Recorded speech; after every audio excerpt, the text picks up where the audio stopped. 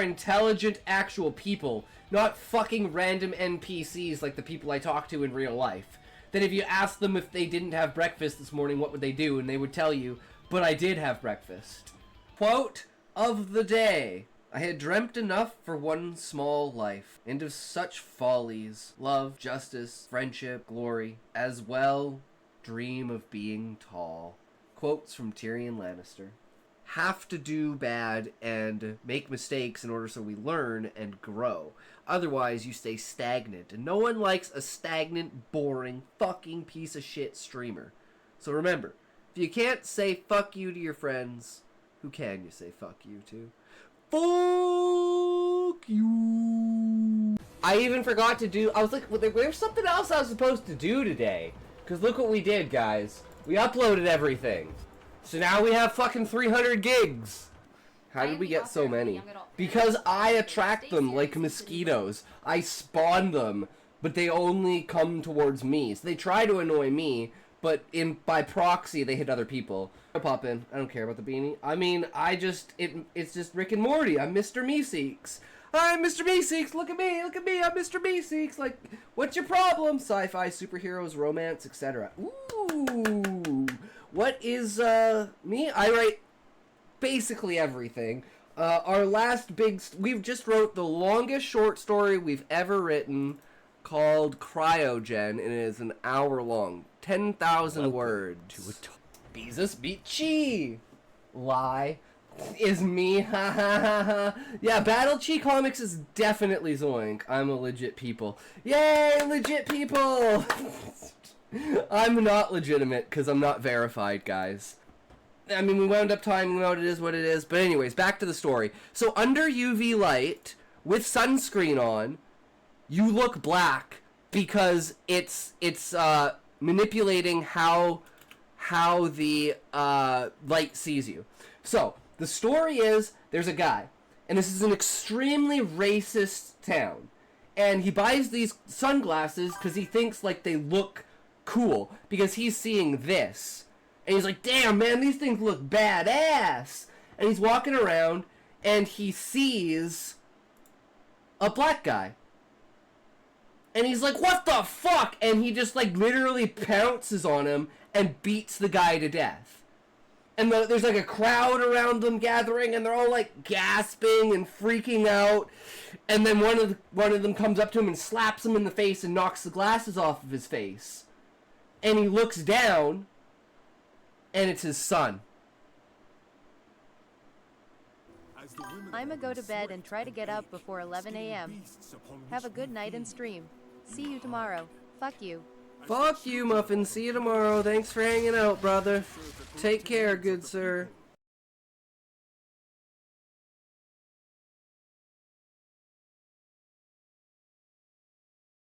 Wait, did it just reset? What the fuck? Guys, what the fuck? I was gone for like 2 seconds. What the fuck? If you can't say fuck you to your friends, who can you say fuck you to? Fuck you. You have to showcase every single book that you have. Pick your favorite books and, like, you know, go through them, give a little bit of a description about them, about the author or something like that. I think that could pop off. People absolutely love learning about new books and stuff like that in the writing category. So I think doing, like, a showcase like that would be really, really interesting.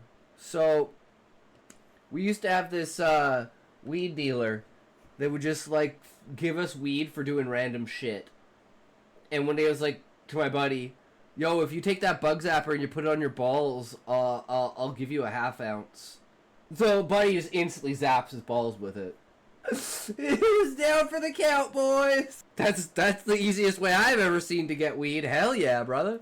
Defense del Hasernada. I don't know what that is, but we'll find out what it means in English. In defense of doing nothing. Oh, I love this. Okay, so what do you guys think about that? So there's either that, and do you like the white background, like, on the top like that, or on the bottom like this? It's just the black looks really bad with the background. That's the problem. because it's too dark. So I kind of like that you can see the shadow, but you also can't see the shadow. Oh no, okay guys, he was talking about your name, Bomb Dropper. I think he was referring to your name, is probably who it was. I think he was referring to the name, Bomb Dropper. Oh, you're a Muslim, you're bomb jerk mate. Cute Muffin, you're on fire today. No shit. So they don't kill them themselves, but they put them in situations that journeymen should never be in, and like angst them on to do things that journeymen should never do. And then, you know, they expose them as dark adventurers, and then they show how powerful they are as adventurers, and then they fall in love. Thanks for hanging out. Thanks for having fun with us, guys. Today was a great day. We got some new people. We're loving it. We're having a time. We got derailed a lot. We did a little bit of writing. It is what it is, you know? We carry on. Tomorrow, we will be back. So remember, as always, if you can't say fuck you to your friends, who can you say fuck you to? Fuck you! Do you guys know what today is? Thanks for the raid. Oh yeah, no worries. Anytime, bro. I'm glad I had enough viewers to be able to raid you. Yes, freeze work, Zoinko. It is my birthday, Smokey. Yes, it is, in fact, my actual birthday today. You ready? You guys ready?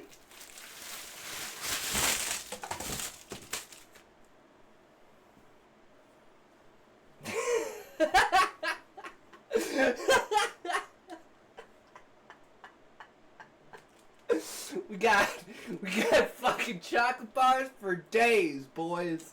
So what are we gonna start with? Oh, clink clank. I'm Canadian. We don't have Reese's here. Yeah. Yo, yo, yo! Oh man, my camera's fucked up. Hold on a sec here. My white Prince Charming! True, hold on, let me fix this.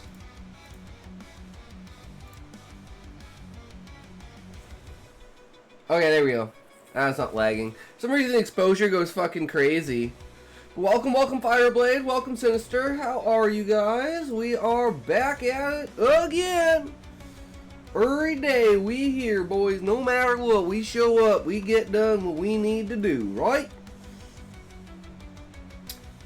Two stories, Lost Hope and Faith and Little Boy Glue go together. So if you want to read any, then Last Hope and Faith needs to be read first.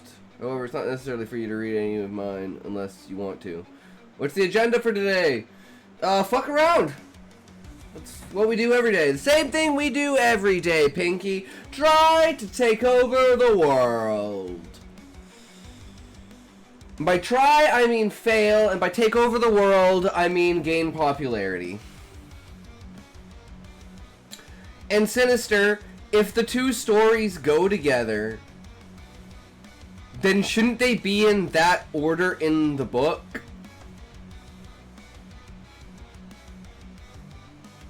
Like, that's just my thought. Like, that's the reason why I want to read the book straight from beginning to end. Why? What did Amazon do?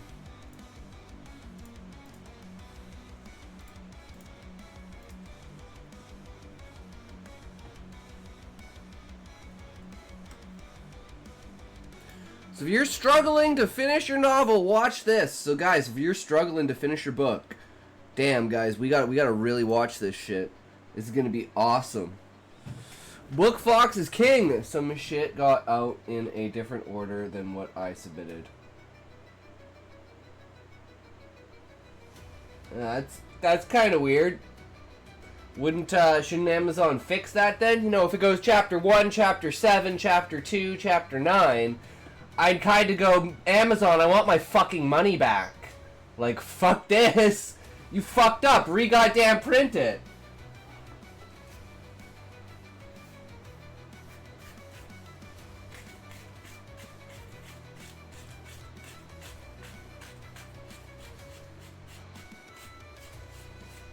That seems like a pretty big fucking deal, bro. Like, the order of the stories in the book is extremely important.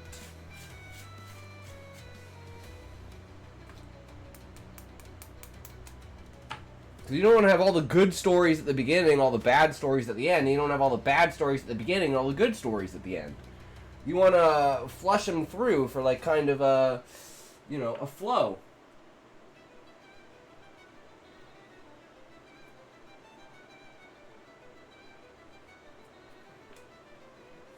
But at the end of the day, it doesn't matter when I read them, because I'm going to read them all. So, you know. Either way, the Hope and Faith story was written first and introduces the characters that you will meet later in the follow-up story, Little Boy Blue. Well, I mean, it's always good to experiment to see how things fit. So, you know, maybe it'll be a more interesting story without knowing who the characters are. And then you learn the backstory about them, you're like, oh! And then you're actually invested in the characters. I don't know. Let's find out.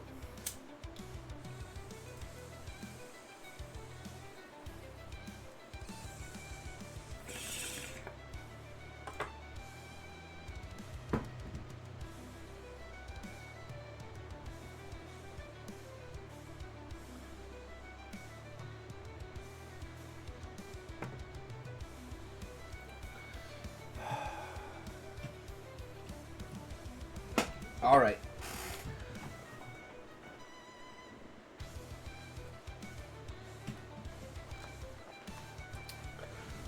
We'll start off with this because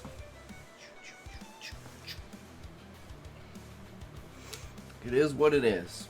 So, we will see. This stupid streamer can't even get his camera right. Fuck freeze frames.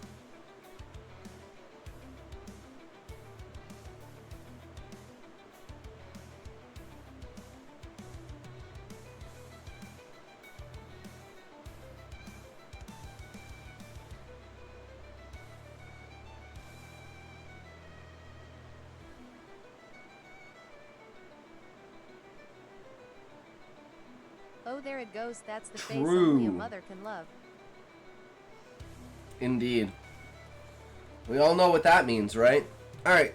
So this is the third story in the writings of Curtis DeVore. Volume 2. This is Sinister's book. So let's get into it, boys. The boy stands in the doorway, scared of what the man will make him do again. The man stands up and drunkenly stumbles over to the boy. He leans in closer to the child and sticks his whiskey-soaked breath next to the child's face so that all he can smell is rancid whiskey. Boy, I said come here and make me happy. That, the man slaps the young boy and knocks him to the floor. Grabbing him by his hair, he drags the boy over to the bed and throws him onto the bed. Unzipping his pants, he forces the boy's face into his lap. Boy performed the evil deed with his body, but in his mind he was back with his mother as a young baby when she would hold him in her arms and gently rock him while reciting the words, "Little boy blue.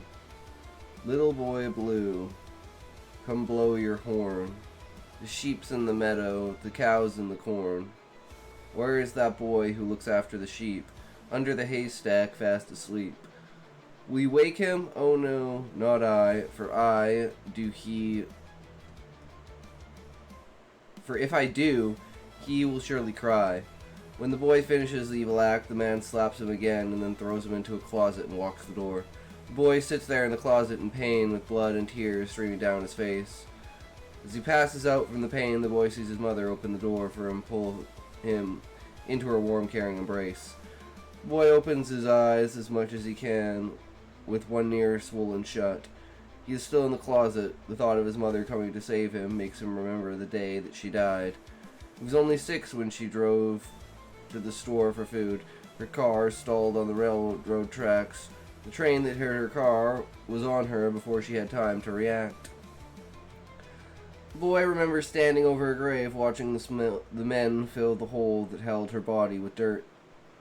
Wishing he could be in there with her, he turns and runs to his home. Closet door opens and the man stands before him. Get up, boy. It's time for you to get some schooling in that dumb head of yours. That last comment, the man laughs at his own cruel joke. The boy shuffles out of the closet and out of the door of the double-wide trailer that he secretly called Hell. The boy once tried to tell his father what his step-grandfather was doing to him, but that cost him a broken arm for being a lying little bastard. The boy walks to the bus stop and waits for the bus, standing there with a slow rain drizzling down on him. He makes a decision in his mind that anywhere else must be better than this. He arrives at school and goes to his classroom, knowing that his teacher will be there before the other students. He walks over to her desk and quietly speaks her name. She looks up at him and gasps in horror at what she sees before her. Listening to what the boy tells her, she takes him by the hand and leads him to the principal's office. Moments later, the principal is on the phone to the police. The boy sits on a chair, scared of what he has done, scared that his dad and stepfather will lie their way out, as they had before, and then he will be punished again. 20 minutes later, an officer arrives at the school and goes into the principal's office. The teacher comes out a few minutes later and asks the boy to come into the office. The boy follows the teacher into the office and stands in front of the officer with his head bowed low and his eyes focusing on the stain of blood on his shoes. The officer gently lifts the boy's face up until their eyes meet. Son, please tell me how this happened to you. The boy just stands there for what seems like a year, saying nothing. The officer bends down and tells the boy that he needs to know what happened so that this can never happen again. Scared and nervous, the boy cries as he blurts out the story of what happened to him. As he finishes, he feels a warm streak run down his leg and onto the floor. Seeing the principal and the other officers and the teacher look at him, and the mess he made, he runs for the door. The officer grabs the boy, hugs him, and whispers in his ear, "You did nothing wrong, I promise, son. This will never happen to you again." 4 months after the boy was removed from the home by Child Protective Services, he was placed with his aunt, who had just moved back to the States from Vietnam.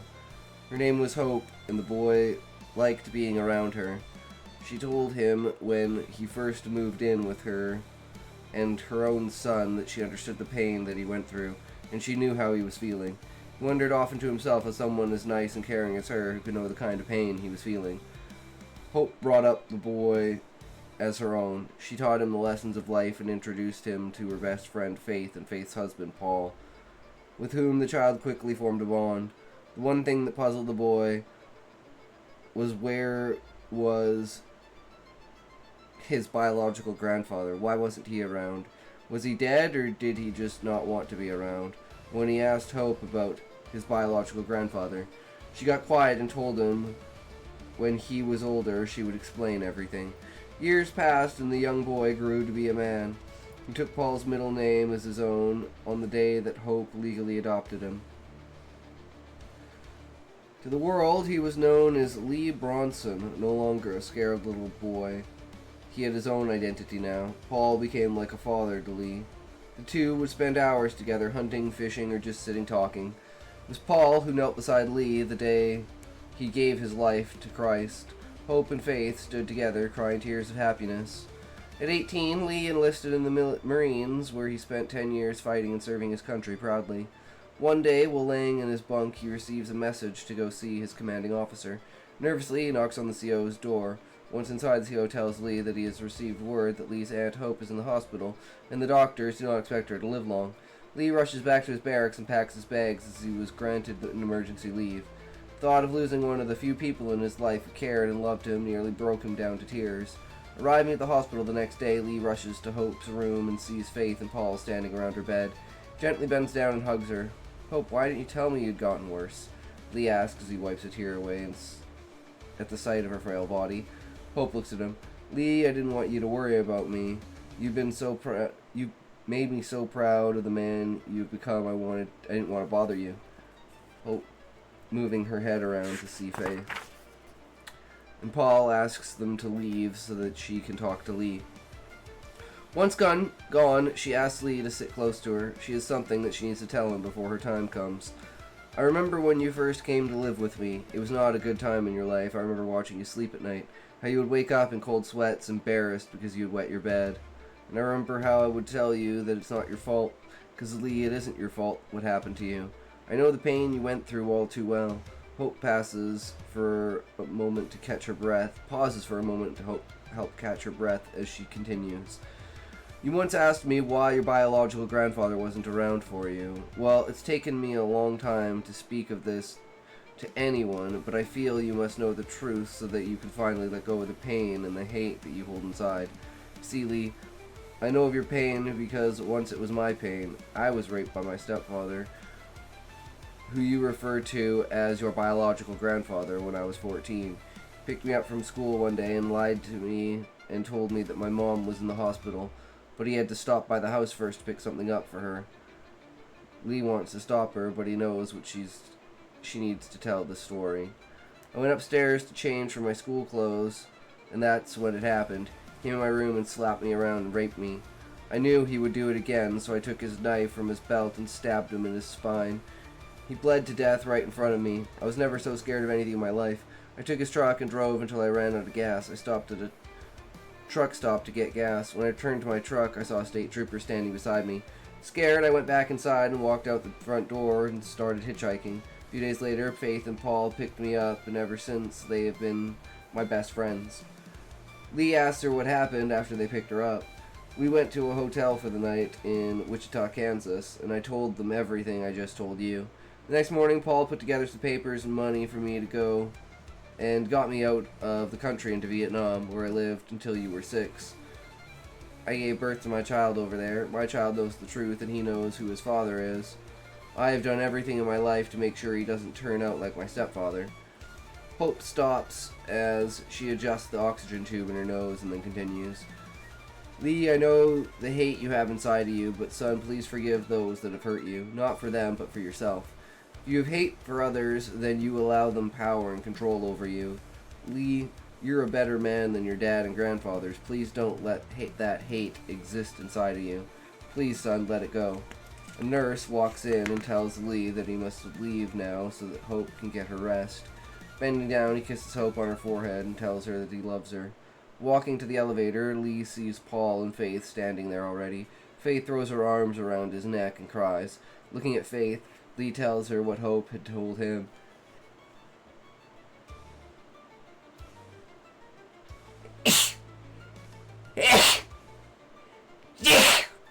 Jesus.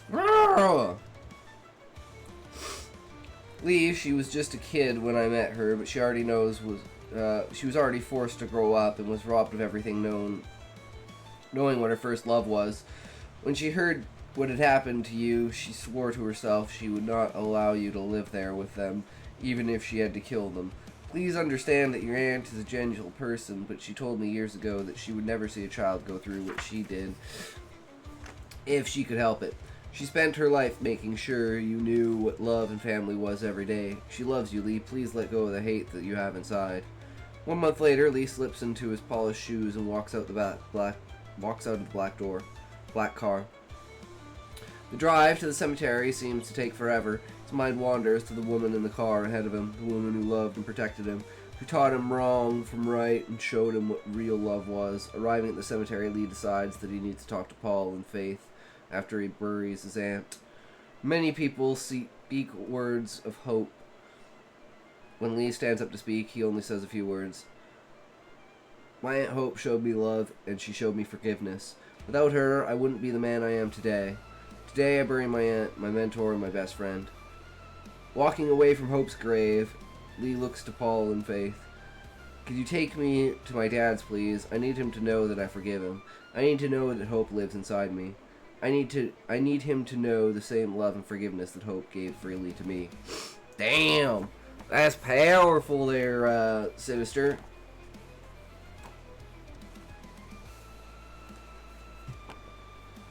Oh.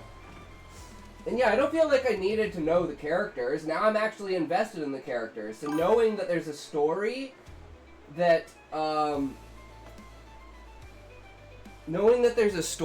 goes along with that makes me excited to read the next story, because now I get backstory.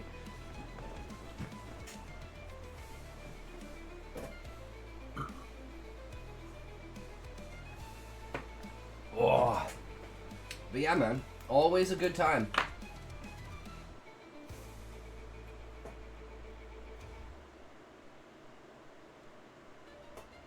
I think that that kind of theme idea at the end there, like the forgiveness thing, where it's like it's about yourself. Because a lot of people, like, the reason why they don't forgive people is they don't understand what it does to them. And it's not necessarily for the other person, like you said. It's more of a for yourself, so you can get over the situation, right? It's like, that's closure. A few days before you get to Lost Hope and Faith Story. That's good. Then it'll, like, space it out, so it'll build anticipation for it. So I didn't feel there was anything I needed to know during that story, right? And if it has anything to do with, like, the reveal at the end, that'd almost be, like, sad that you knew about that, because the reveal is really powerful, right?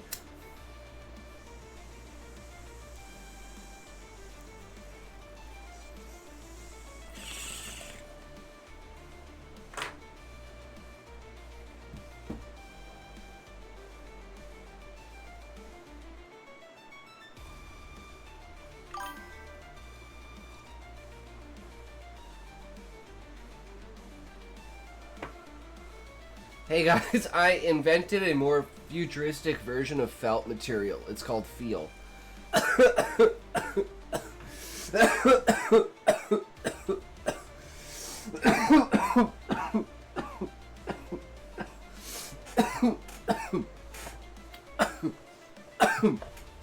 Okay, Callie, what is this feel that you speak of? And why is it called Feel? What is the origin story of this? And Smokey, you better still be out there, because you said you'd be back when I'm back. And, you know, I've been waiting almost like 20 minutes now. So, you come in here, you ban a bot, and then you just leave? Just leaving me alone? You're so mean, Smokey. How dare you? I don't believe it, guys. I don't believe Smokey would treat me that way. I just didn't think that was the kind of person he was. You know?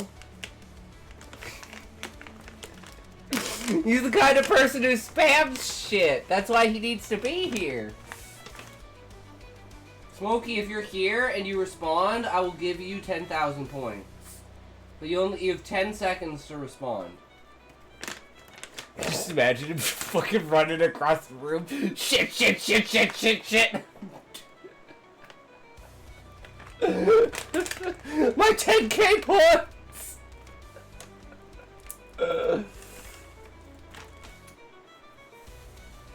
But Callie, shall we read chapter 9 before we do the video?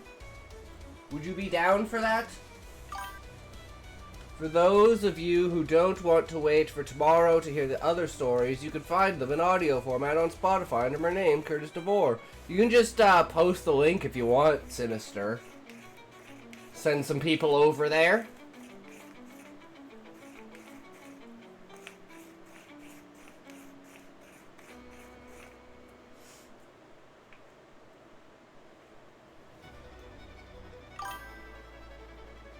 I don't know, go to the Spotify page where it is, copy it, and then paste it in the chat. So whatever steps you were telling other people to do, do it yourself, and then wherever the page is.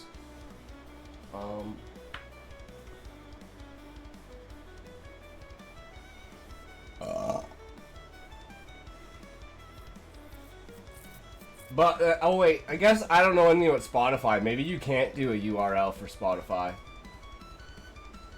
Yeah, I'm just in the kitchen making coffee. Also, my website is back up, guys. Also, Sinister, your book hasn't arrived yet. Wait, what website, Callie? I know you said you had a website, but I don't have the link for it. And congratulations, Callie. Always good to have that stuff back up and working.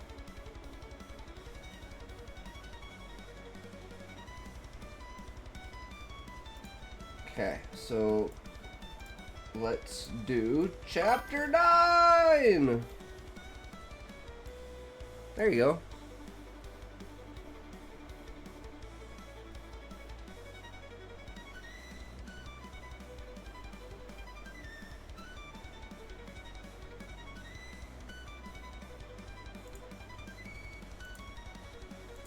I don't really use Spotify, though. We're going to have an ad in a sec here, guys. So as soon as the ad's over, then we will go ahead with Callie's story.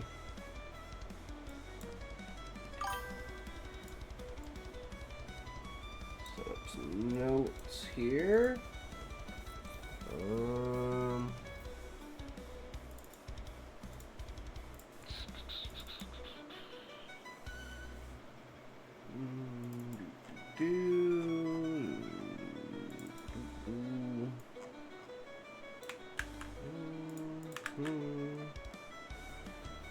This.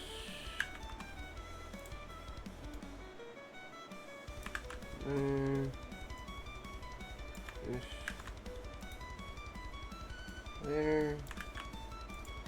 This is notes on completing your novel.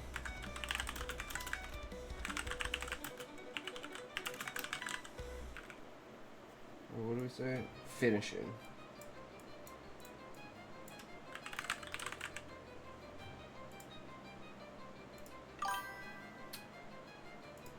Story at save.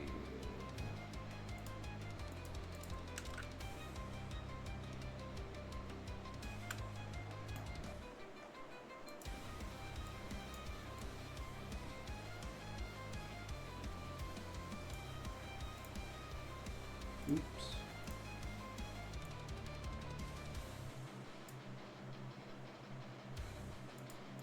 Alright, let's get this ad out the way.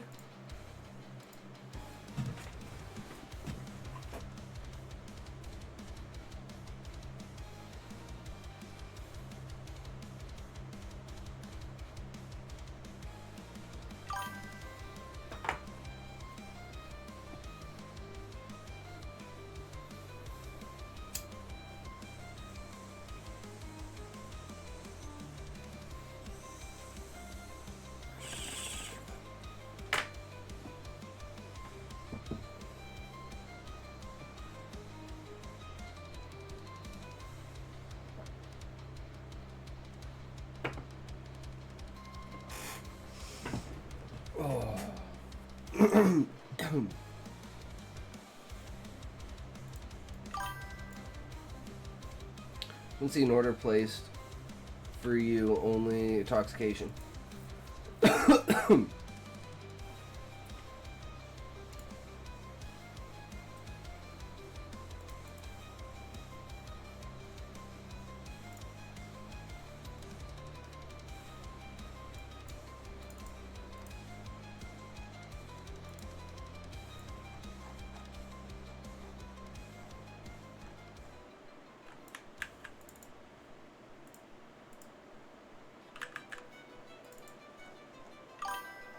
Be right back, coffee. Alright, sounds good, Callie.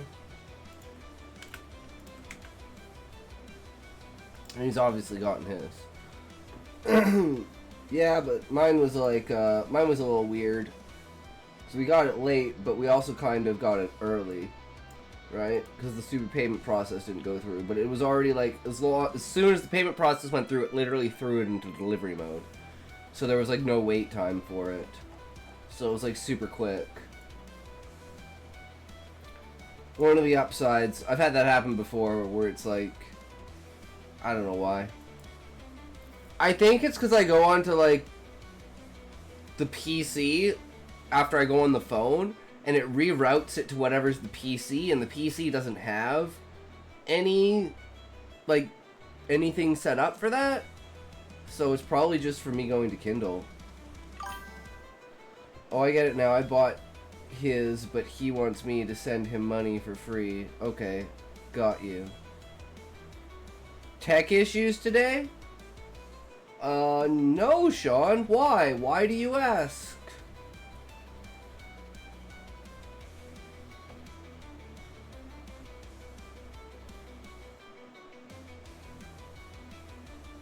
Is something wrong with the stream?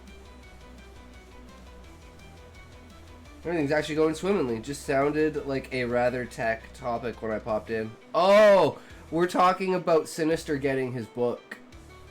So we're talking about Amazon deliveries.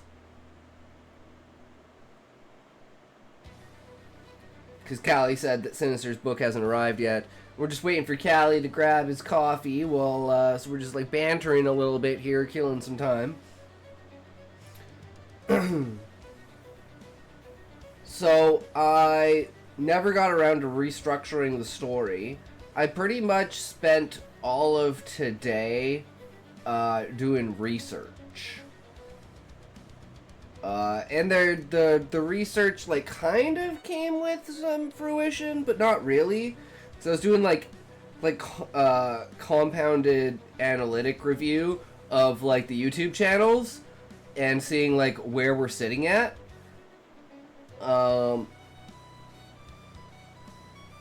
And so far I can find absolutely no correlation or anything as to why some things do better than others. Like, it seems to all just be the same stuff. Like, I'm looking for, like, 3 different kind of clips. Like, clips that are informative, clips that are funny, and clips that are, like, I'd say, like, the anger clips, you know? Like, rage moments, right? Like, those are the 3 main things I try to focus on, finding moments like those during the stream. And like 90% of my shit is like this is the graph for like viewer retention.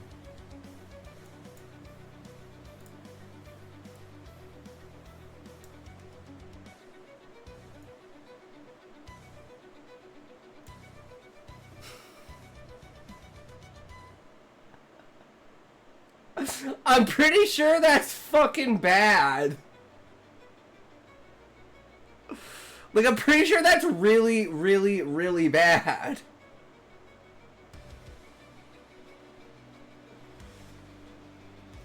Like, what that tells me is that whatever is at the beginning of the video, just, like, there's something about it. Like, it's literally, like, less than 1 or 2 seconds, and I lose 95% of people. And I'm like, how the fuck is that? You can't... your eyes don't even fucking register the screen after 2 seconds. Like, you flip the thing, and you're like, is people going like this? So I'm like, okay, well, how do I grab fucking people's attention, then? Like, do I need to put in, like, some sort of, like, intro screen? With, like, a bunch of flashing things, and be like, whoa, what the fuck's going on? Okay. Okay. Because, like, you guys, if you're here, like, right at the start of the stream, right? We have, like, the stream highlight reels. So, like, in general, like, you guys listen to those stream highlight reels, right? So, I guess this would be the first time I'm asking, but what is your guys' like, feedback on those? I didn't let the coffee rise. Oh, shit, Callie. I don't know what that means, but does that mean that it's, like, the coffee's not good anymore?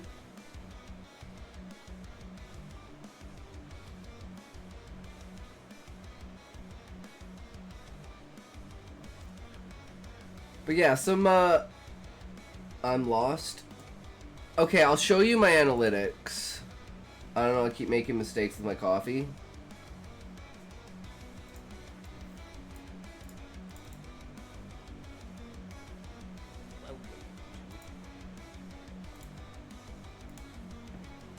No one is coffee situation. Oh, okay.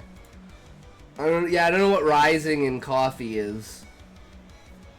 Let your coffee rise from the dead!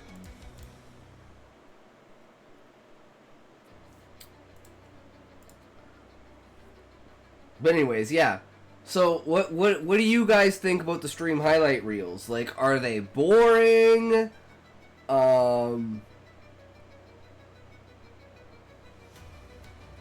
Like, do they need like more fancy fancy editing?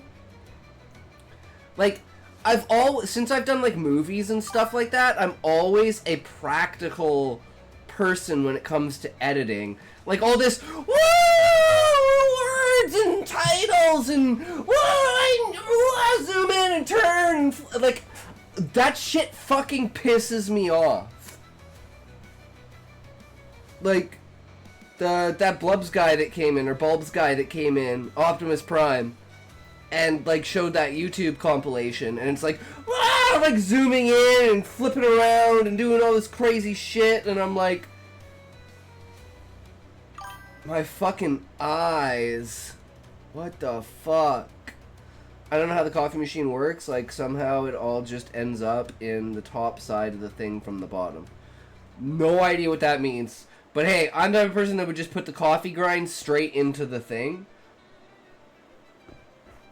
I think for those of us who have gotten to know you in the last few months, it allows us an insight into an earlier version of you that we didn't get to know. See, that's kind of the idea of it, Sinister, is to see how the stream has evolved over time. And how everything is, like, you know, the structure of the stream and everything. I'm even considering, like the background. Like, it's been almost, like... It's been almost a year, and we still have the same background. Should we, like, I really, really fucking love the background, but that's just me. And apparently I have absolutely no taste, so no one should ever go by my opinion. Switch it up. But then there's a piece of me, Sinister, that's like, that's a recognizable thing. Right? So I'm like, it's almost been so long that I'm like, I have to keep it. Right? I think it'd just be like fucked up to change it. And I wouldn't know what to change it to. Keep it fresh, keep engaging with your audience, and do a poll and see what they think. The problem is no one engages with that shit. And most of the time, everyone's just like, yeah, you know.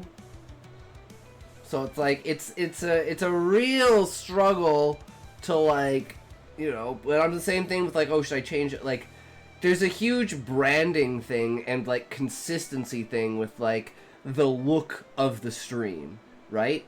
It's as soon as you know it, it's recognizable. So it's one of those things that I wanted for it is to be that as people are scrolling through, they're like, oh, that's the one I want to see because it's recognizable. You're like instantly like, oh, that's what I want to see. The problem is that's not happening, right?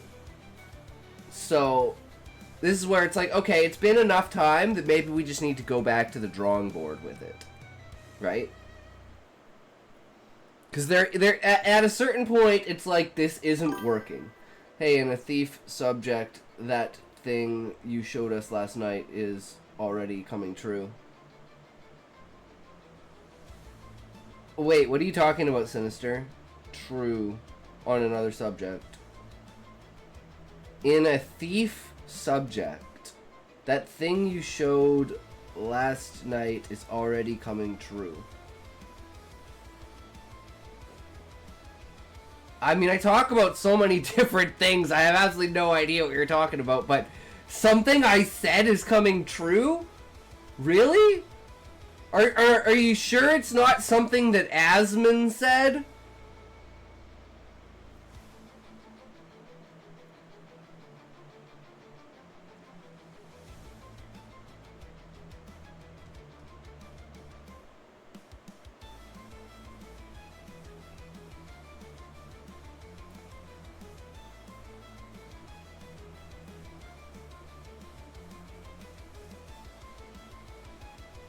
I have a lot of ideas flowing through my head now of what I could do for the background.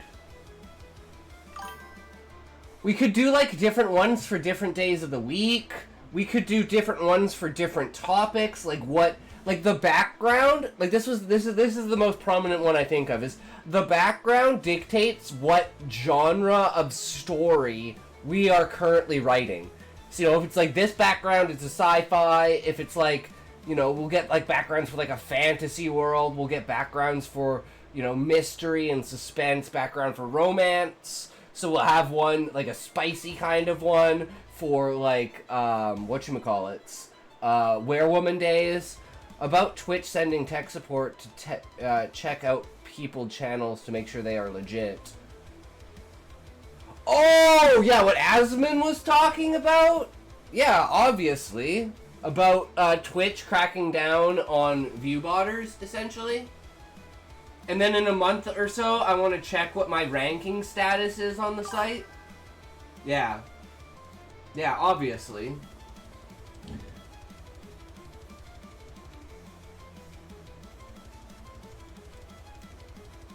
But it's something, again, like Asmin said, it's something they should have always been doing. They shouldn't have needed to put out a fucking statement about it. It should be something they have always been doing. Putting out a statement to me doesn't mean shit. Fucking do something. I don't give a fuck about the statement. We had to change our rules. They had to change the rules before with embedding and shit. So it's like... I don't think... Okay, so my website is back up. Caliversepros.com. Okay, let's check this out. I've noticed already that some streamers had 20k viewers are now struggling to have 500. Ah, serves them fucking right. Serves them fucking right. The entire system is fucking inflated as bullshit. Like I said, as has been said long ago, if he started streaming now, he would viewbot because everyone fucking viewbots. Yes, I've been laughing my ass off as well. It's great. And then people will just go over to Kick and viewbot on Kick. Into a nightmare, out from the depths of hell we dream. I gotta get this one, Callie. Is this one also on Amazon? That looks badass.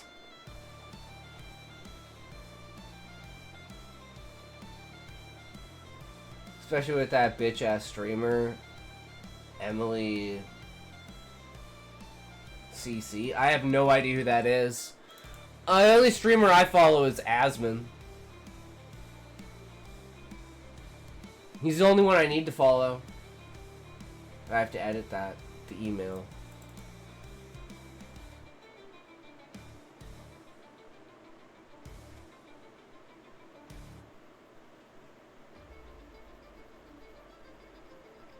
And me, right? I don't remember what I said. I said it, Sinister, so... Sure, true. I hope that's the right answer. Wait, I need more sugar. You don't follow me. Yeah, I do. I even looked today to see if you were online, bro. I can prove that I follow you. Look. God damn it. Lucia, because she's on. Currently, if you look here, she's playing Sekiro right now, so I was watching her. Book buyer, you're there. Muffin isn't even on there, dude. You kicked Muffin off of my search menu. That's how much I'll try to, like, see if you're live, Sinister. Cute Muffin isn't even on there anymore. I'm asking because you said you only follow one person. No, I mean, like, he's the only mainstream large streamer that I actually watch. I watch, like, a ton of nobody streamers. Like, under 300 to 500, right? Like, I watch all these people. But... And Muffin is online. What do you know? But I just mean, like, of the top named streamers that people would know, Asmin's the only one I watch. Like, I watch Charlie's videos on YouTube if Asmin hasn't covered the topic. But that's usually about the only thing. Other than that, and that's on YouTube, that's not even me watching it on Twitch. Like, it's like, yeah. And I always have, like, 4 or 5 Twitch streams open at a time with, like, chats and stuff. Because I'm, like, watching Asmin, but I'm chatting in the other chats.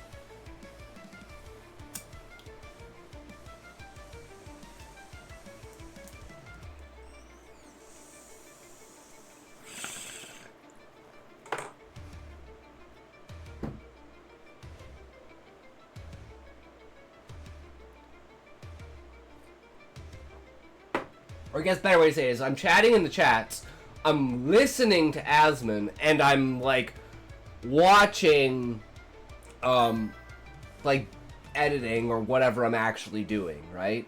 Like, whether I'm writing, I'm editing, I'm researching.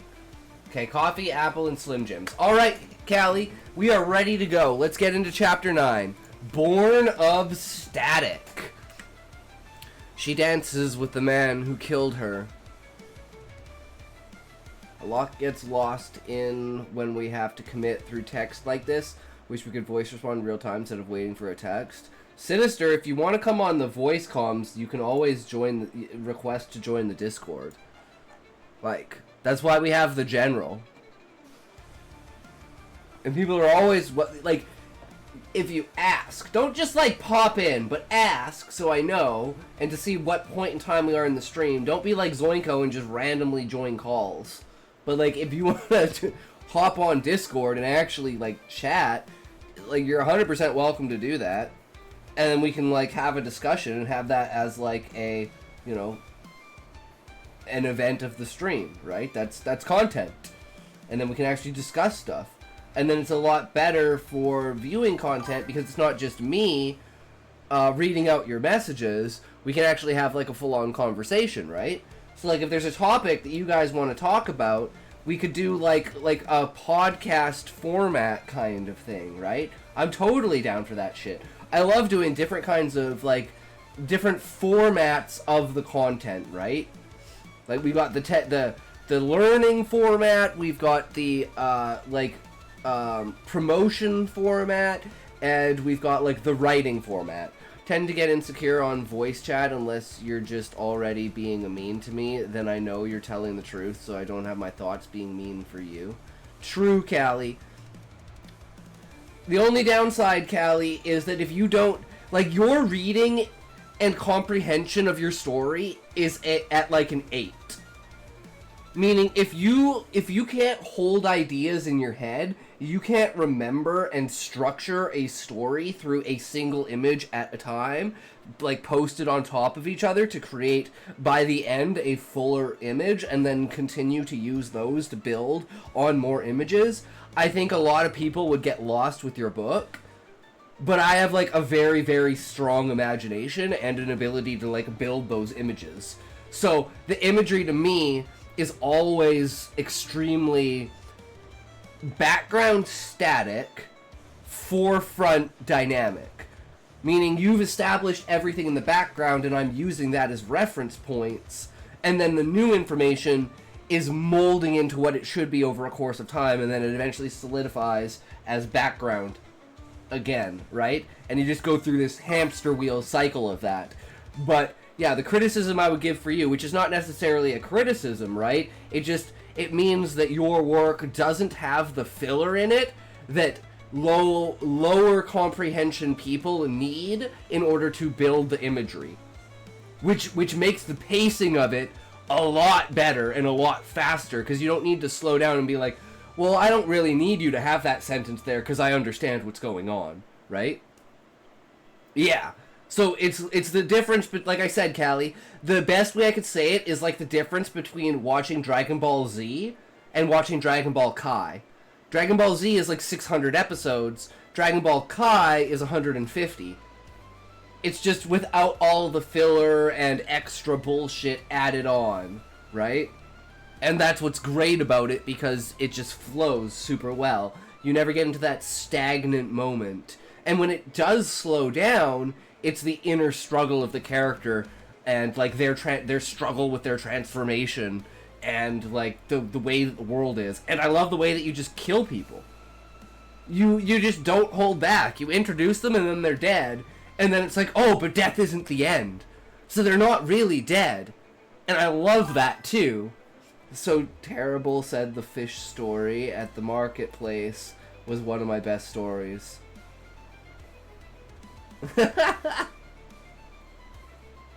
So terrible, said the fish story at the marketplace.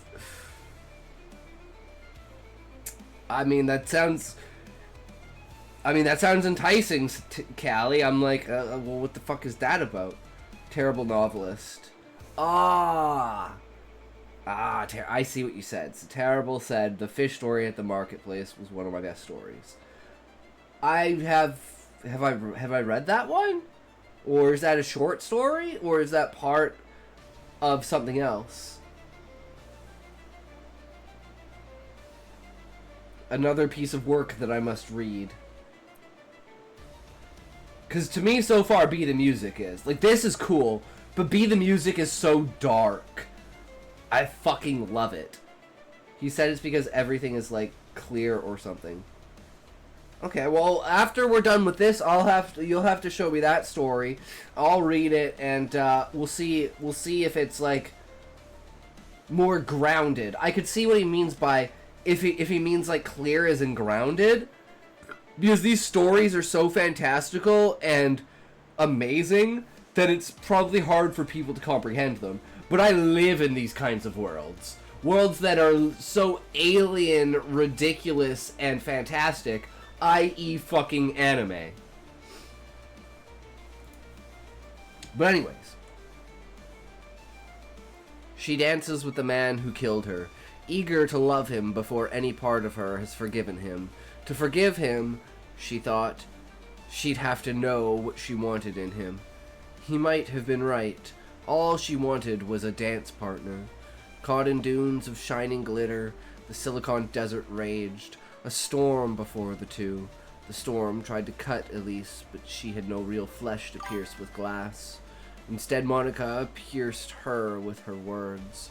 "Why didn't you tell me I could get to my father here?" asked Monica. Elise, thrown back onto her bottom, had her eyes and mouth filled with Silicon 32. Elise was pushed and pulled by her storm. For seconds, Elise stared at her moon-pale palms until she grabbed her silver head to scream. Silicon ejected from her mouth. Monica always felt Elise and her vertigo. Now she felt her grief. The glitter was too fast to catch the light, and so the storm shone gray. "You don't want to get to him. Father is dead." "I know he's dead. That's why we can see him, isn't it?" Elise grabbed Monica and swallowed her. She fell down her throat into her chest and into a glass heart. Monica saw Elise as she danced with her father, and herself as she danced with Leopold within the heart of glass. "Pay attention," said Elise.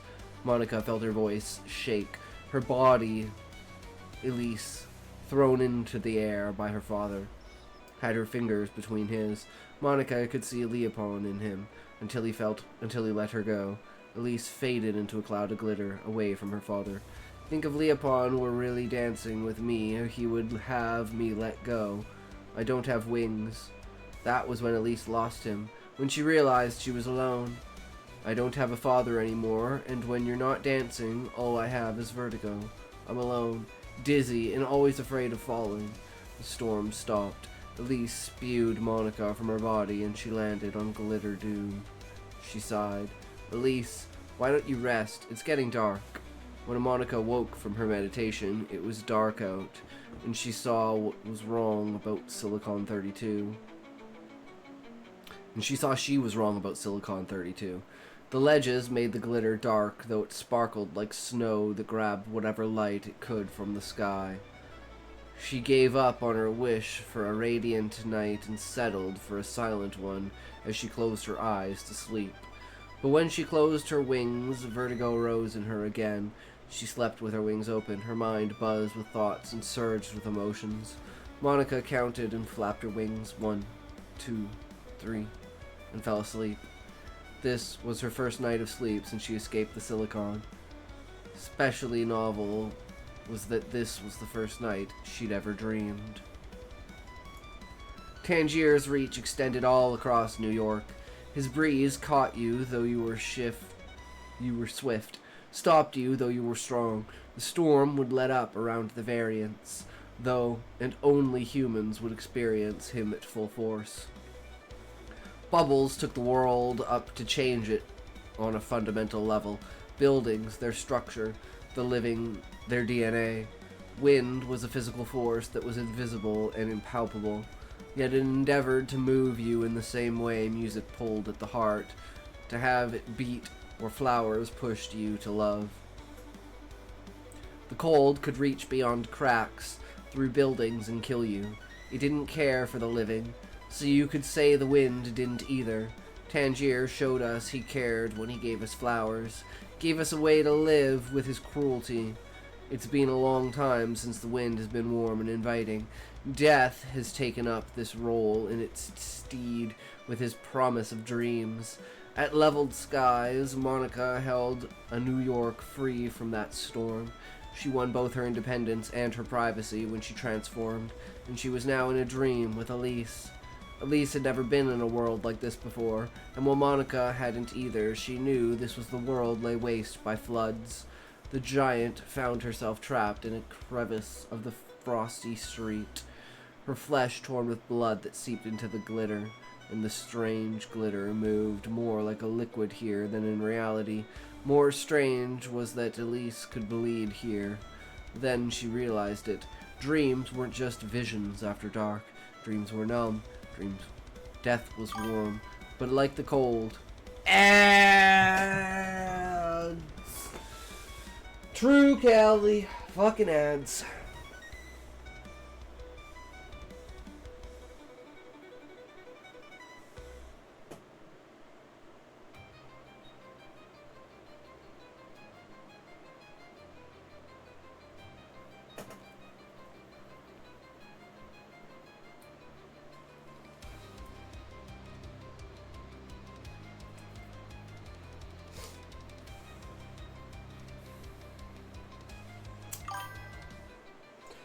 Sinister, I'll buy it tomorrow if I still have money left.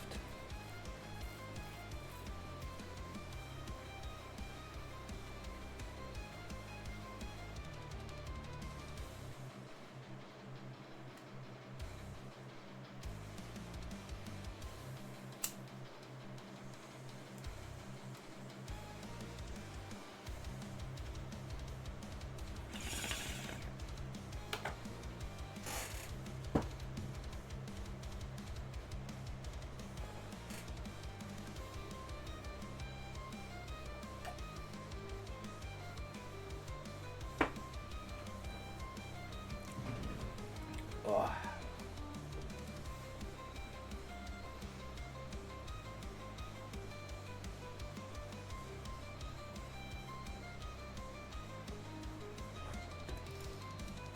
Alright, we back? Well, welcome back, boys.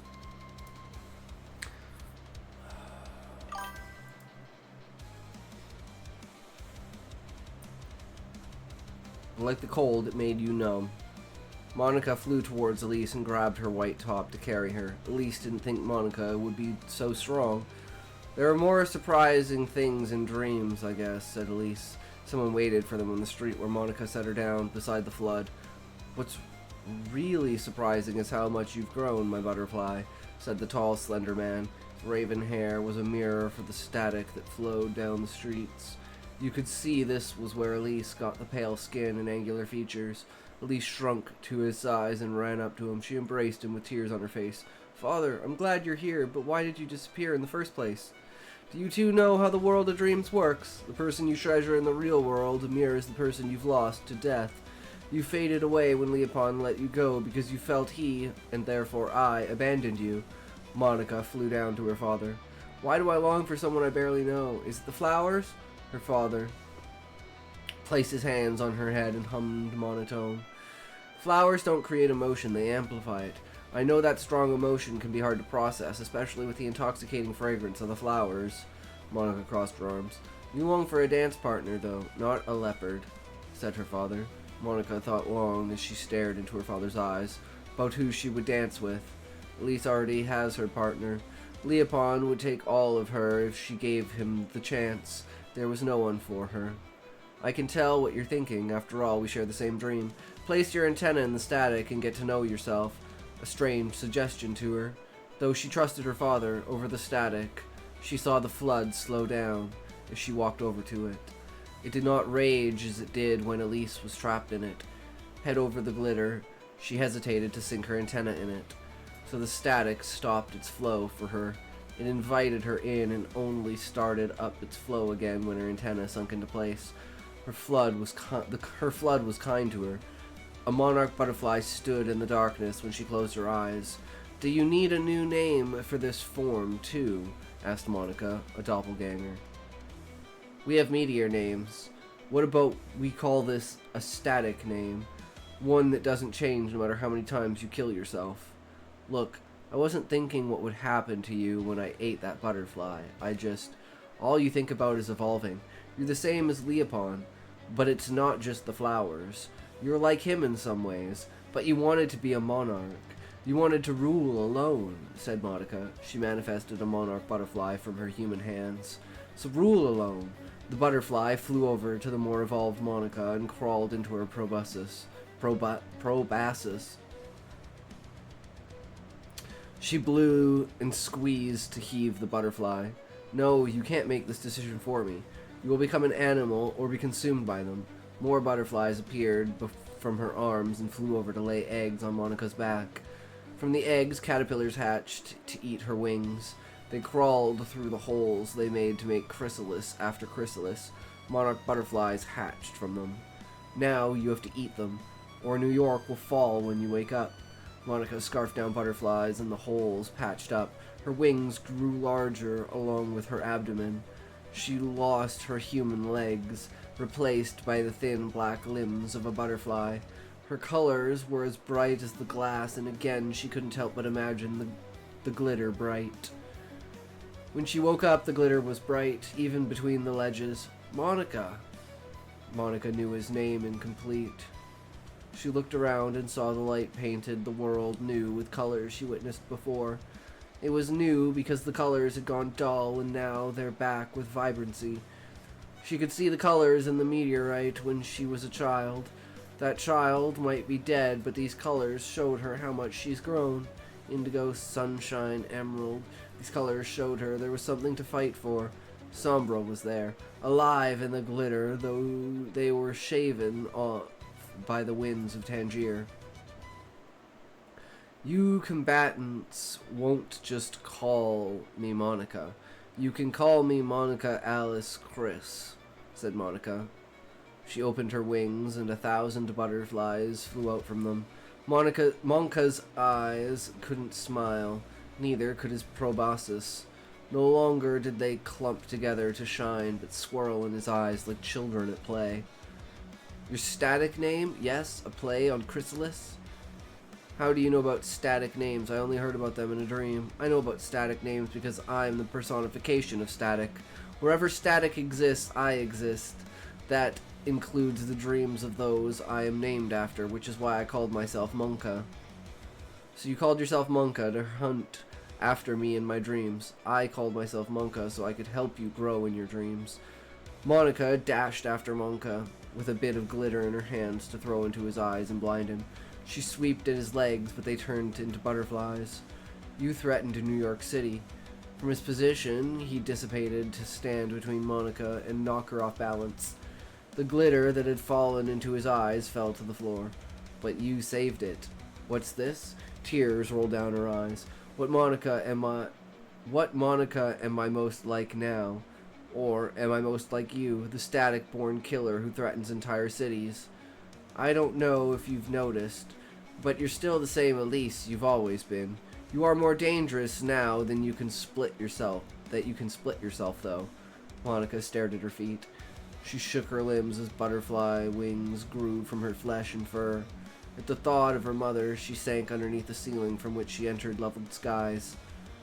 Not much could be seen here. It was dark, fuzzy, and the demolished buildings were replaced by outlines of erratic white, windows by static squares. It was a cold New York City, with the sound of wind abuzz in her million veins, the veins of a million butterflies. What was she now, combatant or variant? Monka told her she was every bit Elise as she used to be. That didn't feel true. That Monica she saw who forced her to eat those butterflies must have been Monka, there to make her into more of an animal than she was willing to be. To change herself a second time would be an act she couldn't justify. Only Monka could do this to her, not Elise, not the Monica she was before. She couldn't make the same mistake again. If I think this way, Then aren't I still Elise? Along with her wings, everything about her changed. Her attitude, her appearance, everything except the words she spoke. It felt to her that her mouth betrayed her soul. Thoughts reshaped into a familiar voice, save mother. That must be her.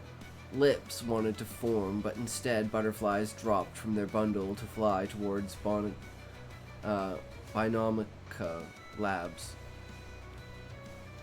The world, unrecognizable to her. She could only feel a variation in the air. A white ermine moth struggled under rubble. New York City had fallen. Ermine's chest rose one final time. Butterflies felt for a pulse, but couldn't find one. Chrysalis in Thunderland. Mother said all it took was to count. 1 foot, second, third foot, fourth. Sometimes jump, then skip, and other times turn.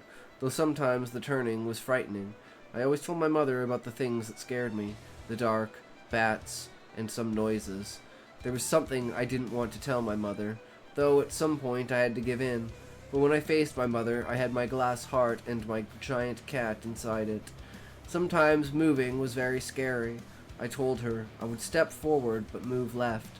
Sometimes I wondered if my head belonged on the door instead of my legs, with how many ears decided for me whether I should go. I still wanted to dance. Things had to be more interesting, so I danced in the dark. Darkness could reveal as much as light. It taught you to use your other senses. I believe if more people used less of their eyes, we might have use of echolocation. True, Callie. Walls might echo back to me my kind words as I would. Wait, read that part again. Which part? Sometimes moving was very scary, I told her. I would step forward, but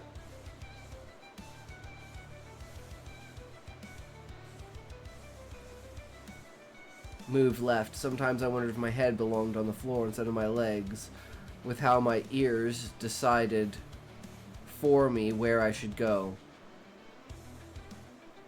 I still wanted to dance. Things had to be more interesting, so I danced in the dark. What did I say, Callie?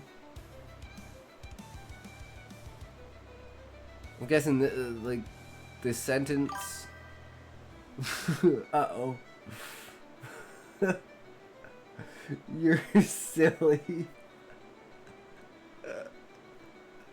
Sometimes I just say words. Because I'm thinking in my head some things, and then, I'm reading, too. I'm building the image. It's floor. I have no idea what I could have said. Floor instead of my legs, with how my ears decided for me where I should go.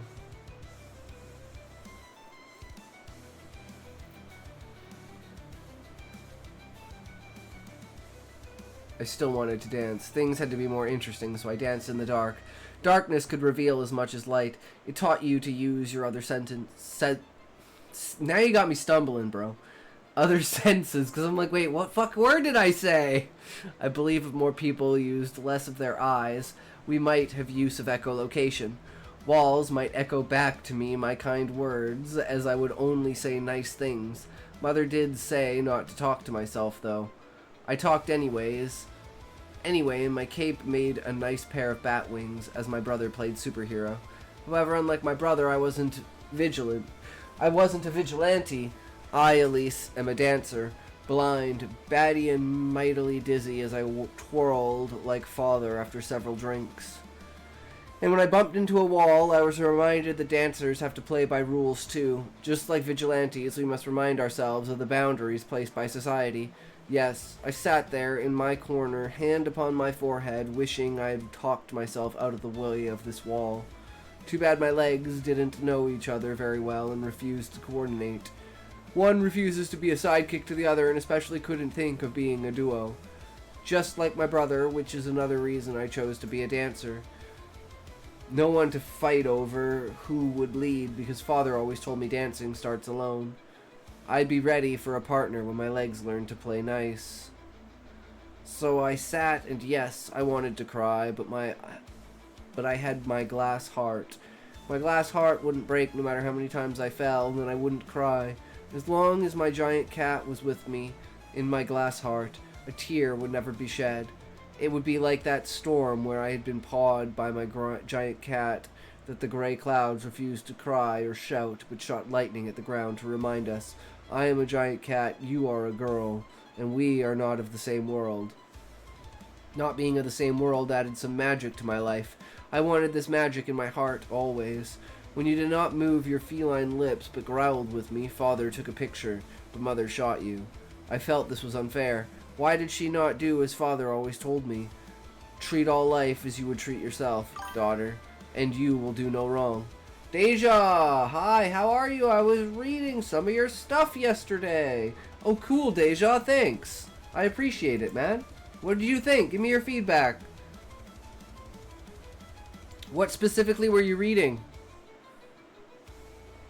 Treat all life as you would yourself, daughter, and you will do no wrong. Mother finished his sentence. But don't allow those who wrong you to go unpunished, as they will continue doing wrong.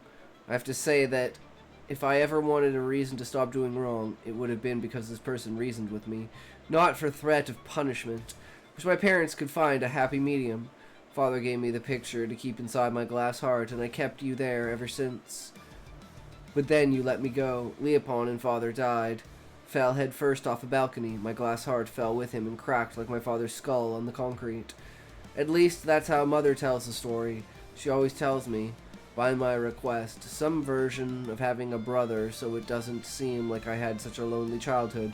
My brother, who I gave the name Rick, died before he was born. Some documents you have on Google Docs. You are very black, as I appreciate. Thanks, Deja. Yeah, we are very much about Dark Grim. Dark Grim fucked up and very questionable. That's how we like to write. That's our style. That's our what's the word? There's some fancy word. I don't remember.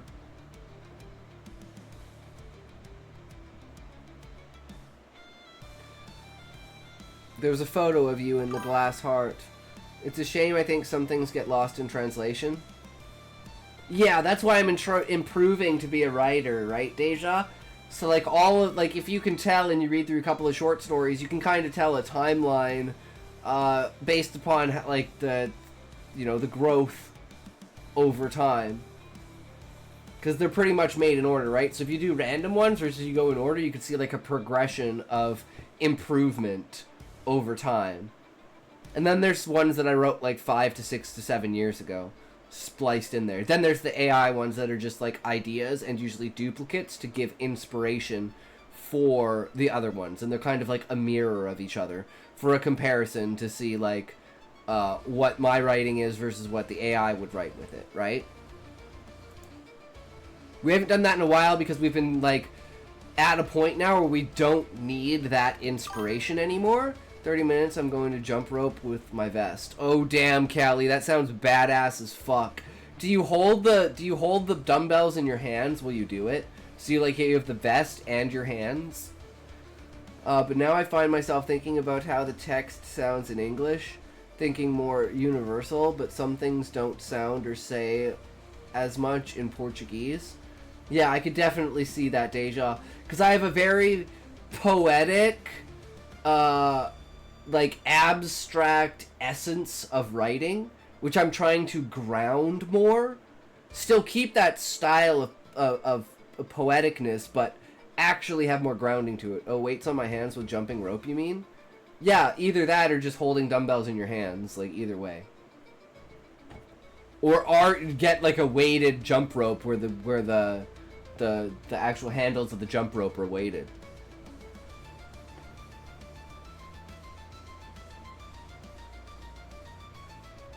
Always keep improving. It's all about improving. I tried even 2 pounds. That hurts like hell, but a weighted jump rope is better. Yeah, I think a weighted jump rope would probably be the best way to go.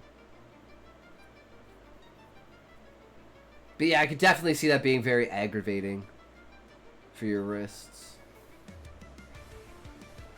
That's why you want, like, the central. I have one. Okay. Nice. You're just fucking ready to go, Callie. It's fucking great. I love it. There was a photo of you in the glass heart to remind me of that day. A day of magic when the lightning forked back into the sky with its thunder to silence itself. Nothing but your growl, a rumble in my ears. I heard your rumble again when Father died, but you gave it back to the clouds. My glass heart lay on my father's chest with him there, and the only photo not drenched in blood and water was yours, my giant cat. This photo of you would be a reminder of the family that once was. The family imagined remains the dream of a girl stuck in her own room. Crying for a brother who would have shown her the joys of playing baddie. Mother sometimes thought me crazy, frowned at my imagining, wouldn't let me speak of friends not real unless they had been physical at some point. Which is why my heart used to be so useful. It carried photos of friends I made before Father died. Friends he helped me make out of snow. Snow melted, yes, but pictures held them still in an unbirthday that lasted forever. I love the backstory into this, Callie. This is fucking epic. The falling off the balcony and dying and like making it sound like she fucking killed her dad. Like, that is the total vibe I get out of it. Where I'm like, wait, what the fuck? But she was like too young to understand, right? I'm like, wait, what? But that's fucking brutal. I love it. Alright, guys. Deja, do you want me to read anything of yours? You can tell you have a thoughtful text and that the words are calculated to create impact. I really liked your writing in your abstract world. You're a bit crazy, but in a good way. Creative. Thanks, Deja. I love it. That's exactly what I'm going for. That is exactly what I'm going for. That's why I said, like, at the end of the day, I'm writing for myself, because there isn't really that much of an audience for this, right? If you look at the grand scheme of things. But that's also why I write smut. Because there is a market for that. I'd like you to read my first attempt at creating something longer. What if I am struggling to start my novel? We already watched something on that, Levi. Didn't we? Hold on, let me bring up my YouTube. It's like struggling with first chapters. Like creating your first chapter.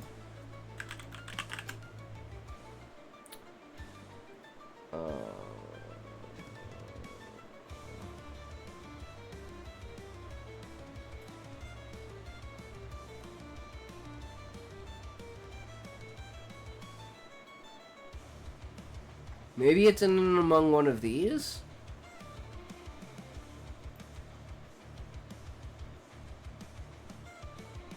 Maybe it's the chapter 1 stress test? Maybe it's not even under chapter.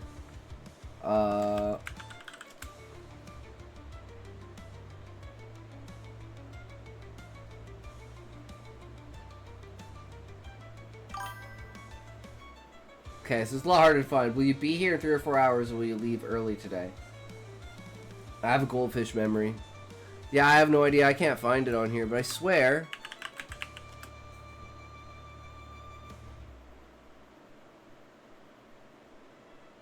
There is one here for, like, starting chapters. Like, your very first chapter. Like, starting chapter 1. But maybe I'm crazy.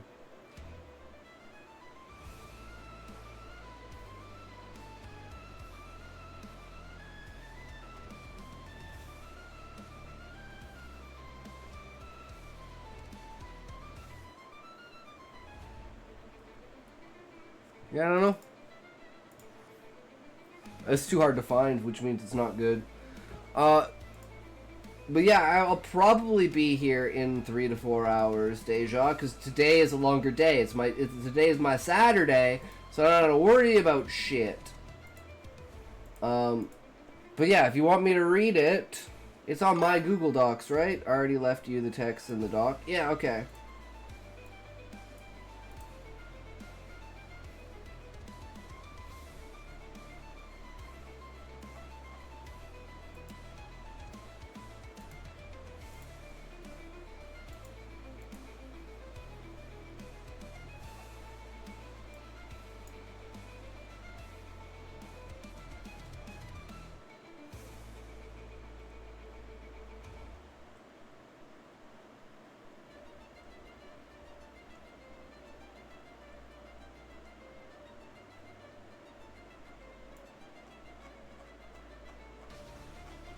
Alright, let's see this. I'm excited, bro. The only problem with like the longer bits is sometimes some stuff gets lost in translation. So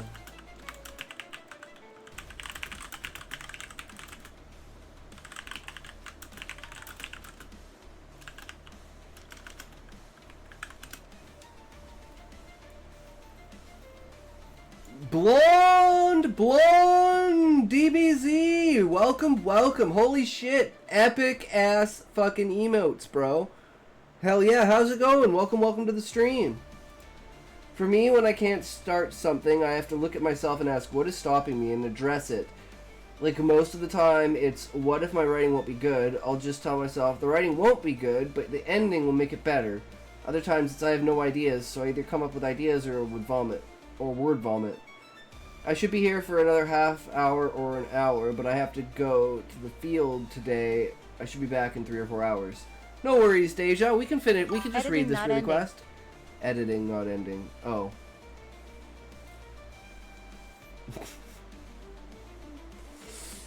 This is why you guys should be the fucking streamer and not me, guys. I'm retarded.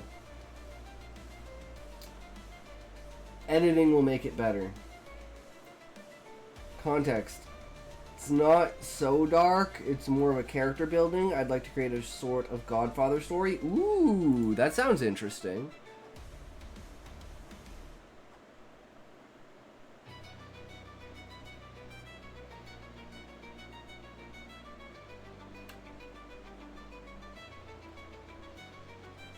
I mean, it seems to be going the length, because sometimes it breaks in length. But I think if it's a straight translation, it should be good. I just want to check how many words it is. Tools, word count. So it's 4,000 words?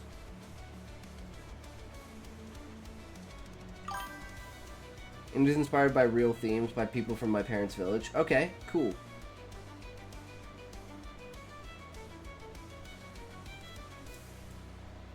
Now we just have to see how many words this is.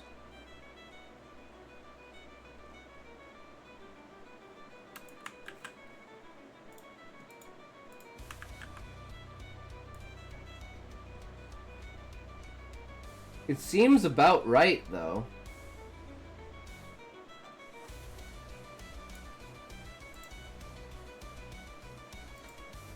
$3,601.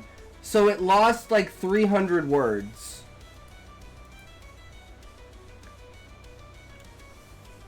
So there might be some stuff out of place. So just let me know if that's the case.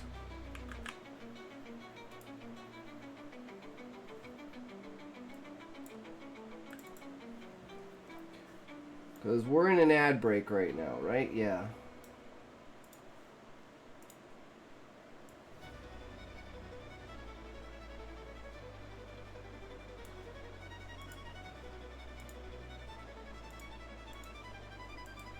No, ads start in 50 seconds.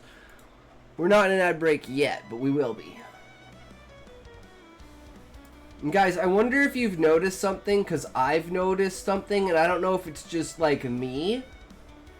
But we're going to find out in a sec here. I'll try to be attentive to see if anything important was missed. Yeah, because, I mean, 300 words is a lot of words, but that could just be like through the course of the story, that could be like, thus two, what are they called? Like particles, basically. You know, of it, the, on, was, and back to the tormented demon grind. Don't wish me luck this time because it didn't work last time. Yeah, I have the unluck, Levi. The ultimate unluck.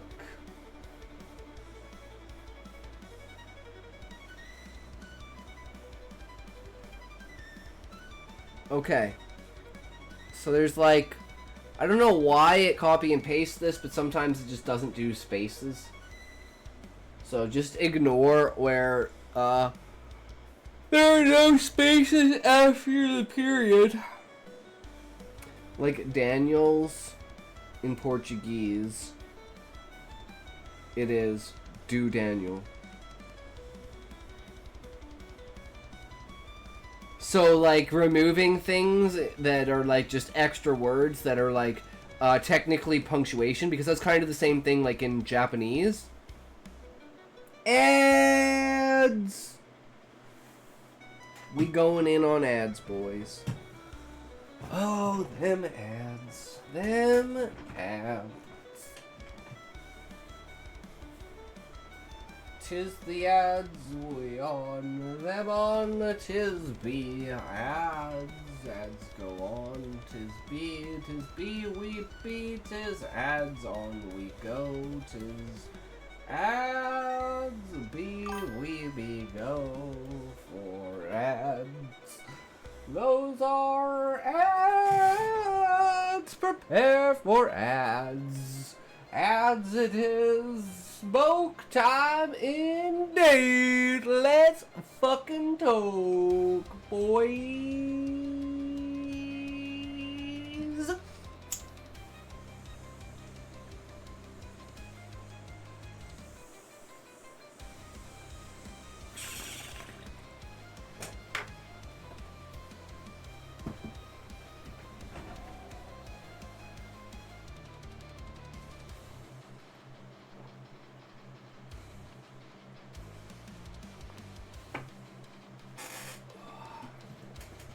Okay. Lock in. Lock the fuck in. Here we go. Are you guys locked in? Are you guys ready? Let's go. This is Deja's story. Here we go. Daniel walked beside his mother on the wet sidewalk covered with autumn leaves. He felt the gravity of each step weighing heavier than usual. She held his hand firmly, her gaze distant, lost in thought, her mouth moving in quick, imperceptible murmurs. Daniel's mother stopped in the street, pulling him by the hand, crouching in a sloppy and unsteady squat to adjust his misaligned tie. "Don't move so much, damn it." Her voice was low and hurried, so she feared being overheard. "Tomorrow, I have to return this suit first thing. It has to be spotless. Slightest stain, and they won't take it back." Daniel nodded silently, focusing on trying not to think about the discomfort of the white shirt's collar against his body, worsened by the itch of the tag at the back of his neck. In fact, his entire outfit bothered him. The suit simply didn't seem made for him, and it clearly wasn't. Fabric was stiff, and the trousers were too short, exposing his ankles. When he quickened his pace to keep up with his mother's long strides, but he knew he couldn't complain, not after everything. His mother, Julia, kept glancing back, ensuring no one was watching them, and quickened her pace even more, rapidly closing the distance between them and the distant church.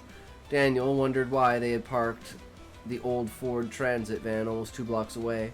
As if reading his thoughts, Julia said, "Uncle Roberto doesn't need to see that old rust bucket, does he?" She spoke more to herself than to him, forcing a nervous smile. He had already assumed that was why the van was parked so far away, almost hidden behind a leafless tree, so no one would see its pitiful, rusty state. Besides, arriving on foot is always more elegant, she added, though she didn't sound entirely convinced by her own words.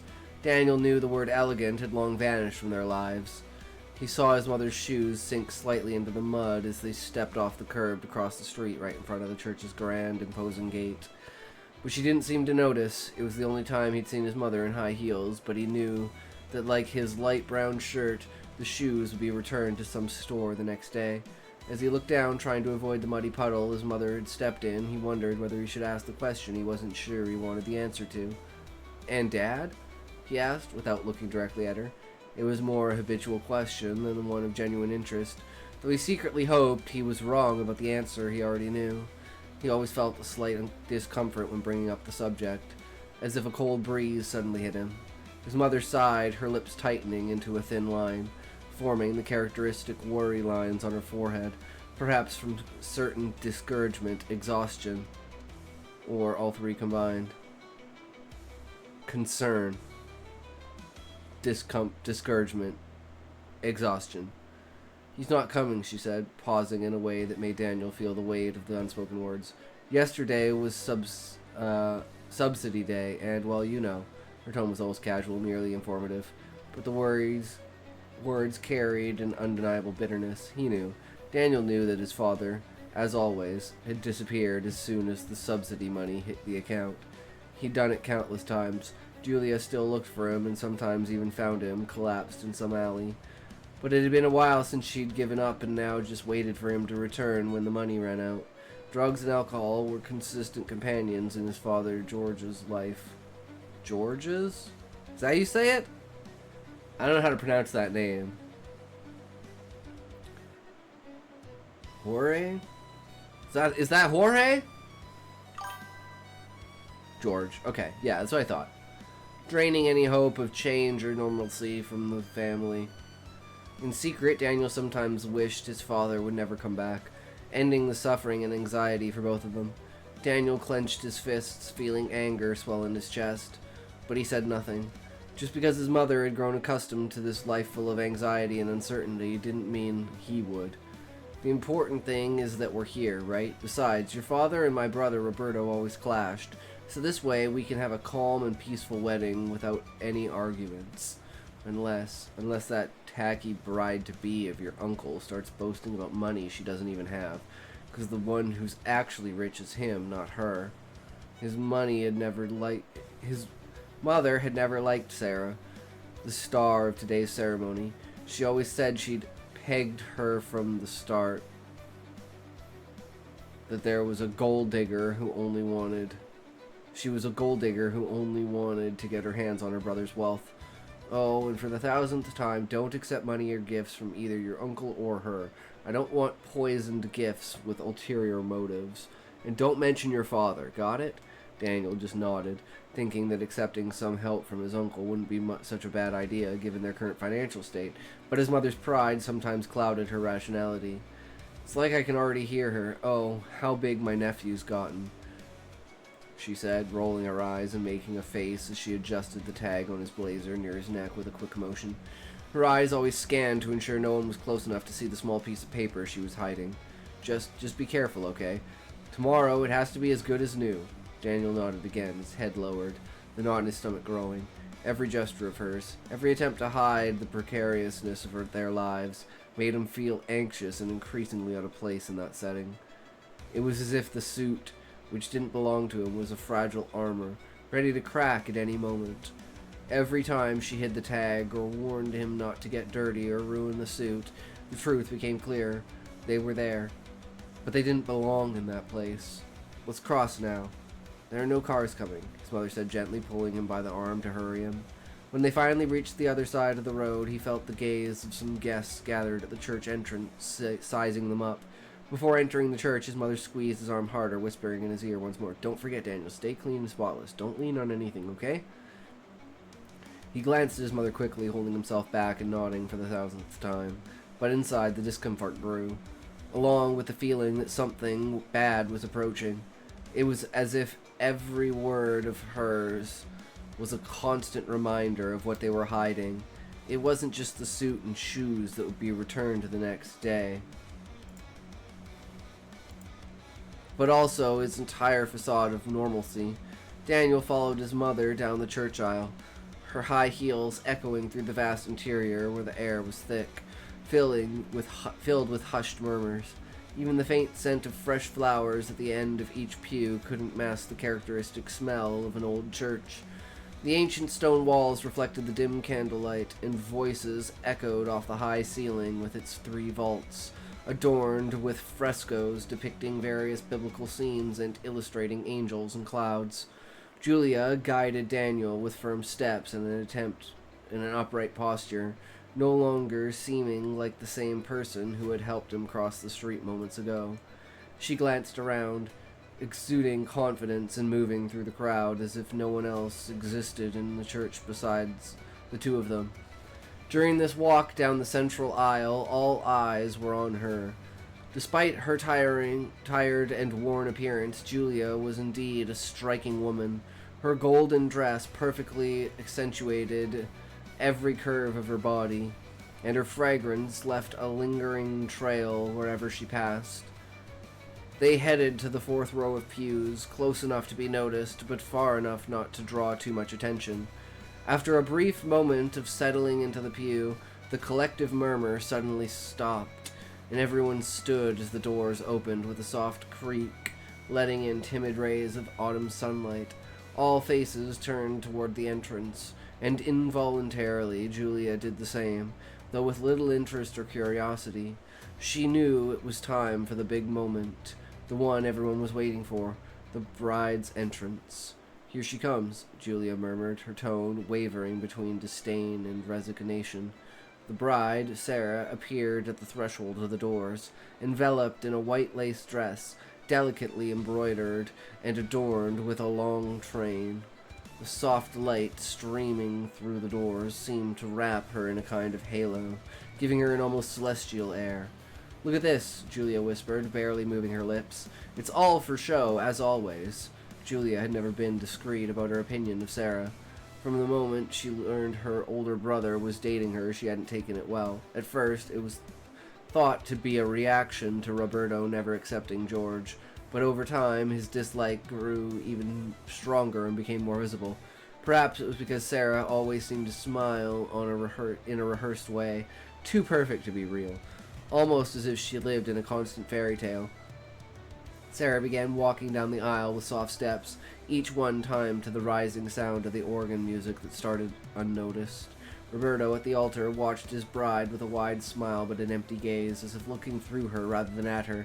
"She thinks it's like everyone's here just to see her," Julia whispered again, shifting her eyes from the bride to the groom, waiting for her. "Look at your uncle's face. You must have finally realized he's made a huge mistake and is probably regretting it. That nervous little smile doesn't fool anyone." Daniel didn't know what to say, so he remained silent, fixing his gaze on Sarah with a vague expression. He didn't really know the bride well.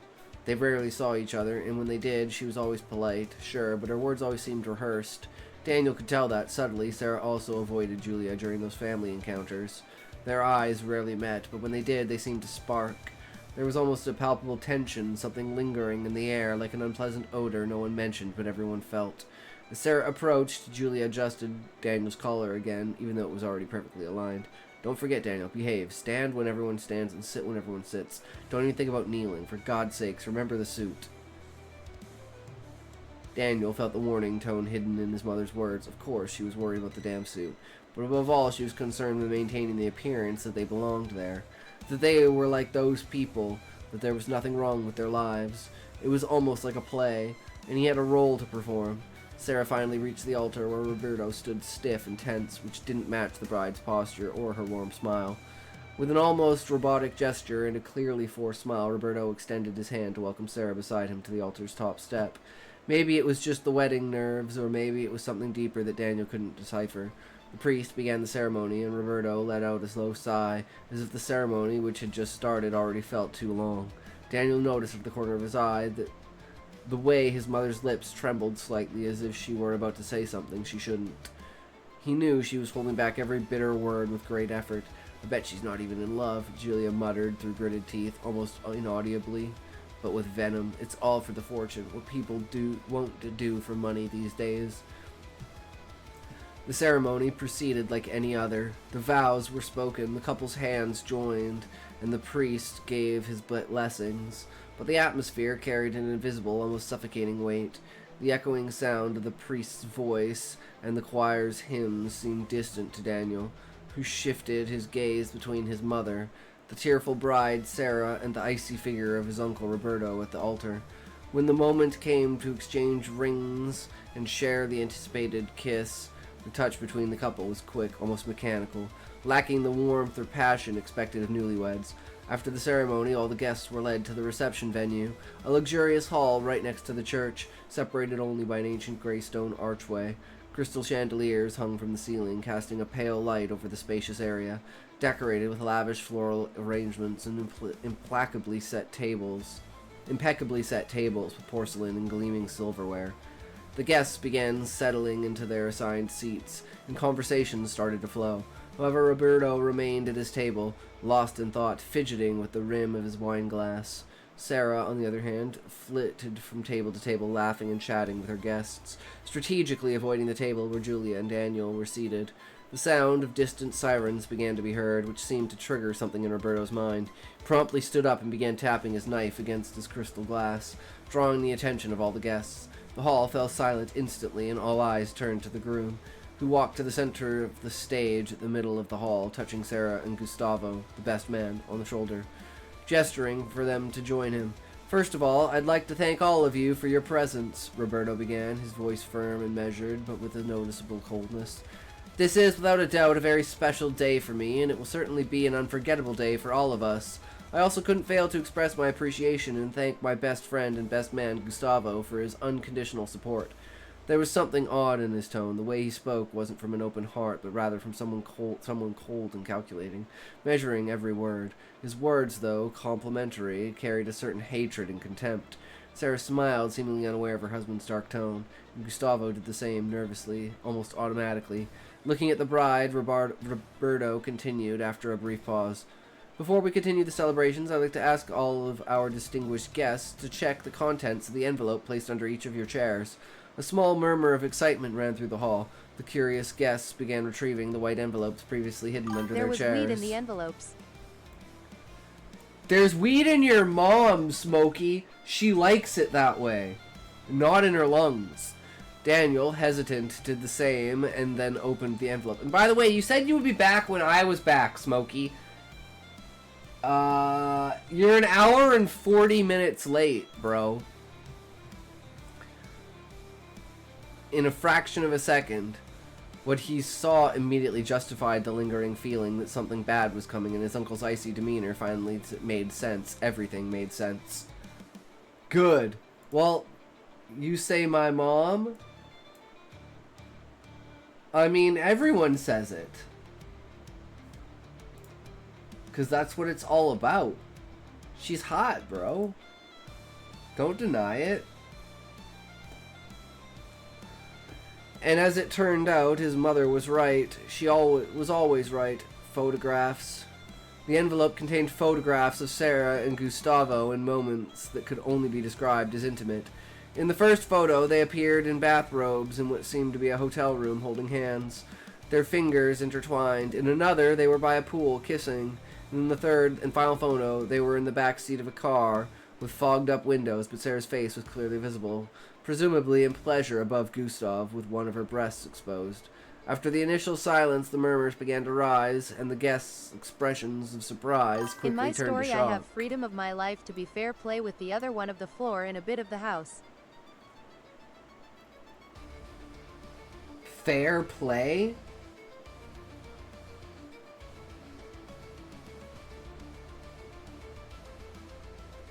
Okay, Smokey. You should never play fair, bro. Especially like for that kind of thing. I'm on Crunchyroll and I can't tell which of these stupid titles. I'm reborn as a fucking vending machine. I'ma write a story about being reborn as a tampon and post it on fucking Royal fucking Road. Jesus Christ, Callie, I love it.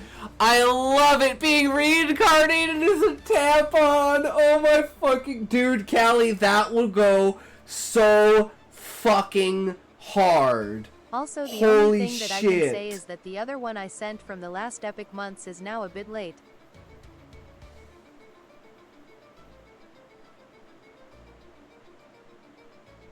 Just like when the weather has changed, so far,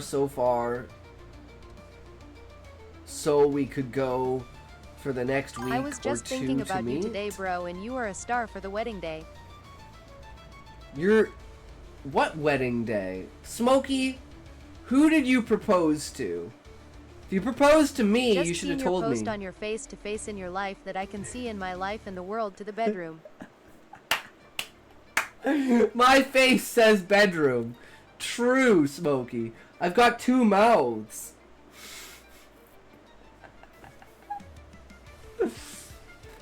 I fall into the sewers when a cat mistakes me for a snake, and I use cockroach and rat parts to fight my way back to the surface. Callie, like a certain pickle? Like a certain pickle? You should just reincarnate as a tampon and then you just get stuffed into a chick's vagina. Boom, that's the story. And then maybe have it like these people don't understand how tampons work and they're passing the tampon around between different chicks. So you get to go, or you're like a like you recover, so you're like a magic tampon that retains its use. So one chick uses you, and then she's like sharing you with her friends because she's like, check out this magic tampon. It, like after you use it, it's still like it goes back to normal, so it's like infinite. And she's like sharing it with all of her friends. Damn, Callie, that shit would go so fucking hard. People would eat that shit up. In Rick and Morty, they have to start your own business, and you can do it for a game of the day, and I can see if it is okay for me, and I will say it is the ice. Is the ice bad, Smokey? That's the question, though. Like, was it ice duh? As in, like, kill?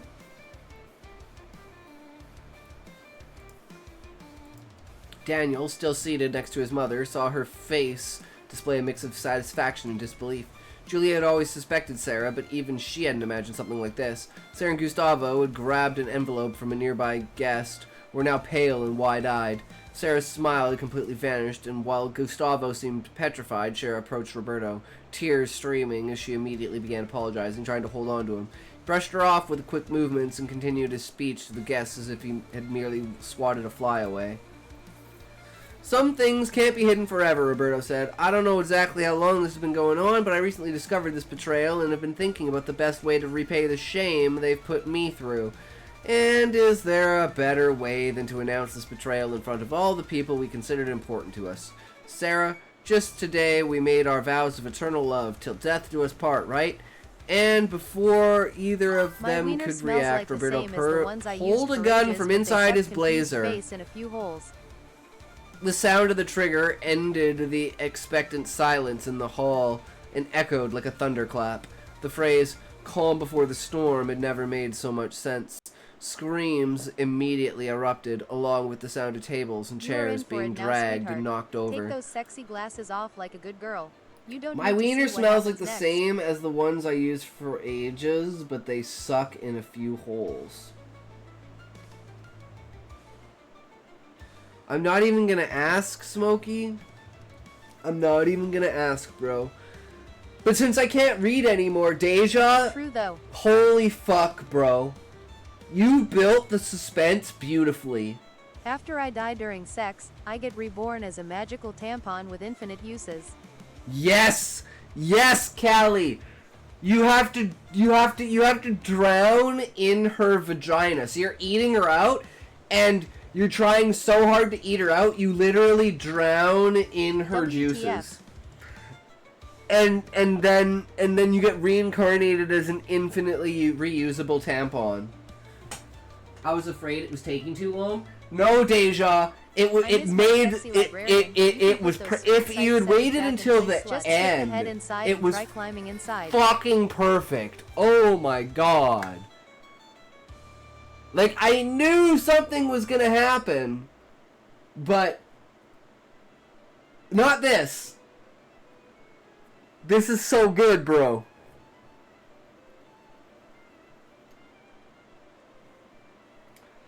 Stick the head inside and try climbing inside. Girthy Moonland. Tried to let the tension build up. Yeah, you did a great job of it. Screams immediately erupted, along with the sound of tables and chairs being dragged and knocked over, wine glasses shattering on the floor, and people throwing themselves to the ground in search of a safe spot. Far from Roberto's aim. "Roberto, please," Sarah pleaded, her voice trembling as she took a hesitant step back, colliding hard with the table where Daniel was seated, leaving her no escape. Daniel felt the impact, but remained still, watching. Cheers. Oh, for fuck's sake, Smokey. Why? I'm not serious about this, but I was wondering about making an isekai type thing, or just reborn as something. Reborn into an isekai, where maybe tampons don't exist and you're the first tampon ever. So you have to be passed between like every chick, but their cycles are all matched up, so they're like trying to pull them out. It's like a war. The war is trying to pull you out and keep that. It's like a war of tag with a tampon. It's fucking beautiful, Callie. You could straight up call like the first chapter Tampon Wars.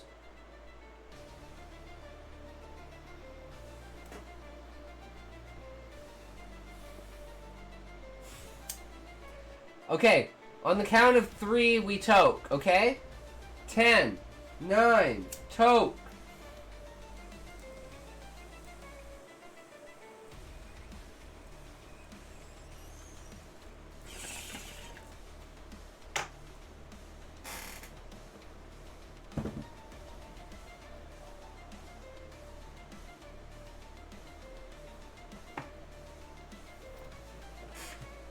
Callie, if you're not gonna write it, can I write it?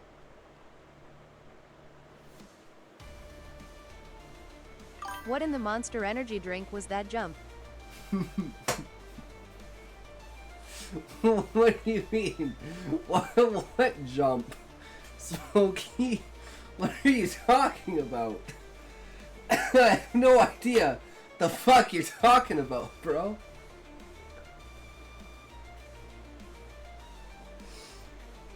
You made me fart from my nose.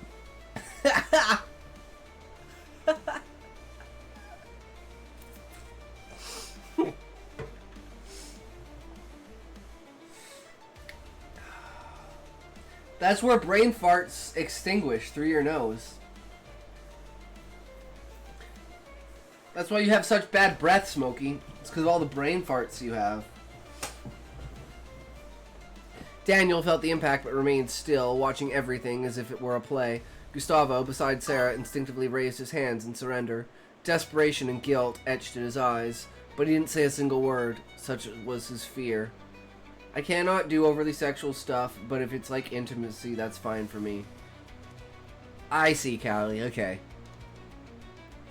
And then the side, it's because it's supposed to be a parody. I love doing parodies and satire and stuff like that. PLS make a story in a world where you fart and poop from the nose and inhale and eat from the anus.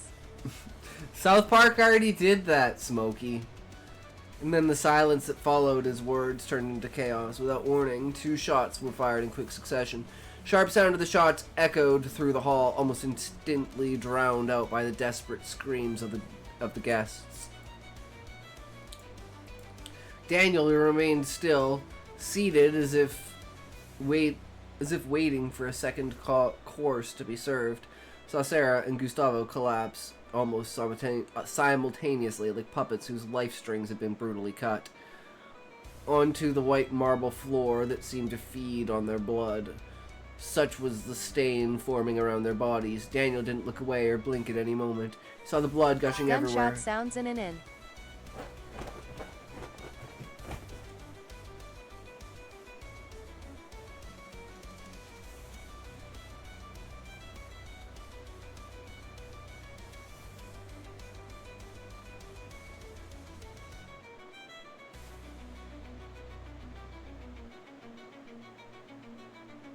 Steals Meesy Cat.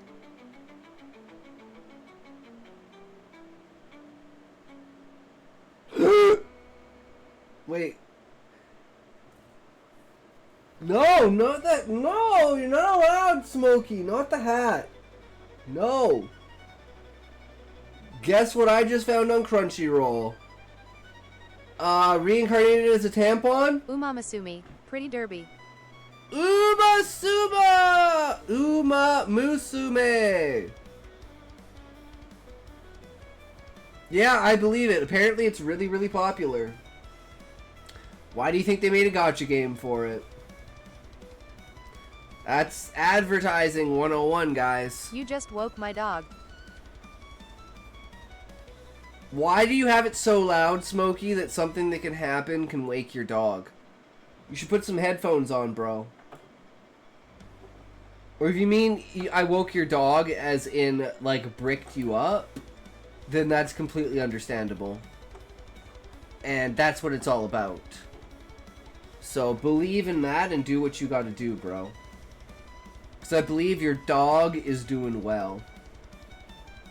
It was quiet until you screamed JG Frarviki FCJ. Hershkabadurgabambadur! Bambadurgadurskabenfadur! Wapadinabarafer! Gerbadurfikin burskadur wapagidur! Durwerfergadur spurdur indurskadindaburgadur!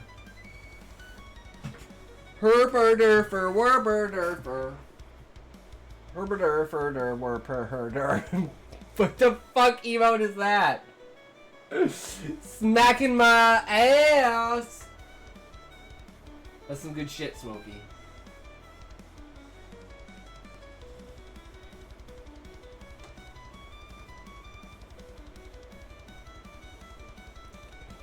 Me patting my butt for you.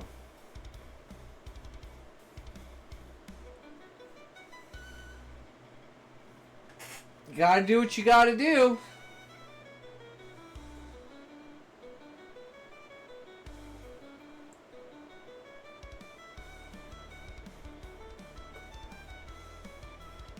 It's definitely something that has grown quite a bit. Wink, wink, nudge, nudge, if you know what I mean, Smokey. Wink, wink, nudge, nudge.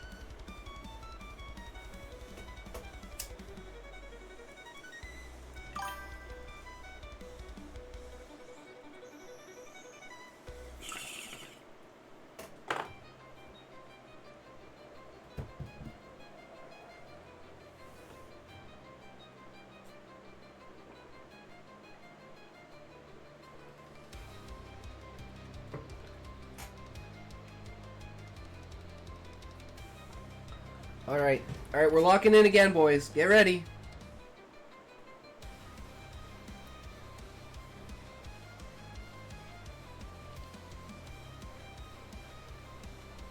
No, we are not. I have an alarm asking me to work out at 4:31 a.m. and when it sounded I was like, am I crazy? And then I realized I said it 30 minutes ago.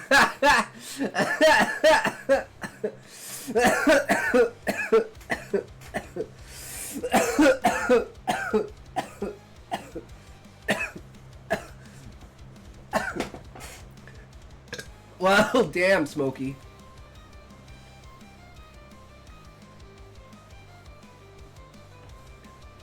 You show nip, Smokey. Saw the blood gushing everywhere, splattering everything around, including himself. I am right now. True. Small drops fell on his chest, splattering onto his suit. Same suit his mother had insisted to keep spotless. At first, Daniel didn't react. He just stared at the stains, fixated on them as if processing what had just happened.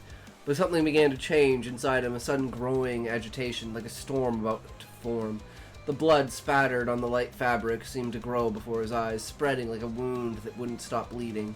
He looked around, but didn't pay attention to the chaos surrounding him. Seeing everything blurred except for that red stain, his suit suddenly absorbed and amplified. His mind was Just got the fixated car on one in the thing. morning, Shit. so we'll have a nice He time muttered with the through gritted bell and teeth. see what happens Shit. when I reach home and His get the chest bus began to to go rise back and to fall church for the rapidly. rest day.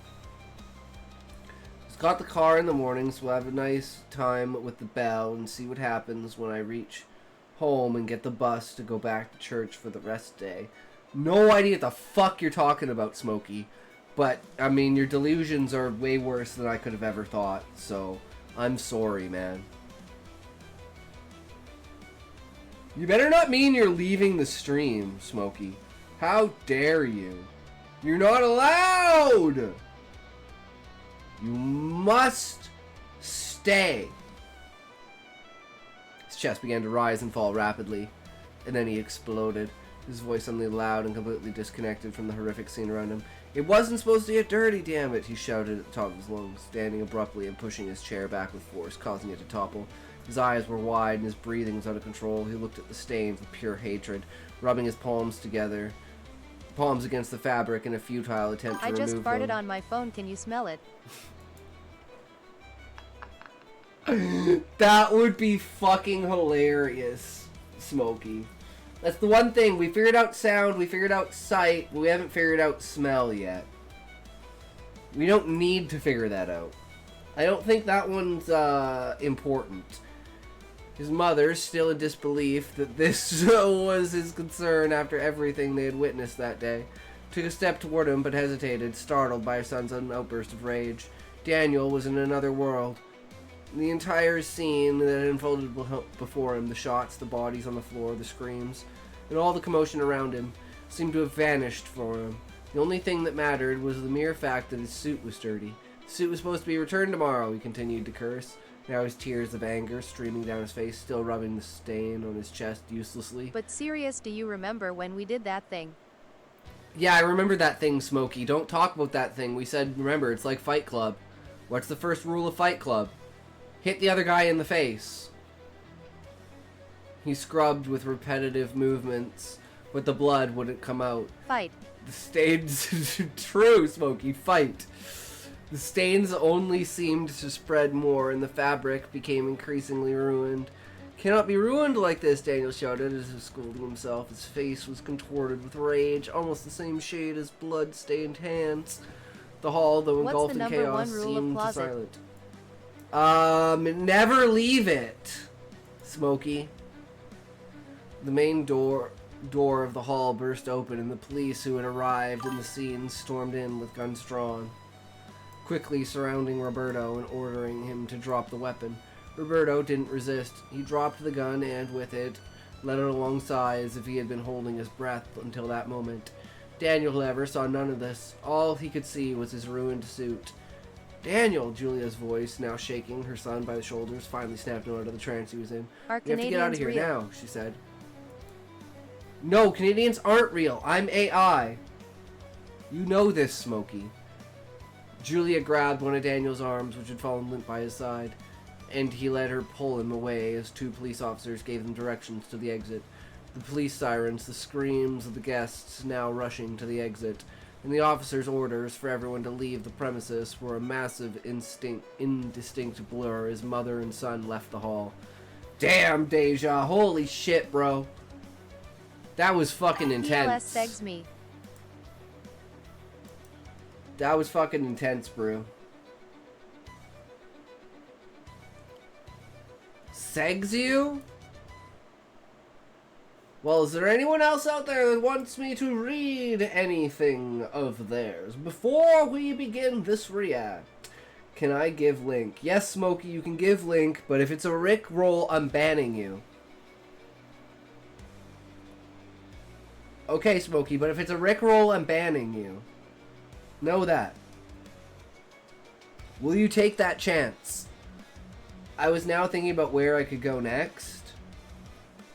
Well, you definitely showed Daniel's rage and stuff like that, so maybe you it should be like, where you go next is the uncle secretly invites Daniel to prison, and it's like from prison he uses Daniel to enact his will, and like trains Daniel to be like a gangster thing, and it's like this whole thing is like the brother is actually part of like a crime syndicate thing. Like you were saying, like the Godfather kind of idea. Let me find a Rickroll. I would like Daniel to visit Uncle in prison and show him his world. Yeah! Exactly, Deja! Exactly! That's exactly where you go with it. Especially after showing Daniel's rage at that moment. And, like, how he's down on his luck and stuff. And, like, it shows him that, like, it's not, like, one thing I don't know, like, have you thought about this, Deja? Using this as a moment that he realizes that his mother's not always right about everything. And that's what gets him to kind of go against her, is that he's had this shock to reality. First, I would like it to be his mother and refuse, and his father would be trying to get free drugs. So it ties back into his dad. I like that kind of idea. Yeah. There's so much potential for that, bro. I fucking love it.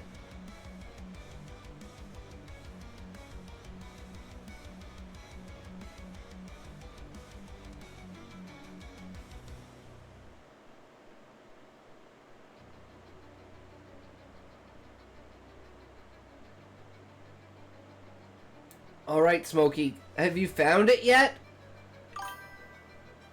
Where's the link, bro? You just said link. You didn't give me a link. And I wish there was a Breaking Bad type moment where the father was choking on vomit and Daniel just watches impassively. Oh, Deja, that's so good! That was such a good character moment for, like, solidifying how bad Walter had become. All he had to do was push her over, but he's like, nah, I'm gonna fuck Jesse's life over even more. Fuck Jesse. He's being a little bitch with this fucking hoe.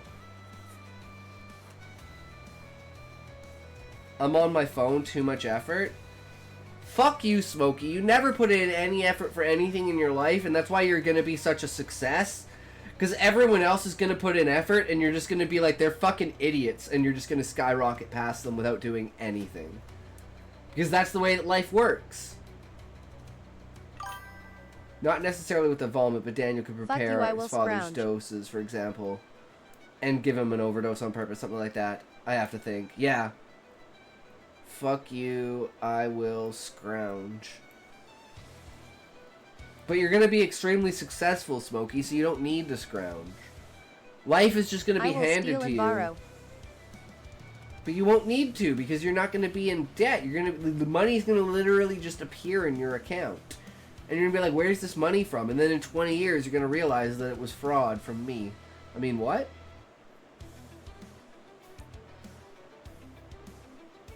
Everything I have stolen.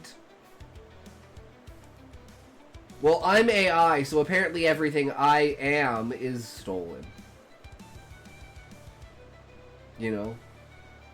But how would Uncle entice Daniel, since he is so rational and orderly and everything?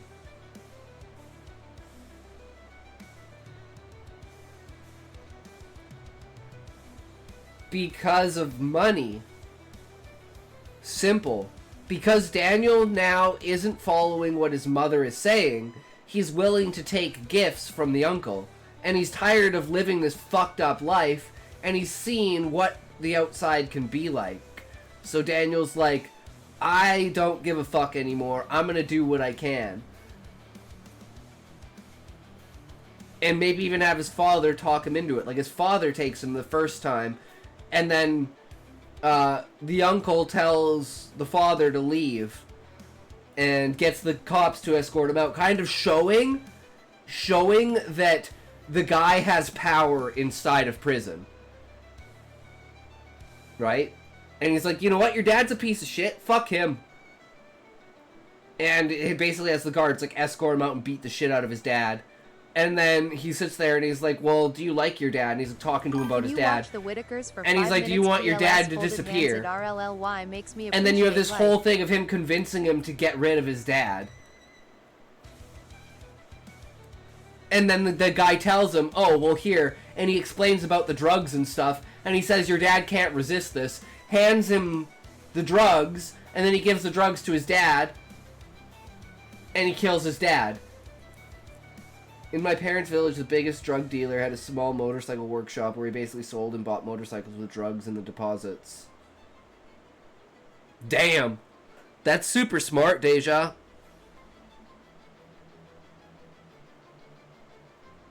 Having a side business, that's the launder business. Gotta launder your shit. Whitaker's for 5 minutes. What's Whitaker's? Smokey, what's Whitaker's? Or Whittakers?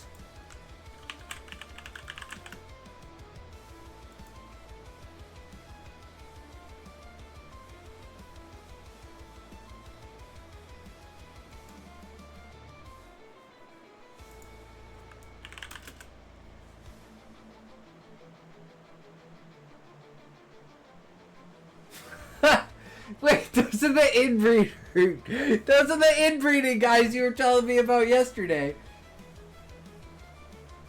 They're called the Whitakers.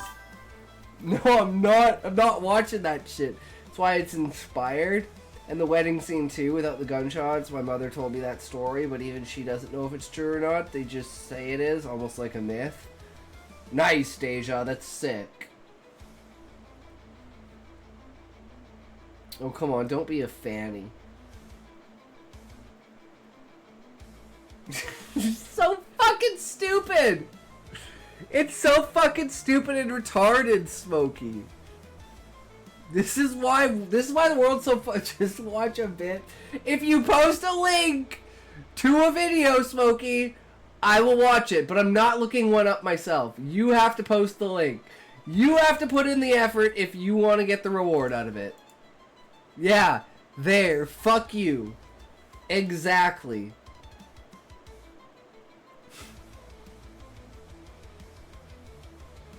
Thanks for reading. I'll have to think about the next step now. I thought about Julia going to visit the prison, but I got stuck in the dialogue. No worries, Deja. Brainstorming and thinking about it and finding different ways to go about it is the important part of the writing process.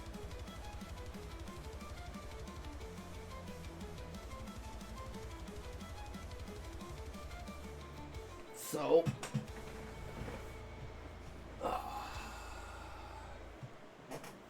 Smokey, if it's that important to you, you'll find a link and you'll post a link. You'll find a way.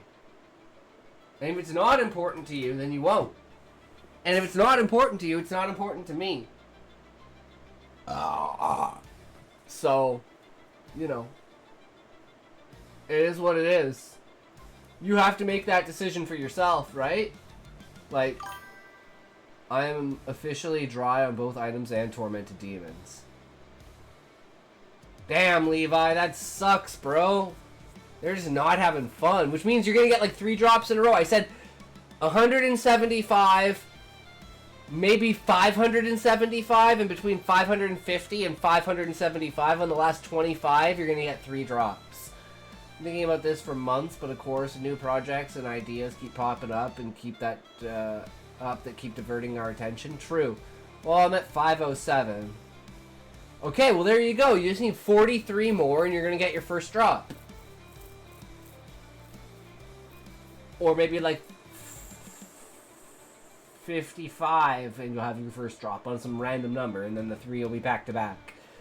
Now that I finished the workshop and submitted the stories to the competition, I feel like I need a new target to keep me focused. 30 left on the task. So you won't ever make it.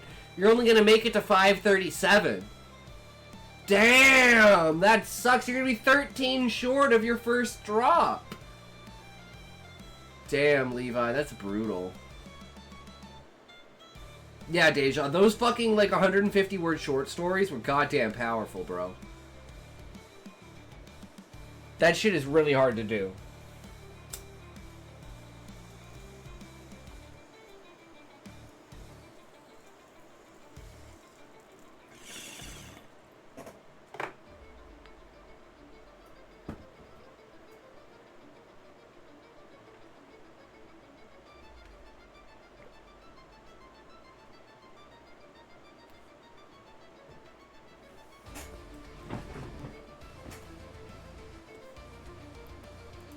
Alright.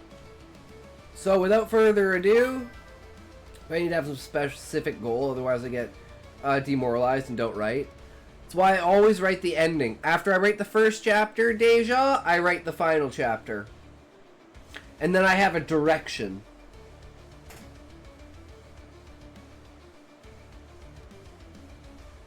Because it's one thing to go like this. It's another thing to be like, hey, I need to be here.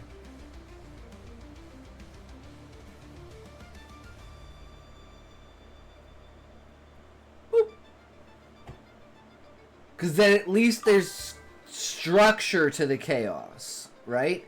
It's easier to write the end of the story now. That's how I do it. And then I have a direction to go. And then I can build on that. And you don't even have to do the end of the story, maybe. right? You can just do the next, what's the next really, really, like, big high point? And then right up to that, and then say, okay, well, what's the next one? And then you just keep building on it and building on it. And you kind of build it in acts. And then write the whole process until you get there. Yeah, pretty much. I just like to keep scenes structured is, like, my main thing. For, like, that's how I ground my, like, abstractness. Is keeping the scenes structured and grounded. So you have your, you know, the goal, the conflict, the disaster, the reaction, the dilemma, the decision. And as long as we have those points leading us in a direction, everything else can be all over the place and still fit within the framework of the story. Which is, like, the most important part, right?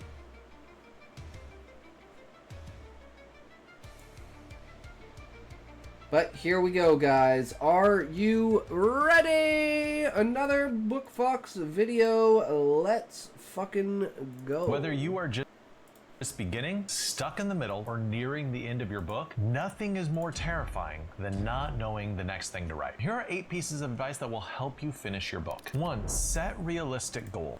Set realistic goals.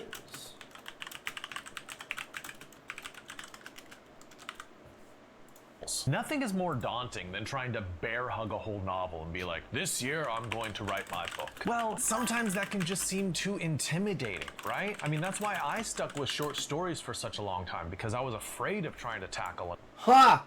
See, short stories are amazing, guys. That's why he talks so much about short stories. Short stories are the way to go for, like, small improvements. If you're looking for, like, specific ways to improve a specific skill. I like the concept of letting writing and history take me a little, but right now they're not taking me anywhere. Well, it's like Deja, this entire story that I'm writing, my goal is to win a Pulitzer off of my Terraria fanfic. There you go, Levi. Fuck yeah, that's amazing. But Deja, my thing is a PBS Space-Time episode about left-handed chirals basically inspired the entire chiral clones story.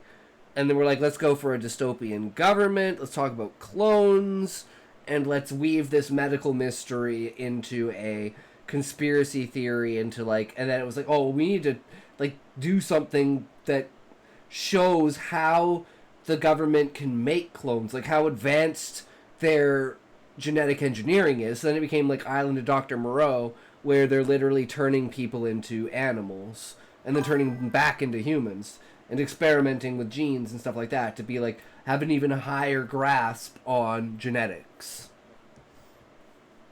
And the whole thing is done as a psychological horror.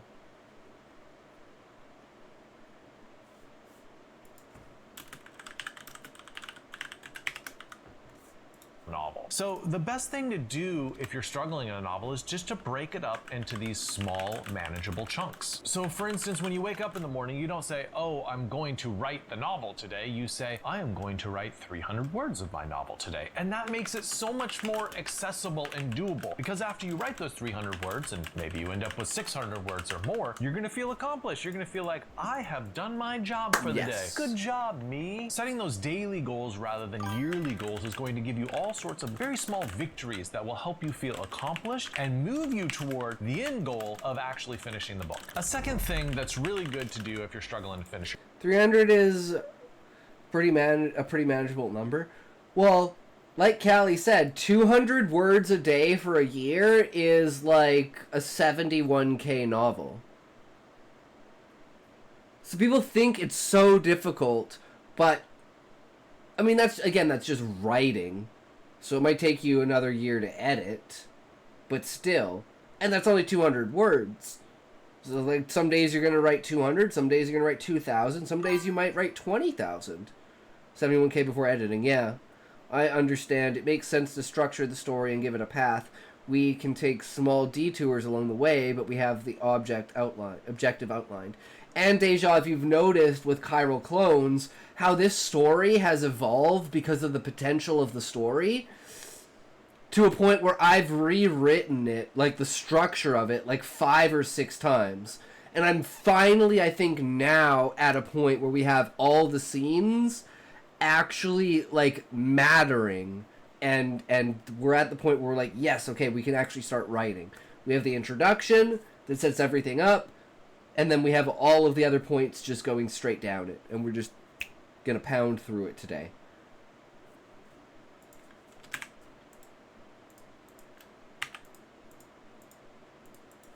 Your book is to create a writing routine. That's what I do. That's what we're here for.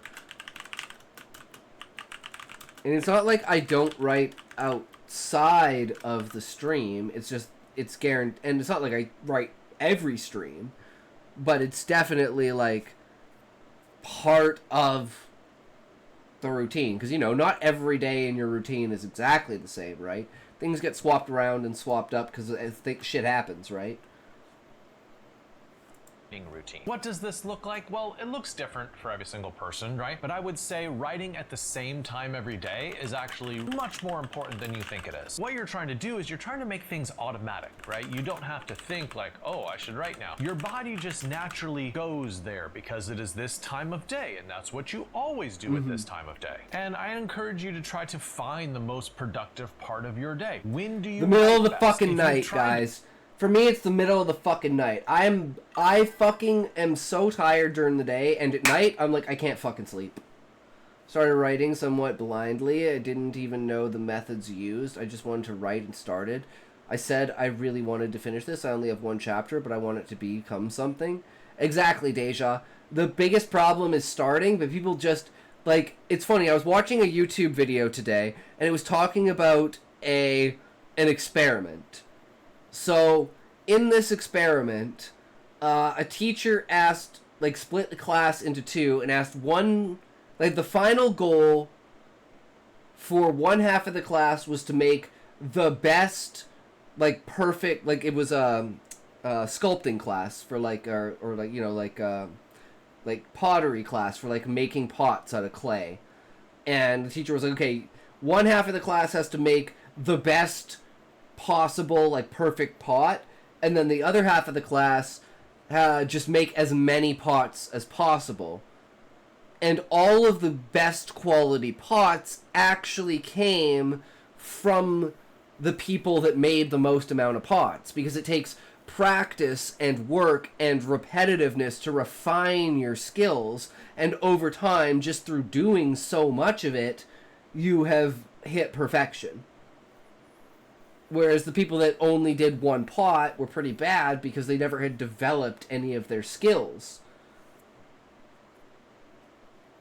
So I thought that was pretty interesting. But it's still about finding a easy medium between them, right?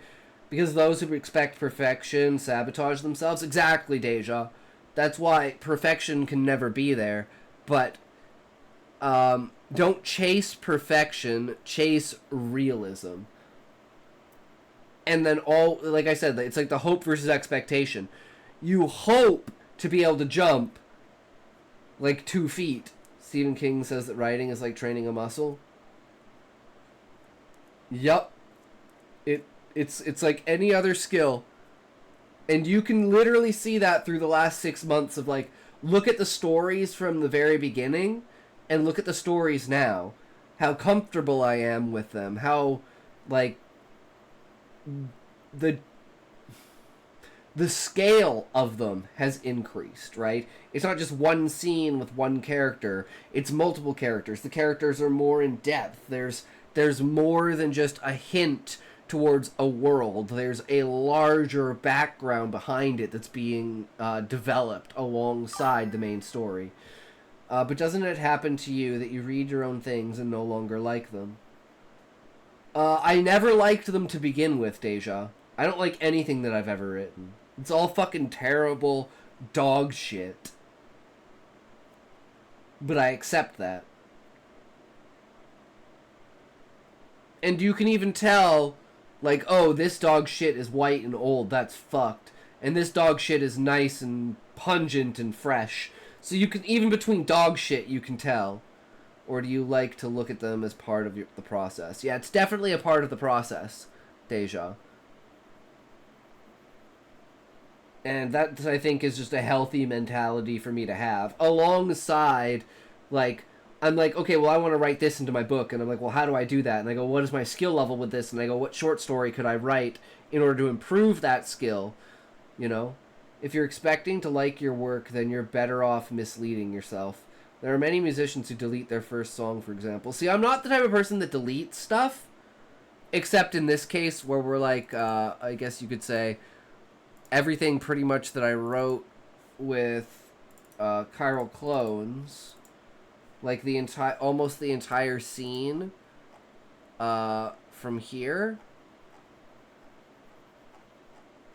like all of this is probably going to be redone. Exactly, I wouldn't delete it either, but I understand who does it. Yeah. But we have it completely restructured now, right? Like, this is... The structure of this is just bad.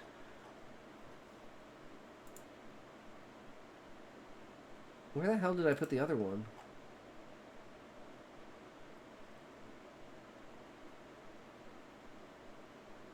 Uh-oh.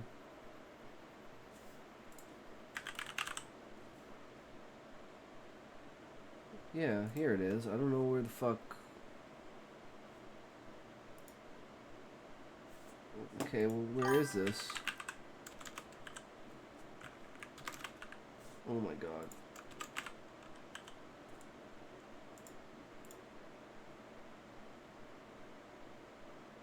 Character profiles? Why is it in character profiles?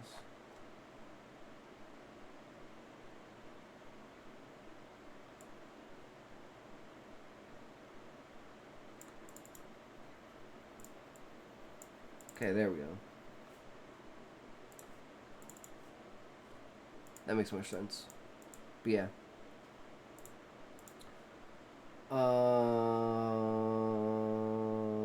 Fucking ads.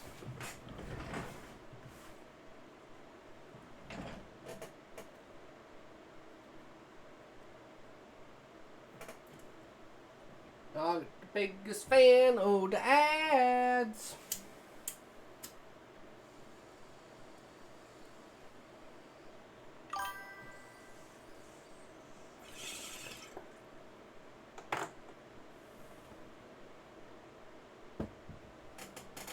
I have to go. Hope to catch you here when I get back. See you soon. See you soon. Have a good one, Deja.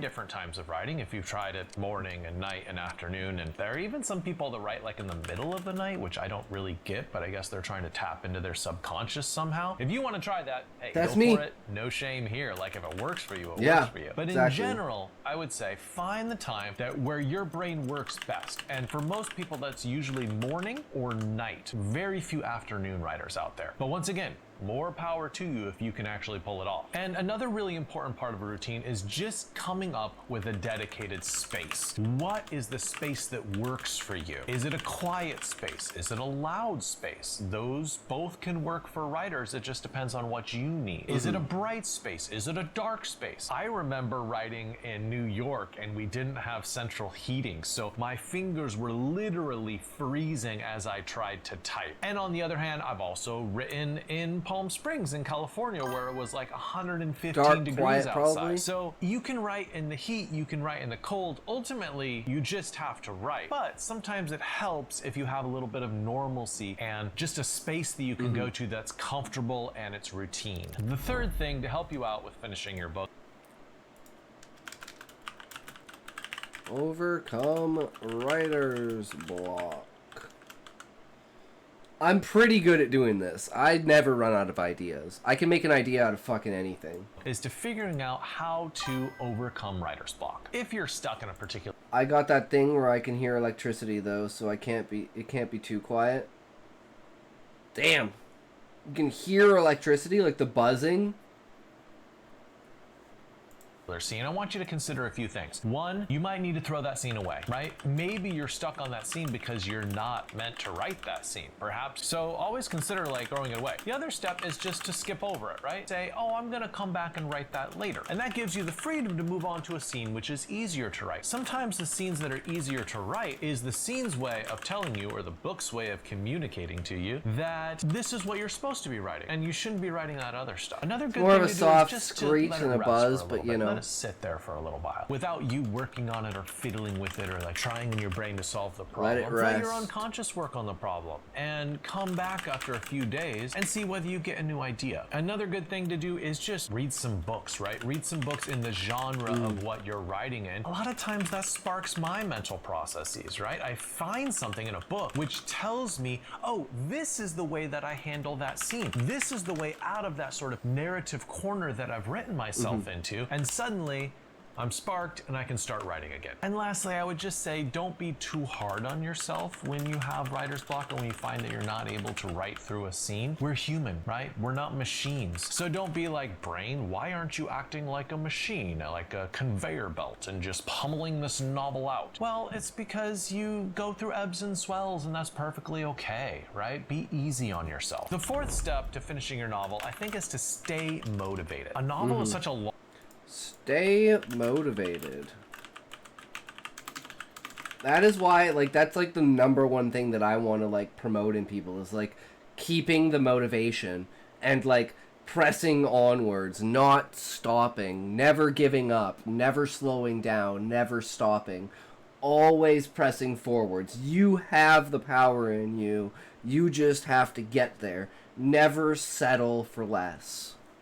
Long process that it's easy to fall out of love with the idea. It's easy for other things in your life to take over. It's easy to start playing video games or watching Netflix or do anything other than the hard work of like writing the actual book. So how do you stay motivated, right? One thing is having a community, either a physical community, which I think is the best way to do it, but it's really hard to find other writers sometimes. That's what you guys are. You guys are my community. A digital community can work as well, where you're regularly checking in, you're encouraging each other, you're doing beta reads for each other. That sort of assurance that you're not in this alone. That's the space I want to cultivate. With a herd, it can be life-changing for your motivation. Another good thing to do is to write down why you want to write this project. And I find that it's not usually that motivating for like fame or money or stuff like that, but like, what's the real reason why you're writing this book? Is it to try to process some sort of traumatic event that you've gone through? Great, write that down and stick it above your desk where you can see it, where you can regularly remind yourself, this is why I'm writing this book. This is why this book matters. If your book is designed to help us sympathize with the disadvantaged somewhere, wonderful, write that down and post it to the wall above your workspace. That way when you get stuck, you can look at that little piece of paper and you can remind yourself, oh yeah, this is why I'm doing this. This is why this matters. And sometimes what you need for motivation is more simple, like visualizing what happens after you publish this book. Maybe you visualize getting good reviews.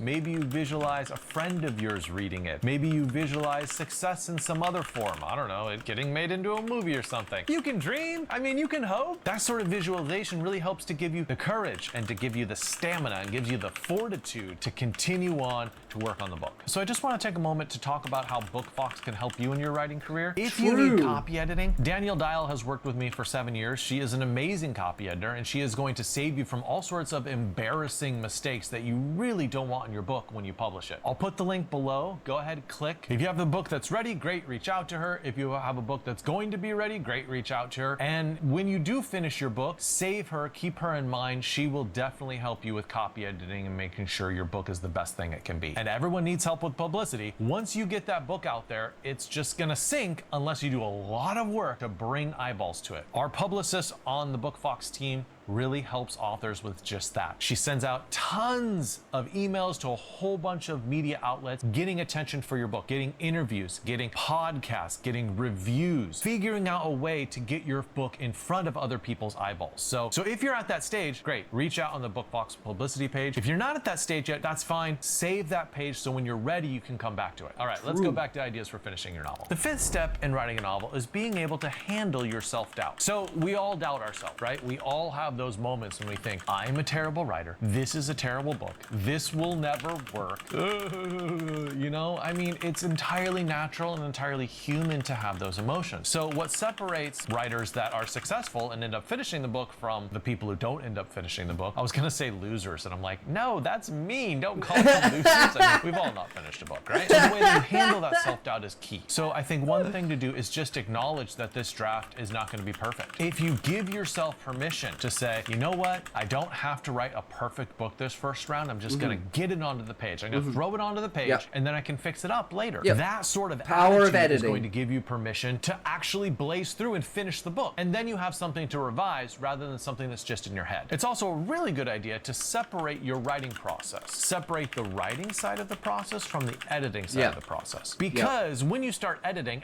is a process of doubting yourself, right? Is this sentence good enough? What can I change about it to make it better? Is this paragraph good enough, or should I delete it? So you want to put aside that self-doubt for a moment and focus on the generative, creative work of simply writing. It's about silencing that inner critic of yours and allowing yourself to get into the flow, the creative flow. I like that motion. I'm just going to keep on doing that. It's about getting into that flow so you can get the book finished. Marcus Aurelius actually has this great quote in Meditations. He basically says, and yes, I am paraphrasing him here, but he says, if other people have done this, you can do it too. That is a great line to remember when you were trying to overcome self-doubt, right? There are plenty of successful writers that don't have the highest IQs, right? So you should feel comforted by that. You should say to yourself, listen, lots of other people, some of them dumber than me, have accomplished this. I can do it too. True. Yeah. 6, manage your distractions. Manage distractions. This is probably my worst fucking thing. That's why I stream. Because even with this is how I can manage the distractions. As opposed to, just getting... Even a Talks can write. Exactly, Levi. Even I can write. If I can fucking write, anyone can fucking write. I'm just trying to show people that you don't have to be... you can literally be fucking retarded and you can still First, do an you can still write.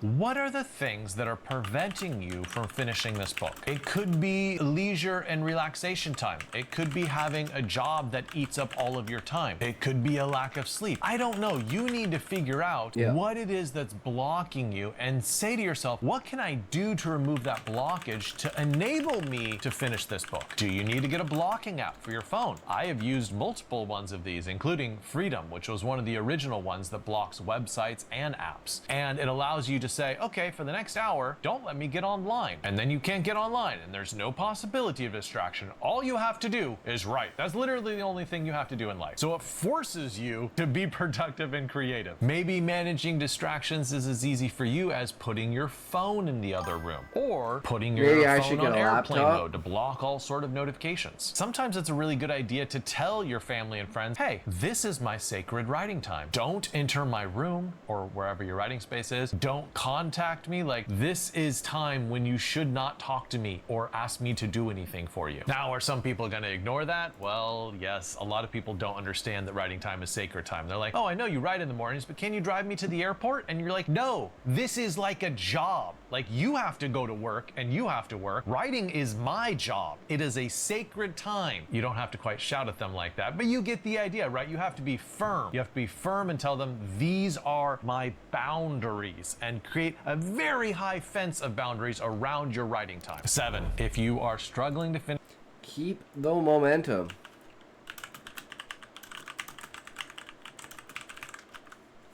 finish your novel, here is how to keep the momentum going. Hemingway famously said that you don't want to write until you peter out when you're working on a project for the day. What you want to do is write for a certain time period. And then when that timer rings, that you stop even if you're right in the middle of a sentence. To him, he said this gave him reserves of juice that he could use the next day so he could start back up again. He said if you kept on writing for too long for a day, then he'd run out of steam and the next day he wouldn't be able to pick it up. So one way to keep the momentum going is to establish establish time limits for your writing to say, I'm only going to write for 1 hour. And whatever I get done in that hour, okay, that's what I get done. I'm not going to fret about it. Next day, I have another full hour. Another strategy is to make cliffhangers for yourself. Sometimes the cliffhanger is not just for the reader, right? Sometimes the cliffhanger is like, oh, I kind of want to find out what happens now. Or even if you know what happens, you're still a little bit tantalized because you're like, ooh, I want to write that next scene. It's going to be an absolute doozy. And if you aren't to the end of a chapter, that's fine. Maybe leave off with some sort of note about what the next scene will include. That's what I do. If it includes some sort of juicy conflict, or if it's a really pivotal scene that you've been wanting to write for a really long time, like the story has been leading up to it for a very long time, then you're going to be excited to come the next day. Basically, always leave something for you to look forward to. That will make it easier to step inside the writing room and enter the fictional dream again. Now, another way to keep the momentum going comes from Janet Fitch, who is an author of White Oleander, among other books, and I had the privilege of learning from her at University of Southern California. She says that you have to write every single day. And even leaving off one day, like stopping writing for a Sunday or something, you think, oh, 6 days out of the week, I've done well, I can take off Sunday. She says, no, you lose momentum. And you absolutely have to keep momentum going by writing every single day, or you sort of lose the plot threads, the characters fall out of your brain, and every day that you go, it's harder to jump back into the world of your novel and continue to write. So if you work every single day without ever taking a break, that momentum just keeps on pushing. Cup of the morning, starting me back in a bit. Be back in a bit. Sounds good, Muffin. Have a good time. Good luck, good sir. Get top 50. Pushing and pushing, and you're gonna finish the book way sooner. I mean, way sooner than your wildest imaginings. And the final way I'd say to keep the momentum going is to establish some sort of visual tracker. This can be an app where you mark for the day, like, oh, have I written? And then you can look at the month and see all the days that you have written. It keeps you accountable. Like, you're not able to say like, oh yeah, I wrote this month, and then you look and you're like, oh, it's not something to hold write you as much accountable. as That's thought why I did. started so streaming. that sort of accountability really lets you know, how am I doing? And especially if you get a streak going and you're marking on a calendar or an app and you have like 10 days in a row writing, 20 days in a row writing, 30, 40 days in a row writing, then you don't want to break that streak, right? You're like, oh man, I don't want to miss a day. Like, I've had this fantastic streak going. So I feel like that is another motivation that helps you keep that momentum. And number 8, get feedback. Get feedback wisely. Only thing I'm able to motivate myself to do is exercise. Oh, that's okay, Callie. Like you said in the beginning, just set your goals. You just have to, these are just tips and tricks if you're falling into these pit holes, right?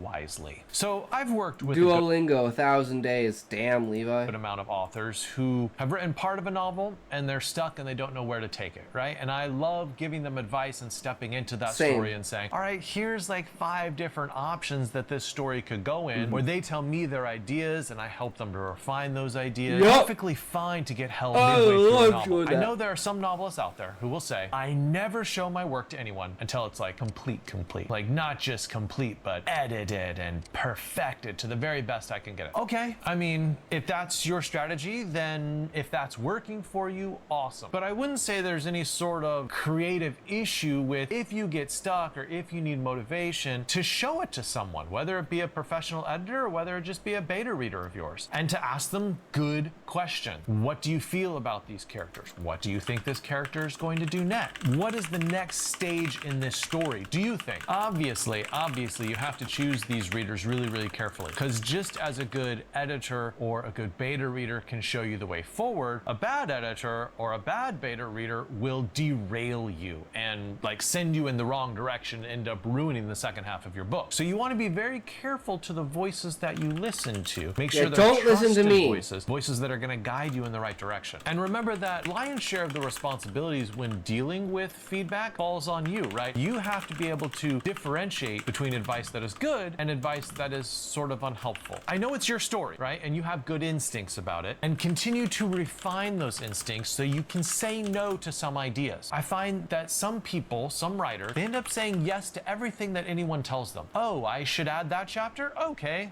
la-di-da-di-da, and just type that out. Or someone else tells them, oh, this doesn't work, and they automatically delete it. In general, you should ignore 50% of the advice that you receive, right? Especially if you're like in a workshop and you're getting advice from 8 to 12 other people. A lot of their advice is going to be terrible. So I give you permission, if you hear something and you're like, I don't think that's right, ignore it. Ignore it. It's your story. You have to be the one in charge of telling it. On the other hand, if you find that you are ignoring too much advice, then you might have a problem with accepting advice. Just remember, it's perfectly fine to get advice on a chapter-by-chapter basis. Bad advice I think is not of a the problem. Inklings, C.S. Lewis and Tolkien were probably the most famous examples, and they used to gather once a week at a bar called The Bird and the Baby, also known as The Eagle and the Child. That was the official name, but the nickname was The Bird and the Baby. And they would read a chapter out loud to everyone else gathered there and then receive criticism for it. And Tolkien was always mad that Lewis was writing so quickly, and he would always have something to share, and Tolkien would like labor for years and years just to get a chapter done, but that's beside the point. You like that sidebar there? The point is, even some of the greatest authors of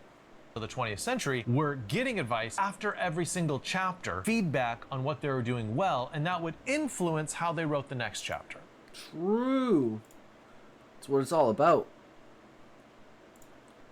Alright, and that is another BookFox video, another React Notes completed, boys. That's what it's all about. Zaddy2! Yo, welcome, bro. How's it going? But yeah, give him a like, give him a view, give him a comment, go support him. He's a good guy. He's pretty much the main source of where we get our editing information. Okay, so we'll have the original one here for Chiral clones. I guess we could actually still do the whatchamacallit.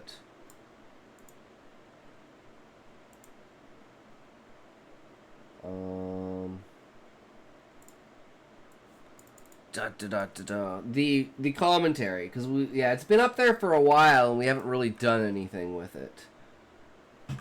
I haven't really had time, but I guess today we have time to do this, guys. So let's get it ready.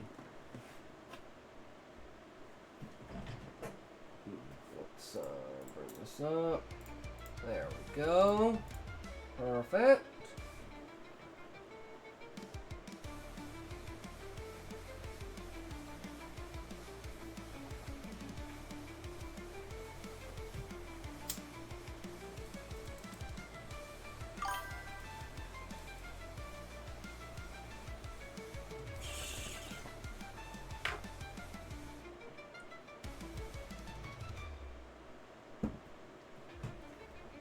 True, Zaddy.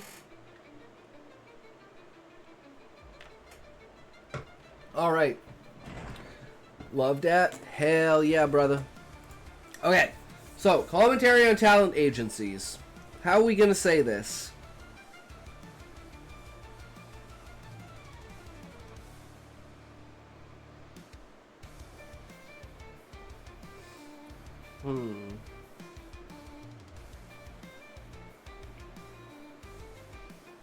Okay.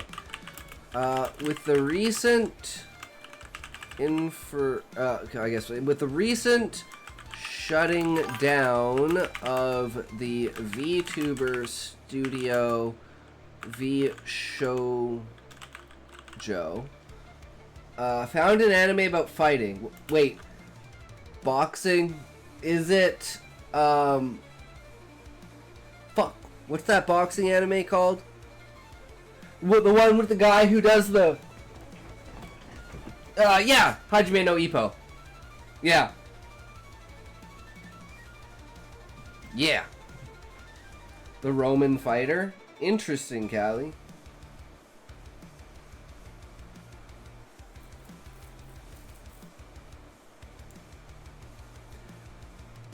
With the recent shutting down of the VTuber studio VShoujo and all the information about how the talent was treated and how successful VTubers have been after leaving the studios. The thinking cap on. Okay, so we're just like giving the backstory here, right? Treated studios and all the other studios in the past with all the information about how talent there was treated, as well as how idol culture generally is in Japan and South Korea.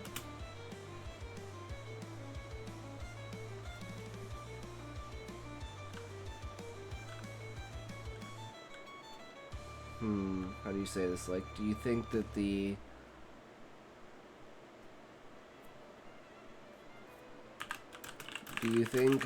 age of...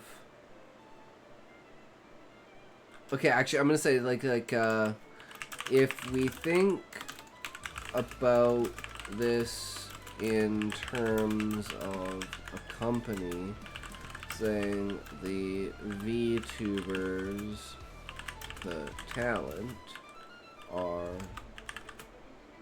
how do you say this?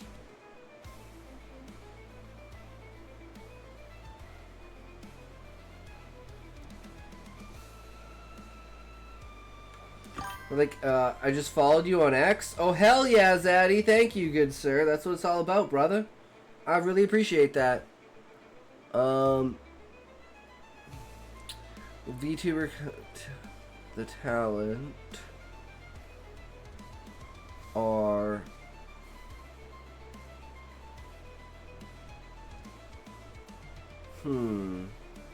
They're like the commodity, right? Like, because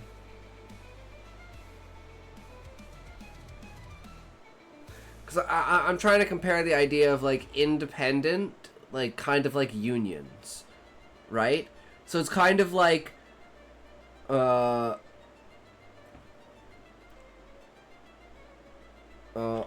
beginning to create the idea of unions where the talent gets together to discuss how they are treated and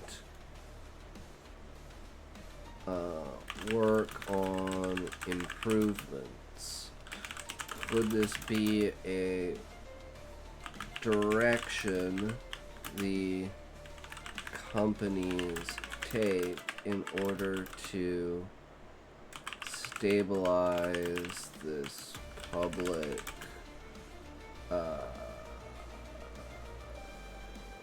negative sentiment over the treatment of talent in the industry over the years, knowing that the fans are the true ones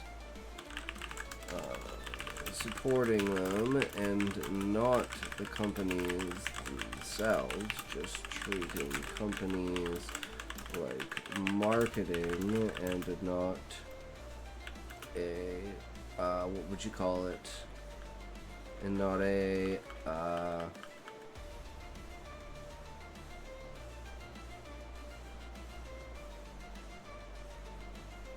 I was gonna say overseer.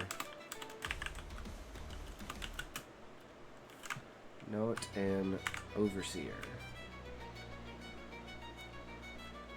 How do you predict the next 5 years of VTubing and specifically to do with idols and singing? What else? predicted will evolve with space where they are independent. Do you think there would be any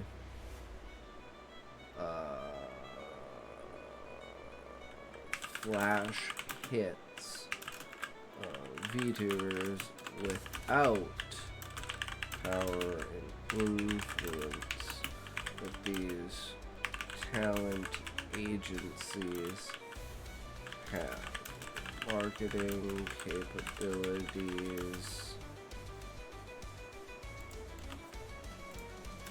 as well as the overall knowledge of the entertainment.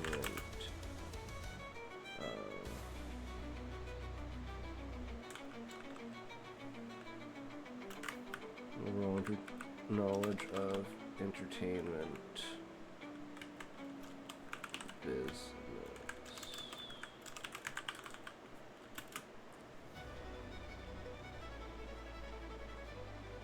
I think that's good.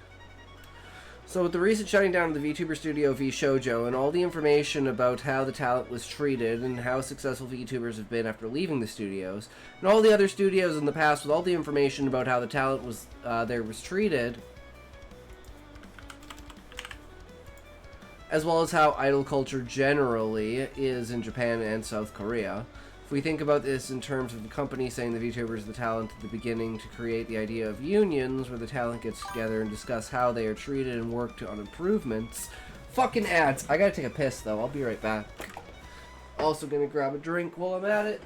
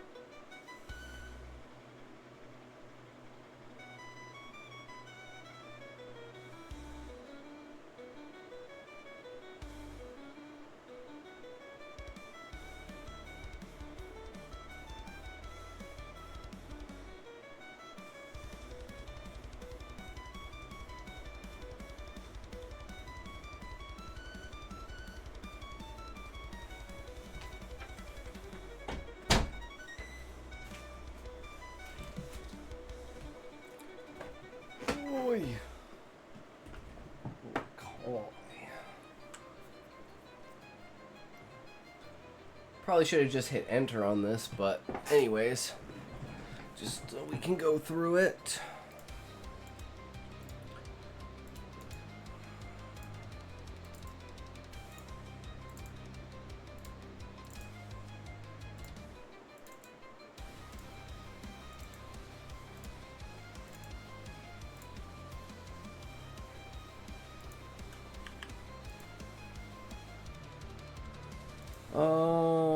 Where were we? If we think about this in terms of the company saying the VTubers with talent begin to create the idea of unions where the talent gets together to discuss how they are treated and work on improvements, could this be a direction the companies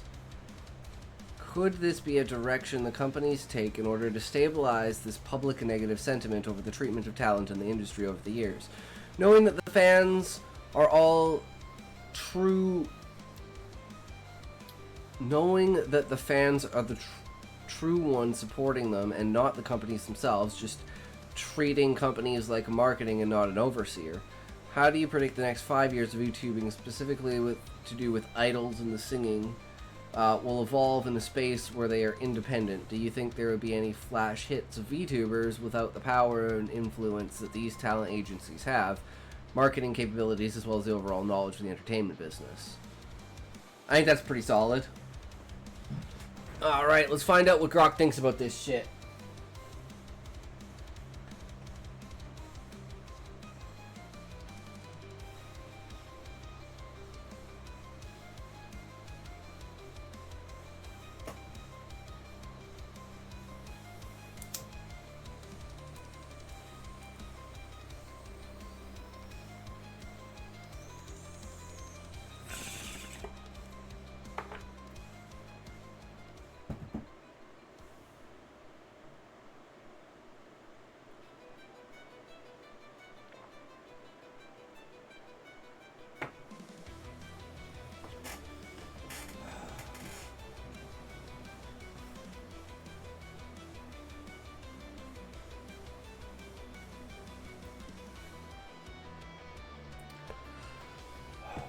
The recent shutdown of VShojo and the revelations about talent treatment, combined with past controversies on other VTuber studios and the broader context of idol culture in Japan and South Korea, have brought significant attention to the challenges faced by VTubers.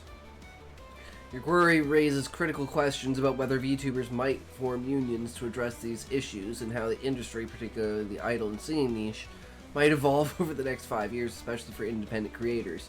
Let's break this down and explore the possibilities. Unions in VTubing, a response to talent treatment. The idea of VTubers forming unions to collectively negotiate better treatment, fair contracts, and improved working conditions is compelling, especially even given the negative public sentiment surrounding talent exploitation in agencies like VShojo, HoloLive, and Nijisanji. In traditional entertainment industries, unions have long served as a mechanism to balance power between talent and management. Could this be a direction VTuber companies take to stabilize the industry? Here's the analysis. Why unions could emerge. The VShojo shutdown and the success of talents like Iron Mouse after leaving agencies highlight a growing awareness among VTubers that their value lies in their personal connection with fans, not just the corporate backing of agencies. Unions could empower VTubers to demand better revenue splits, creative control, and protection from overwork. Issues that echo the intense pressures of idol culture in Japan and South Korea, where talent often has little autonomy. Challenges to unionization. Decentralized industry. VTubing is not a monolithic entity. Talent is split between large agencies, small studios, and independents, making it hard to form a unified front. Global scope. VTubers operate worldwide under varying legal systems and labor laws, complicating the creation of a cohesive union. Agency pushback. Major agencies wield significant influence and resources. Talent who attempt to organize might risk losing their agency support, as seen in high-profile exits like those from VShojo. Likely outcome. While forming unions may face structural barriers, informal networks or advocacy groups could emerge as a middle ground. These could allow VTubers to share experiences, push for transparency, and collectively pressure agencies to change without the legal complexities of a union. This shift would align with the recognition that fans, not companies, are the true supporters of VTubers, treating agencies more as marketing partners than overseers. The next 5 years, idols, singing, and the rise of independence. I wonder if I have to write in a certain genre to attract an audience that enjoys complex writing. Yes, Callie. That is kind of the struggle with writing nowadays. Unless you write slop, no one's smart enough to understand it, and it's boring to them. It is a problem. So, that is the main reason why I write smut. It's like my fallback. Right? Because sex sells. So, if I can write really good romance, I can piggyback everything off of that romance. Right?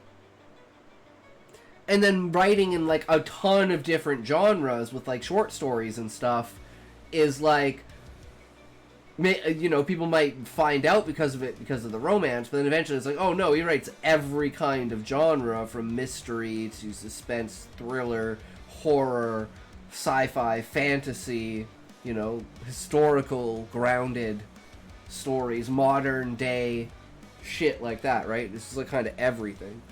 So why not include smut in there, and romance, and all that good stuff that sells? As proven by the fact that we sold so many copies of Water Sports.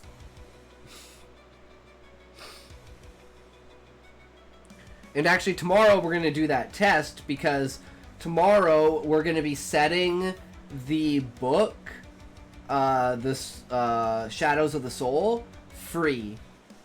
And we're going to see how many copies it sells on Kindle. And how many pages are read from it. Because honestly, I would consider it not as good as Water Sports. But it's longer. So, who knows? But it's still only like 25,000 words or something like that.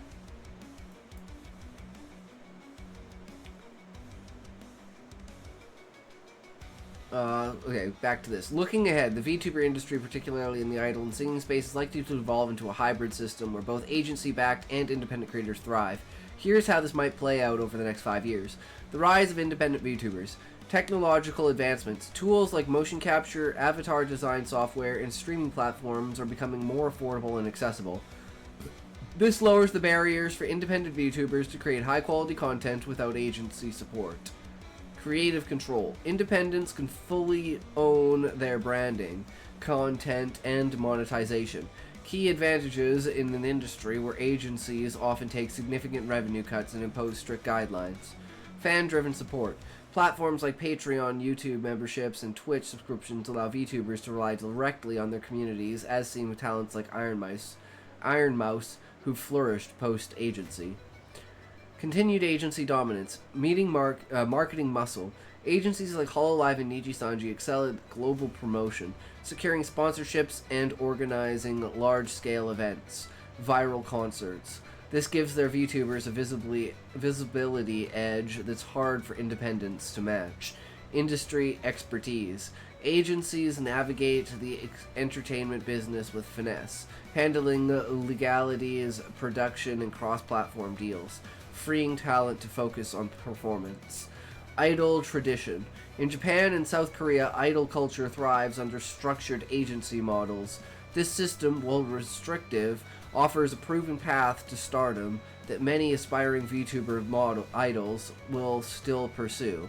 Idols and singing, a growing niche. Wait, did I say everything arrived? My audio equipment is set up.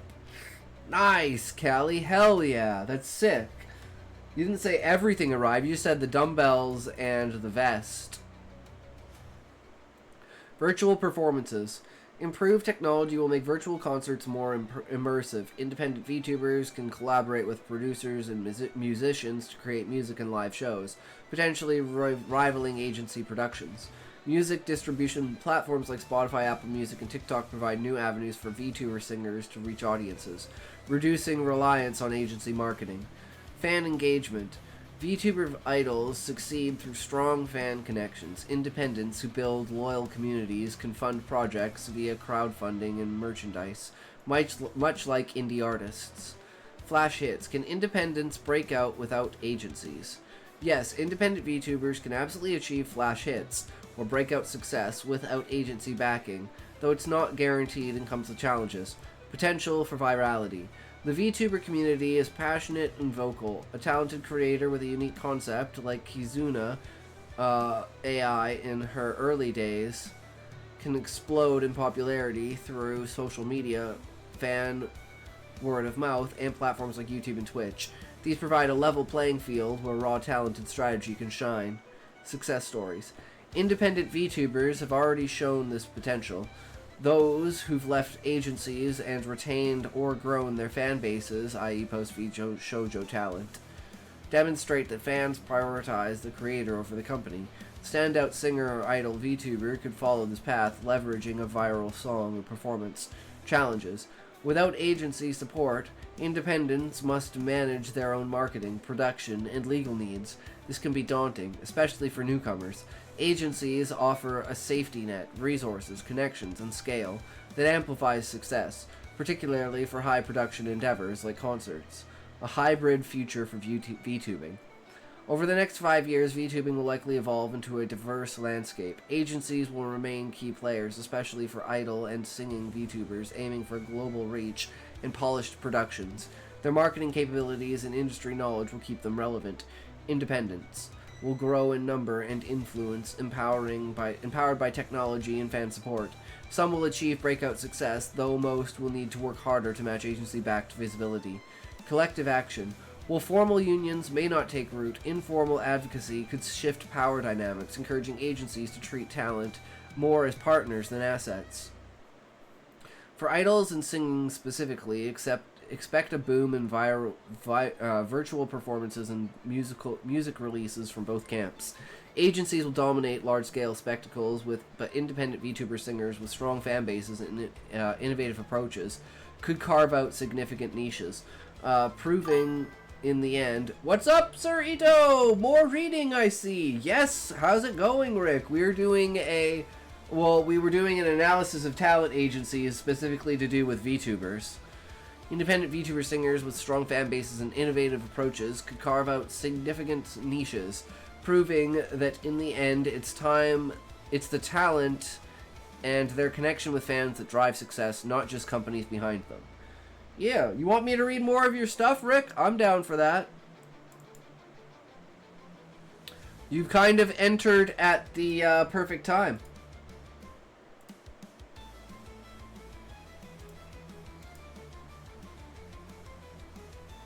If you'd want to, of course. For sure, brother. That's what it's all about.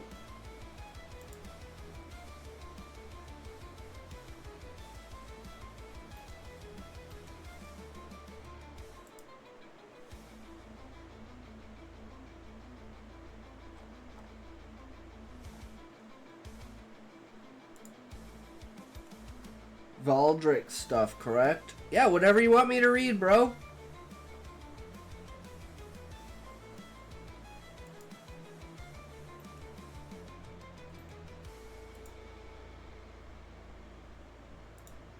Hey.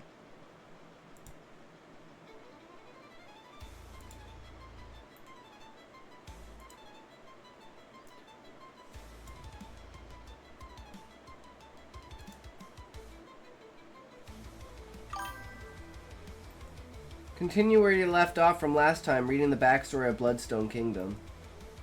Okay, let's do that, bro.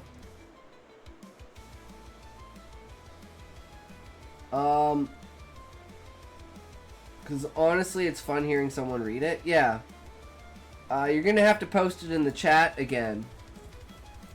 Because I don't have the Google Docs for it. Because you never posted it in... Wait, no, I posted it in the Discord for you. That's right. I'm retarded. It's right here. I knew this would happen, so I posted it in the Discord. So I could find it easier.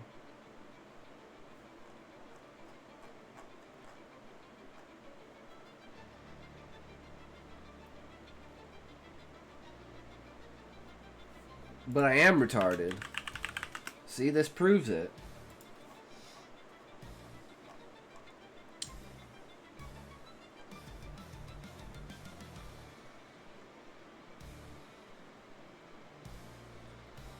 Okay, so here's the characters.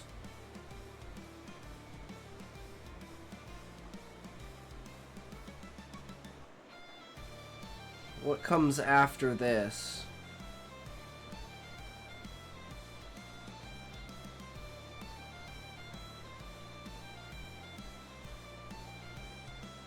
Whatever you'd like to read from where you left off on another tab. I don't know what other tab I was on.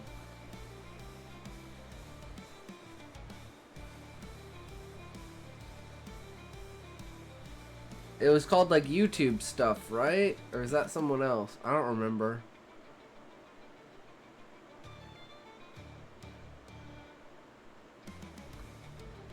Might be a completely different document.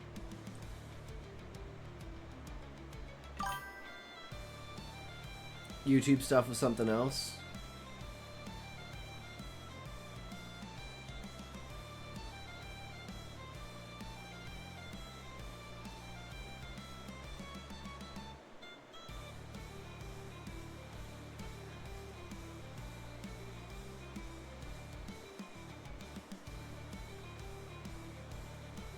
First tab you click on is the tab you have left off of. I'm just wondering if this is like actually if there's actually like a story here.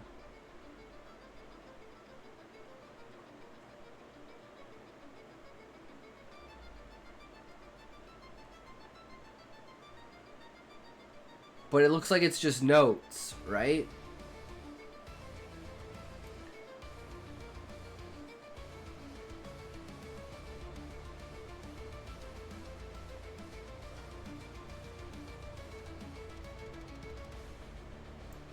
Well, let's go through it.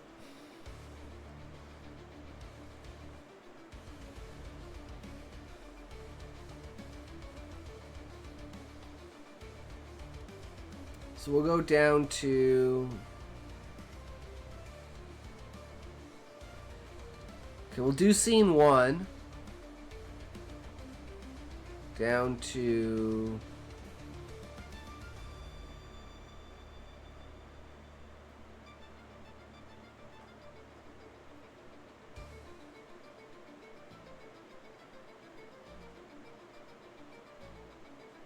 I mean, this seems fine.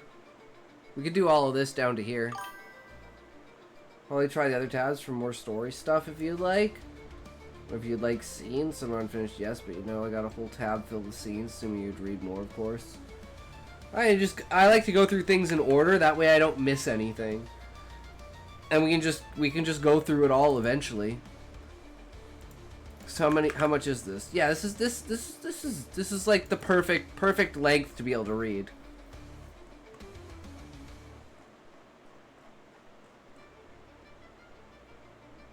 Actually, I'm just going to do this, and I'm going to see if this works. Okay, that's probably going to be better. Way better format.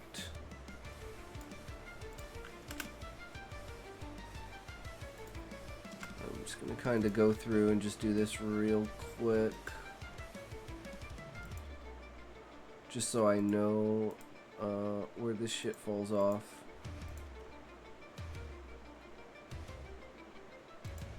I might have missed one, but that's all good.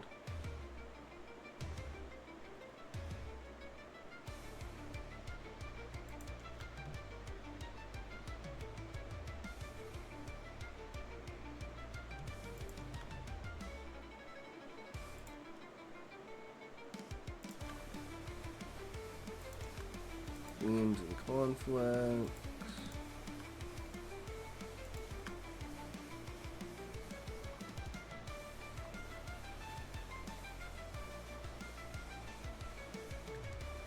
Yeah, that works. Yo, Optimus Prime! Hello! Yo, what's up? Yo, bro, how's it going? Welcome back, brother. How are you, good sir? How's your day been going? Alright, we'll take a toke, and then we will begin reading this. Eddie in the mix! True, doing fine. So what you doing, my brother? We are reading Rick's story. Well, it's more like we're learning, we're reading the notes for the backstory. Synapse acquired. Let's go. Nice, Levi. I told you. What number was it? Nah, reading boring.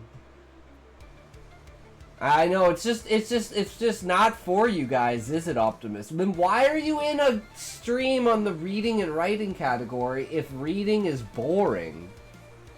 541. Damn! I'm just saying, Optimus. Unless you want to be bored, then that would make sense. You know, you got too much stimuli going on. You need a little bit. It said reacts. Reading boring. You say for reading is knowledge and knowledge is power. True. Yes, I am for movies are made by scripts. True.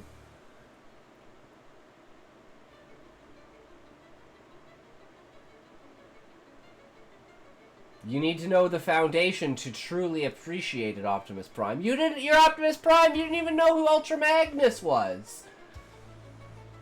I made a clip about you, bro.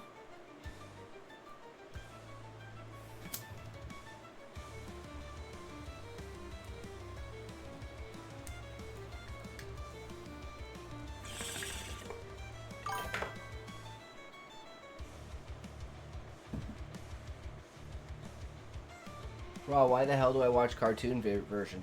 Because it's fucking amazing. It's 1986, bro.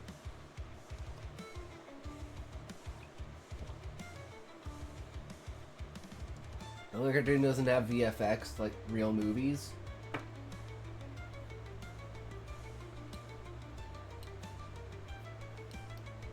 Name a real movie, Optimus Prime.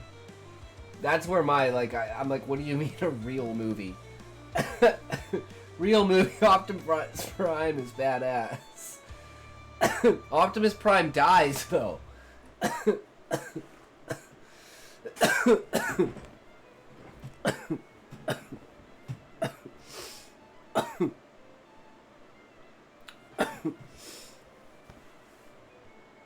Dies in cartoon version. Yeah, and he gives the Allspark to Ultra Magnus.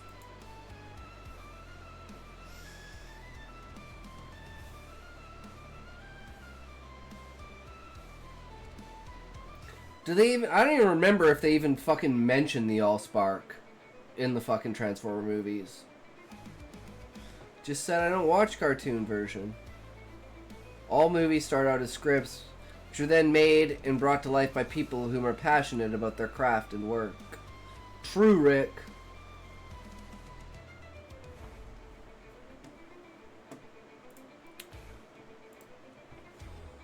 And the reacts are the Book Fox video. And you could even say that the reacts are also like reading the viewer's stories. So fuck it, I don't care about the real movie. Optimus Prime with 3D graphics is very badass. I mean, fair enough, Optimus Prime. You know what movie you should watch that I think you would find probably to be badass?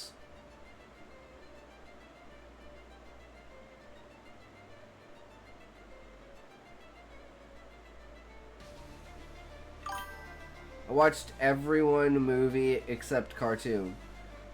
Have you watched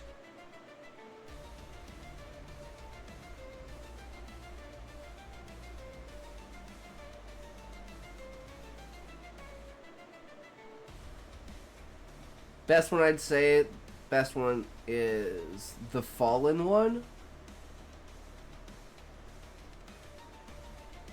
Oh, you're just talking about Transformer movies.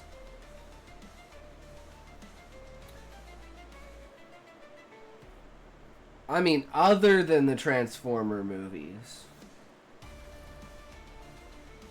Cute Muffin! Yo, yo, bro! Welcome, welcome! How's it going, brother? He's a robot fan. That's why I was gonna say he should watch either Evangelion or Gundam. And I think he would really, really, really like that. Where Optimus dies and reborns. Yeah, I'm talking about Transformers.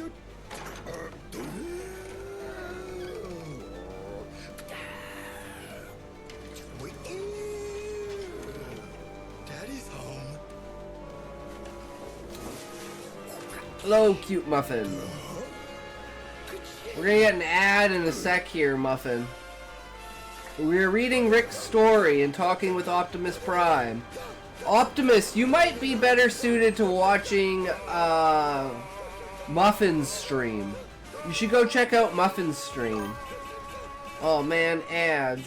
Is the Optimus Prime movie on Netflix the one you see?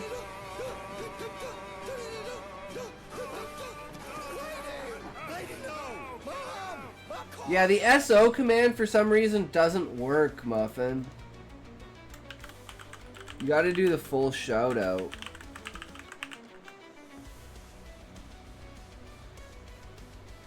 I don't know why. The abbreviated command just doesn't work.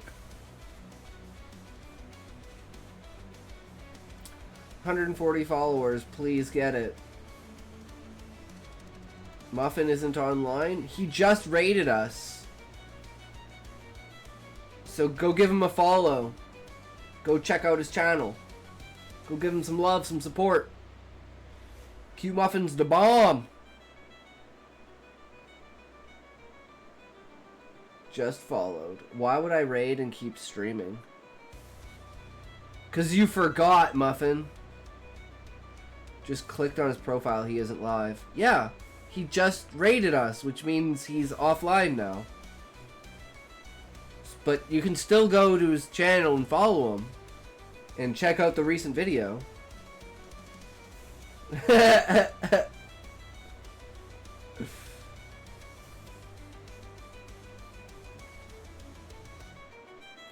Wait for it, guys. We're about to get ads.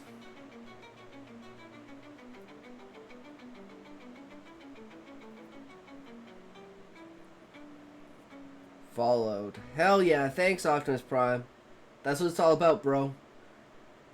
Muffin plays chess and Trackmania, some Minecraft, Subnautica, some other stuff. You know? He does his random stuff. You weren't already, huh? Thank you. Fucking ads! Interrupting everything. My, such harsh words. I fucking hate ads. I love my Emberlight. Ooh, Levi, fuck yeah, brother. That is some bad ass shit. I do Minesweeper during my chess stream. Lol. Do them both at the same time, Muffin? Thought you were just a watcher like me. I didn't thought you streamed too.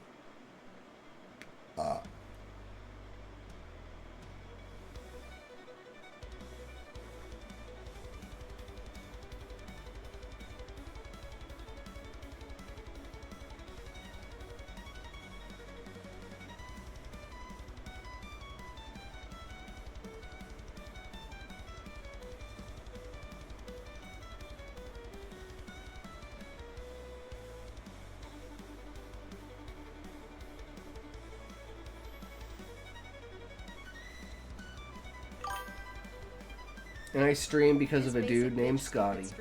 Hell yeah, that's what it's all about, boys.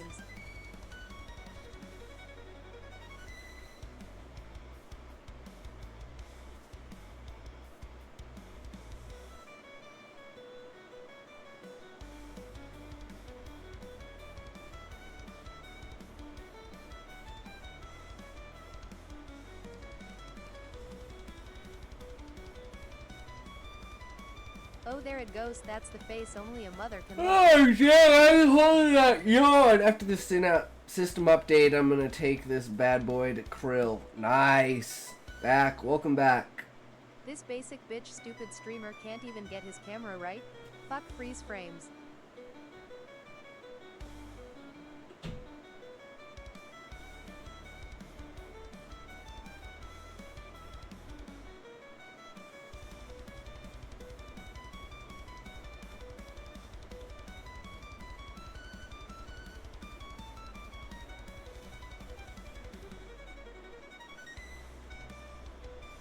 Oh, there it goes. That's the face only a So mother guys, can I had an love. idea. I didn't get no ad. Nice, Muffin. So I had an idea, guys.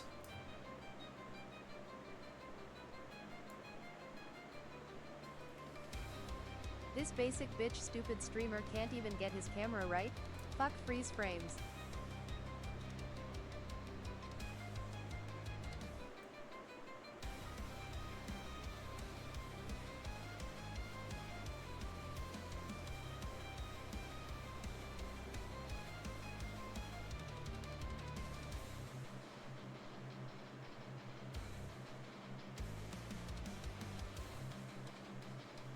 Oh, there it goes. That's the face only a Jesus. mother can love.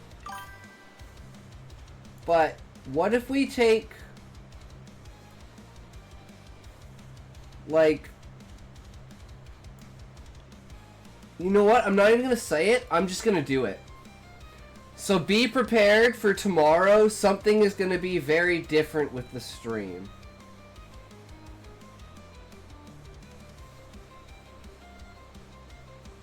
Excited to take Emberlight to Duke in the not too distant future. Nice. Hell yeah.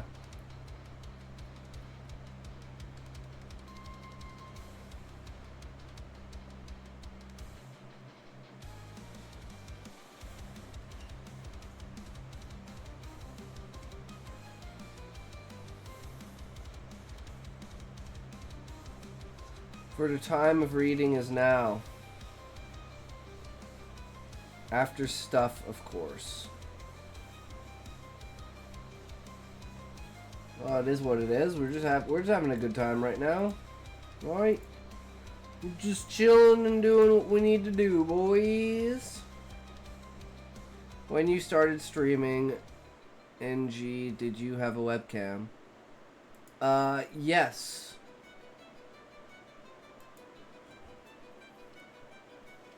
I had a webcam for ever.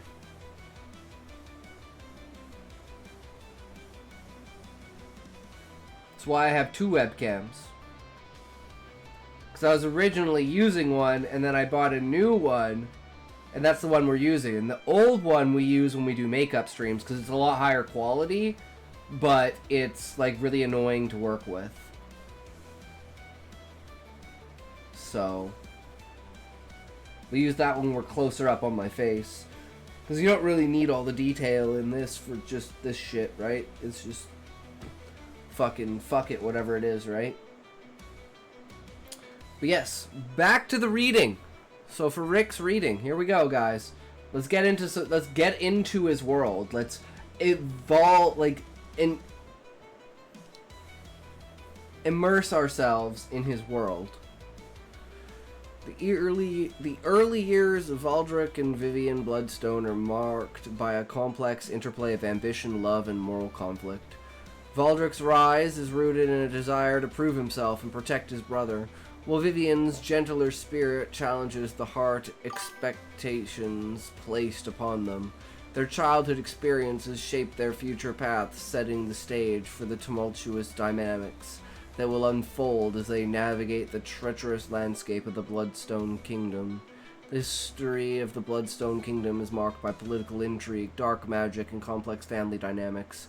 Here's a deeper dive into the events that shape the kingdom's current state, particularly focusing on the interactions with Morgana's father, the role of Valdric, and the experiences of his younger brother Vivian, the Bloodstone Kingdom's troubled past.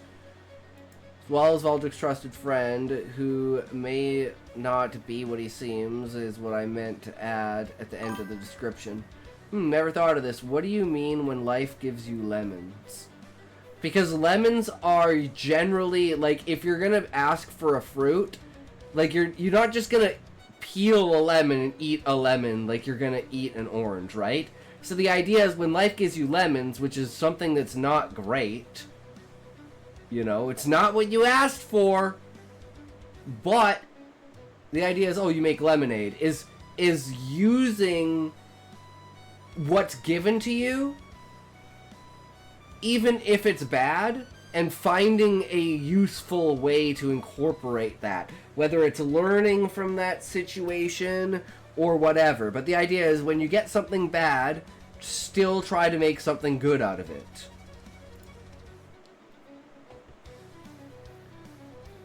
Making the best of a kick in the ass. Exactly. Exactly.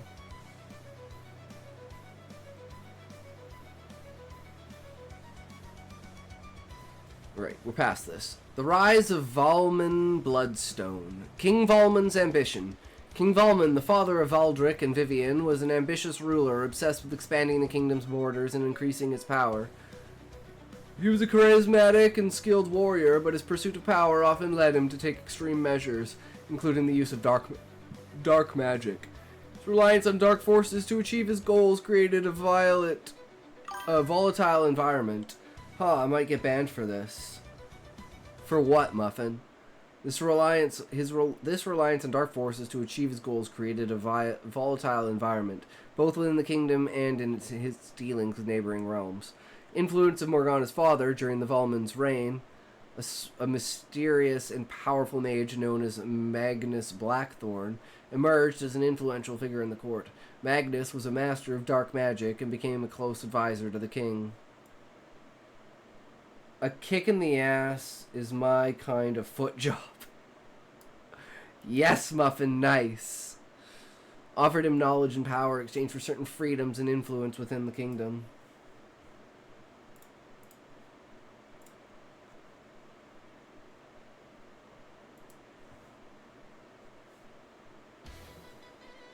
The song ended, so we're on a new one.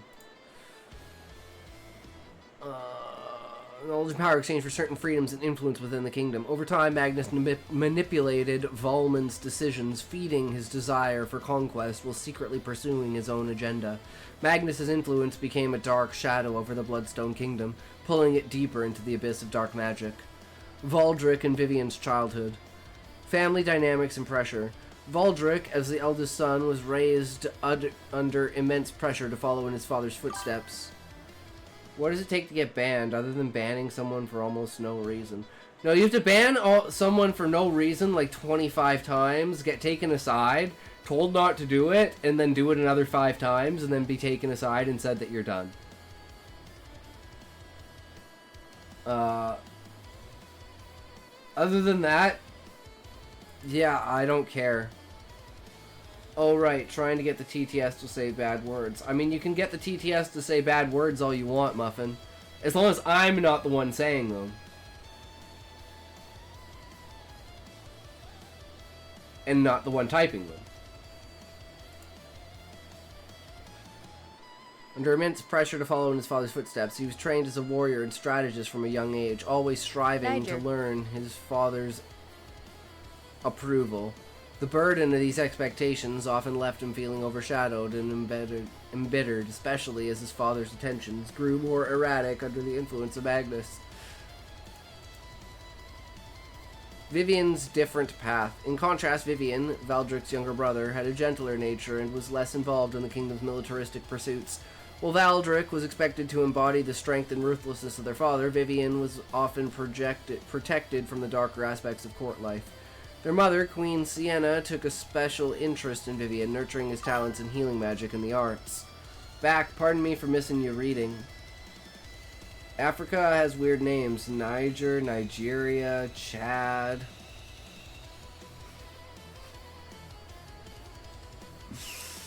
Fort Gay. Nurturing his talents in healing magic and the arts. This created a strong bond between Vivian and his mother, but also left him somewhat sheltered from the harsh realities of the kingdom. Valdric's protective nature. Despite their differences, Valdric was fiercely protective of Vivian. He saw his younger brother as someone who needed to be shielded from the corruption and darkness that plagued their father's court, especially with Magnus's growing influence. Valdric often found himself torn between his duty and his father, and his desire to protect his brother and mother from consequences of Volman's ambitions. And then there's South Africa. Boring as fuck. True. Downfall of King Volman. The influence turns malevolent. As Magnus's hold over Volman grew, so did the instability in the kingdom. Volman became increasingly paranoid and ruthless, turning to more dangerous forms of dark magic to extend his power. These practices led to unrest within the kingdom, as some nobles and military leaders grew concerned about the king's behavior. Valdric's growing discontent, witnessing his father's descent into madness and the growing danger posed by Magnus, Valdric began to resent the dark path the kingdom was taking. He saw how his father's obsession was tearing their family apart. Is there any reason to go to Kiribati? If you don't know, it's one of the smallest countries, and it's in the middle of the Pacific. Kiribati. I have no idea, Muffin. I have no reason to leave my room. That's all I know. And how his mother's attempts to guide Volman back to a more honorable path were increasingly in vain. Tragic loss. The turning point came when Queen Sienna died under mysterious circumstances believed to be a result of one of the king's dark magical rituals gone wrong. Her death devastated both Valdric and Vivian, pushing Valdric to the brink of rebellion. He blamed Magnus for corrupting his father and saw the mage as a source of all the darkness that had consumed the Bloodstone Kingdom. Magnus is either my dark magic name or honestly a character that I forgot. Also, dark magic is called Umbra magic in Ikaria, by the way. Okay, you don't need to eat or drink when you got happy gas. True, Muffin. That's what a Dutch oven is for. The uprising and Magnus's defeat. Valdric takes action. Determined to save his brother in the kingdom, Valdric plotted to overthrow his father with the support of loyal nobles, military leaders, and even some mages who were disillusioned with Magnus. He launched a coup against King Volman. The conflict was brutal, and Volman's forces were bolstered by powerful dark magic, but ultimately Valdric prevailed. Magnus's disappearance. During the uprising, Magnus confronted Valdric, revealing his own agenda to use the Bloodstone Kingdom as a conduit for even greater dark power. The battle between them was fierce, with Valdric tapping into a combination of his martial skills and the magic of bloodstone crystals. In the end, Magnus was defeated, though his body was never found, leaving some to speculate that he may have survived or left behind a dark legacy that still lingers. Vivian's role in the aftermath. In the wake of the conflict, Vivian played a crucial role in healing the kingdom. His abilities as a healer and his kind nature made him a beloved figure among the people, who saw him as a symbol of hope after the dark times. Valdric, now the king, relied on his brother's compassion to help mend the wounds left by their father's rule. The reign of King Valdric. A new era of ambition and control. After ascending to the throne, Valdric focused on restoring the kingdom's stability and rebuilding its power. He was determined to ensure that the mistakes of his father would not be repeated. Although he had eliminated Magnus and curtailed the influence of dark magic, Valdric was not above using the remnants of Bloodstone's power in the kingdom's benefit. However, he did so with a much more calculated approach, treating magic as a tool rather than a corrupting force. Vivian's ongoing struggles. Despite the peace brought about by Valdric's rule, the weight of their family's dark past still affected Vivian. He often found himself caught between the duties expected of a prince and his desire as a quieter life. Valdric's protectiveness sometimes stifled him, as he was rarely allowed to leave the safety of the castle. Smahi79, thank you for the follow! Oh shit, did I... What?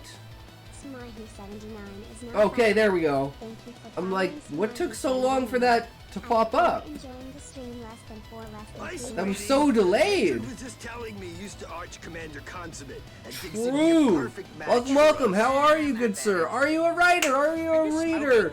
Are you a purveyor of ideas? Do you enjoy creativity and imagination?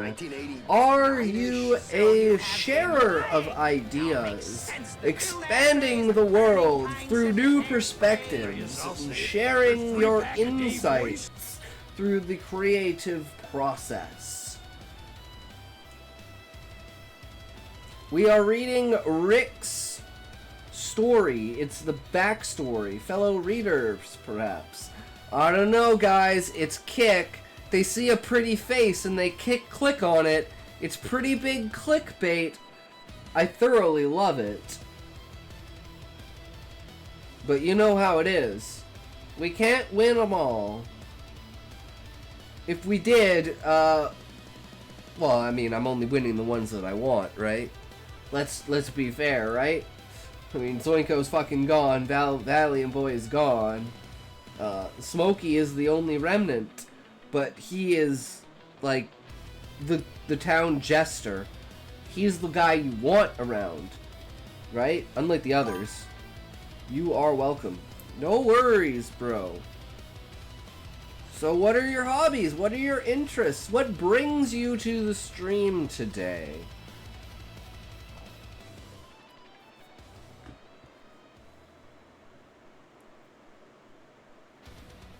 Tensions with Morgana Blackthorn. Even after Magnus's fall, the Blackthorn family remained a powerful force in the Bloodstone Kingdom. Reading?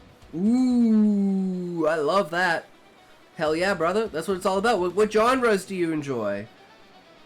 I write all kind, like every kind of genre. We are writing, our story right now is a medical mystery slash government conspiracy slash genetic experiments. Kind of a Island of Dr. Moreau. Blackthorn family remained a powerful force in the Bloodstone Kingdom. Morgana Blackthorn, Magnus's daughter, had her own ambitions and sought to maintain her family's influence within the court.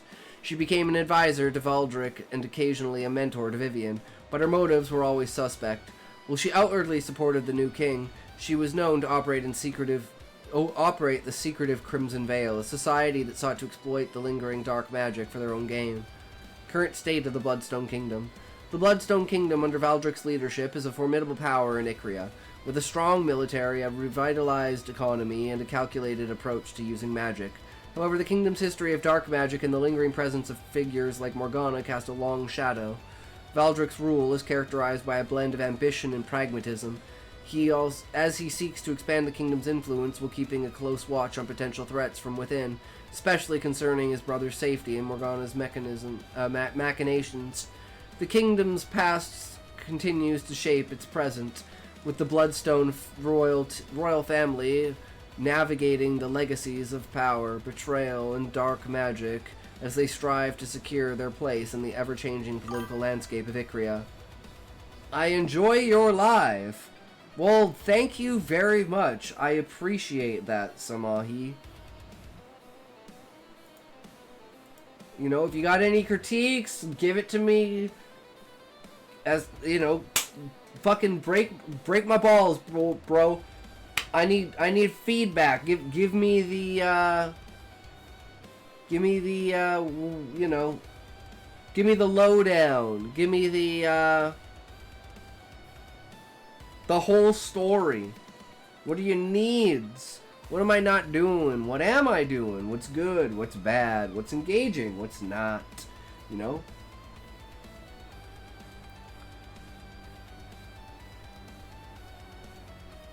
The kingdom's past continues to shape its present, with the Bloodstone royal family navigating the legacies of power, betrayal, and dark magic as they strive to secure their place as an ever-changing political landscape of Icria.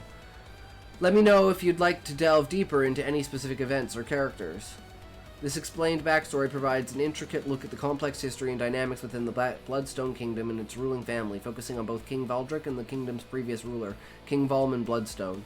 Here's a detailed breakdown of the key elements. Bloodstone Kingdom overview. The Bloodstone Kingdom, regarded as a major, responded to someone, by the way. No worries, Rick. It's all good. Having that fourth wall break in there is not a bad idea. The Bloodstone Kingdom, regarded as a major authoritarian power, hence the question in the end. I see. Maintains an image of discipline and strength. It's often seen as a formidable, even tyrannical nation by outsiders. You know, gets the juices flowing. Agreed. It's often seen as a formidable, even tyrannical nation by outsiders. Questions are extremely important, Rick, because there may be things that you don't think of that someone else does, and they ask you a question, you're like, damn, I never thought about that. You know? Like, for instance, I don't remember who it was, but someone asked me about AI in my story, that if AI could use magic, and we went through an entire discussion of trying to figure out, could AI use magic? And yes, in fact, AI could use magic.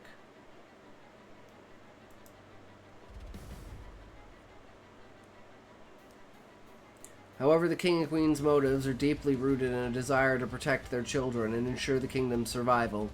Their actions, while harsh, are shaped by the need to ward off any perception of weakness and to combat darker forces that threaten their rule. King Valdric Bloodstone, current king. Valdric's early years as the eldest son, Valdric cherished his mother and had a fierce sense of loyalty towards her. He adored his younger brother Vivian, vowing to protect him from dangerous influences, particularly from Morgana Blackthorn's father. However, Valdric's relationship with his father, Valmon, was strained and complex. Valdric often tried to earn his father's approval, but was met with neglect or hostility. Protectiveness over Vivian. Vivian displayed a more delicate, gentle nature compared to Valdric's rambunctiousness. Valdric often looked out for Vivian, especially when the younger brother's charm and feminine appearance drew unwanted attention or put him in vulnerable situations. The brothers shared a close bond, often spending time together in their mother's company. Their mother, a loving figure, would make outfits for Vivian, who enjoyed wearing them, while Valdrick admired his brother's cuteness, but also saw potential in using his brother's charm to get things from townspeople. Yo, what's up, Grayson Ackerman? Hey, man, I remember you. You've been in here before, brother. How's it going, good sir? Welcome back. We are reading the backstory for Rick's story about the origins of his characters and all about the kingdom that his characters rule over. And, you know, the political intricacies and all the things in the background and everything like that. But, have you written anything, Grayson? I enjoy your story. True, brother. Yo, good day to you. Visceral Vocabulary! How's it going, brother? Welcome, man. Hello, Sir Grayson. Also, this is one of many kingdoms. True, Rick. This is the only one that I've read of so far. What are you up to, Visceral? We are reading Rick's story, where the backstory to his story, so like the histories and stuff like that. Notes. And good thing about this, that has a lot of backstory, by the way. That's good, Rick, because structuring things on backstory is like all the things that I have in my head about my book, but they're not on paper. So looking at how someone else structures their notes and puts all their stuff, what type of stories you read, any kind of story, Grayson. Earlier we were reading, honestly, just finished up my morning chores and sitting down for lunch. I figured it was the perfect time to drop in and catch up. Hell yeah, brother, that's what it's all about. All have a lot of backstory and stuff, you know, for every single kingdom. Yeah, Rick, that's the one problem I don't have, is I don't have the backstory for the Beastmen yet. Because they're kind of just segmented pieces of a whole, because the dragons created the whole, and they are like too immature and unevolved to be able to create such advanced cultures and societies. So that's where the conspiracy that, you know, there's a race in the background that's manipulating them comes from. The fact that they seem more advanced than they're capable of understanding. So something had to have given them that. But, you were doing good, but why your channel have less views? Because, Grayson, that's just the way that it is. You know? It's like the entire writing category on Kick is dead, so it's like if you actually look at the percentage of followers in a category and my average views on Kick, it's fucking ridiculous. It's like I'm like 1% of the entire category of follows over the entire thing. I'd argue for writing on here, it's probably above average. Yeah, I have an idea for you. What is it, Grayson? And then, like I said, we're just trying to facilitate the actuality of writing, because a lot of people just never start writing. So getting that little bit of push and feedback and, you know, seeing other people do it, building a community of people who support each other, even though we are very critical. Never not be critical. You know, we're just respectful towards it. Your shit is shit, but I like the direction that you're going. Just, you need to up your game. First, you have to maintain your profile. Okay, Grayson. I mean, I don't really, like, my focus over the last couple of months has been towards YouTube and Twitter. So I've kind of neglected Twitch and Kick, and now that we're like on Rumble and on Twitter, it's like I have a lot more stuff. So now I'm kind of focusing more on Discord. But it's like I only have a certain amount of time, and I have to allocate that to what I think is gonna get me the most out of my time, right? And then I have to experiment with different things and figure out what works and what doesn't.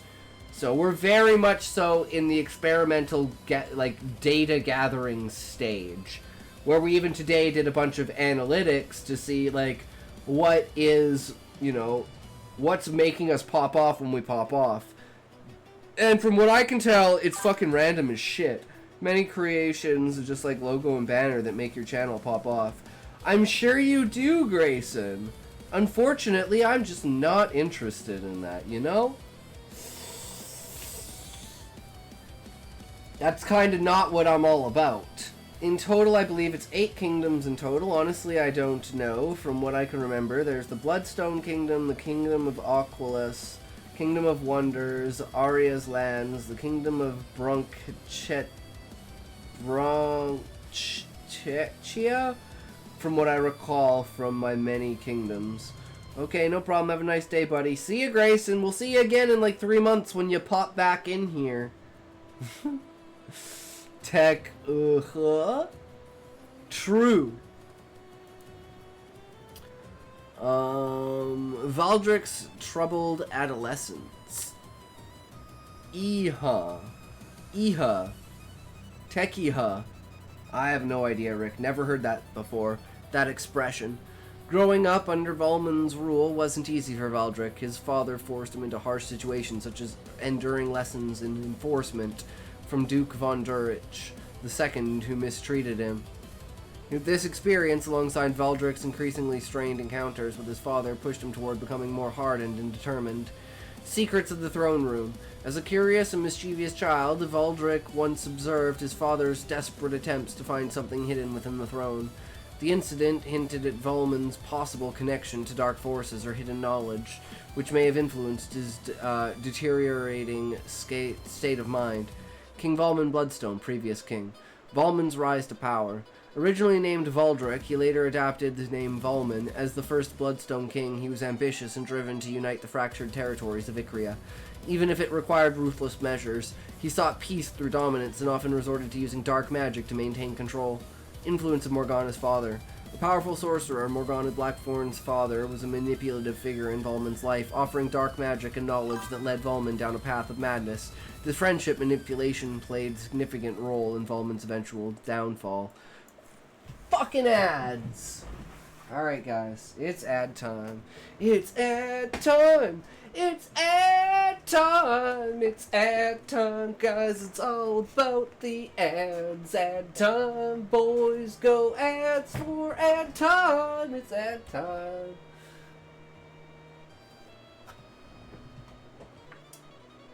Fucking goddamn ads. We hate ads!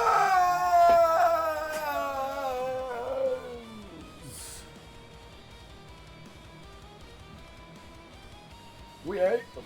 We hate them. Oh.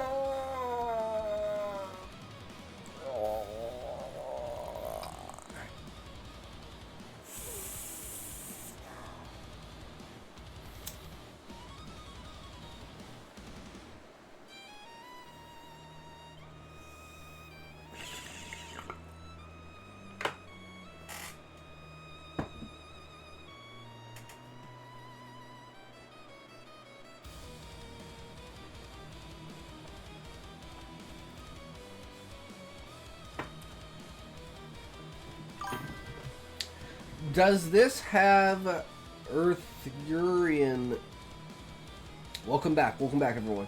Does this have your Arthurian legend inspiration? I don't know why, but the names are reminding me of it, Morgana especially. Arthurian. Apologies. And so I thought you were going visceral. And same with Rick. Yeah, it does give it this very much, like, Knight of the Round Table feel with the names. Like, I'm half expecting, like, a Merkdin, or, like, a what is Arthur? Like, Arthur and the Knights of the Round Table, Rick.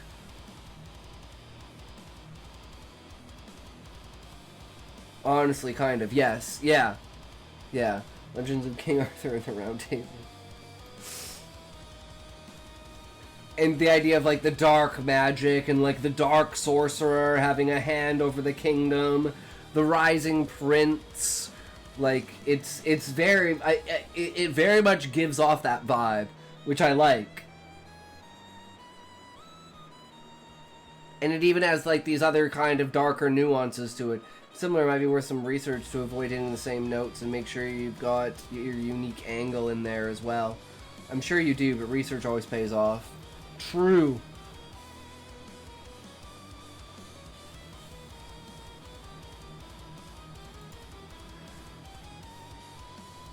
Mysterious relic and madness. Volman became obsessed with a relic or magical trinket linked to Morgana's father. This object, rumored to have a corrupting influence, led to erratic behavior and strained relationships within his family. He would often speak to himself or exhibit strange behaviors, hinting at a deeper manipulation at work. Valdrick's observations. During one instance, a young Valdrick observed his father frantically searching for a hidden compartment or button on the throne. Huh, Prince? Yeah, similar, but better, since the main characters will get involved in all Kingdoms, perhaps either joining this world or getting home by any means necessary. True, Rick. He would often speak to himself, observed, okay, the king's actions and stress suggest the relic's power or its importance, but not fully understood, or under his control. Vivian Bloodstone, Valdrick's younger brother. Vivian's personality and appearance. Vivian possessed a natural charm and was drawn to more delicate traditional feminine things, such as his mother's clothing. His cute appearance and enchanting nature often led him to dress in women's clothing and use his allure to get favors from townspeople. This habit created a playful dynamic between him and Valdrick, who would sometimes tease his brother or plot ways to exploit his charm. Vivian's influence on Valdrick. Despite Valdrick's often reckless behavior, Vivian's gentleness had a grounding effect on him. The younger brother would sometimes try to keep Valdrick out of trouble or guide him towards more considerate actions. If you would like to, my 7 MCs whom get isekai'd into the other world called Ikria are, well, high schoolers from what... would you like to meet them after this reading? Sure, Rick. That sounds really fucked up and creepy, so yeah, sure. Were more considerate actions, though this did not always succeed. Morgana Blackthrone and the Crimson Veil. Morgana's dual roles. As the royal advisor and an instructor at the Bloodstone Academy, Morgana wielded significant influence in both political and educational spheres. However, she secretly led the Crimson Veil, a secret society with an ambitious agenda that included darker powers and arcane knowledge. Connection to the Academy. The Crimson Veil extended its reach into the Bloodstone Academy, with several members embedded as teachers and students. This allowed Morgana to gather loyal followers and covertly advance her plans. Pardon me for making it sounding creepy. I honestly didn't want it to be that way. No, I like it that way, Rick. Don't apologize. Just saying, my characters, you want to meet them?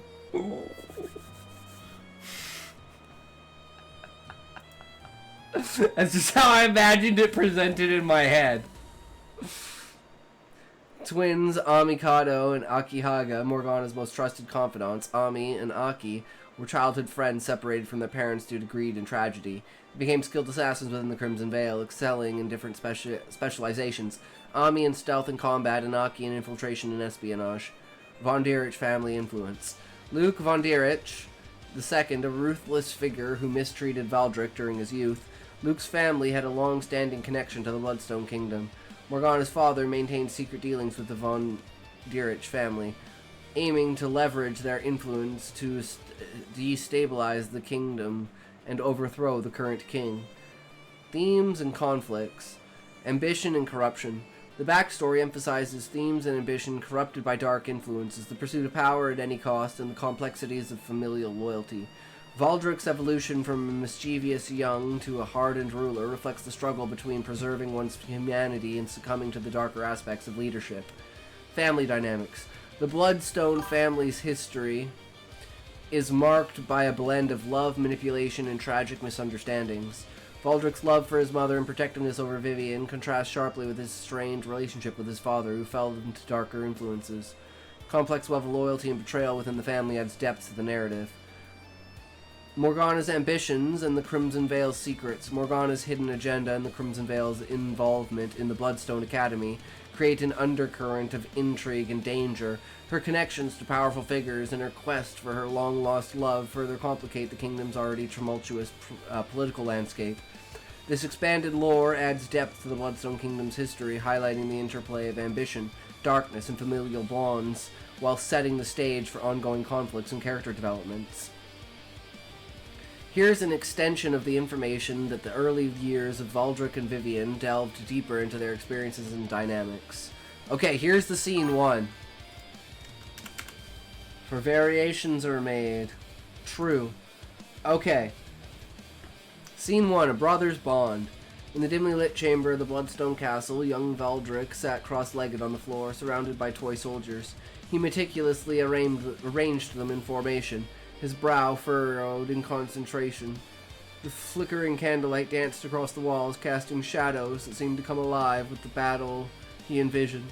He moved the soldiers as if they were real warriors, mimicking the clashing of swords and the cries of victory.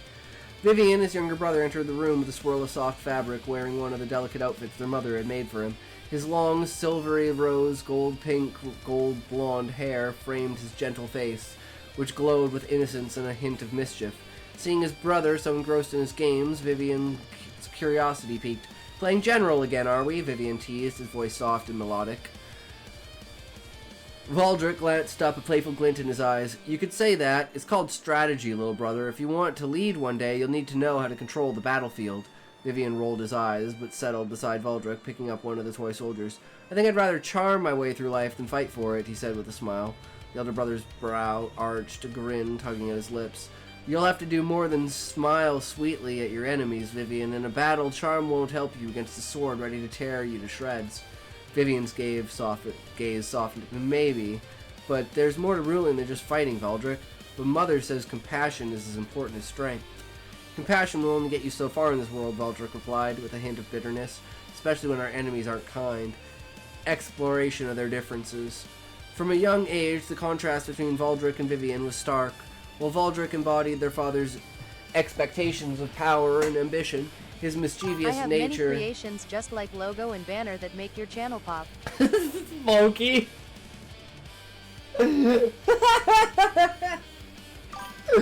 I want them. How much? Here, take my money.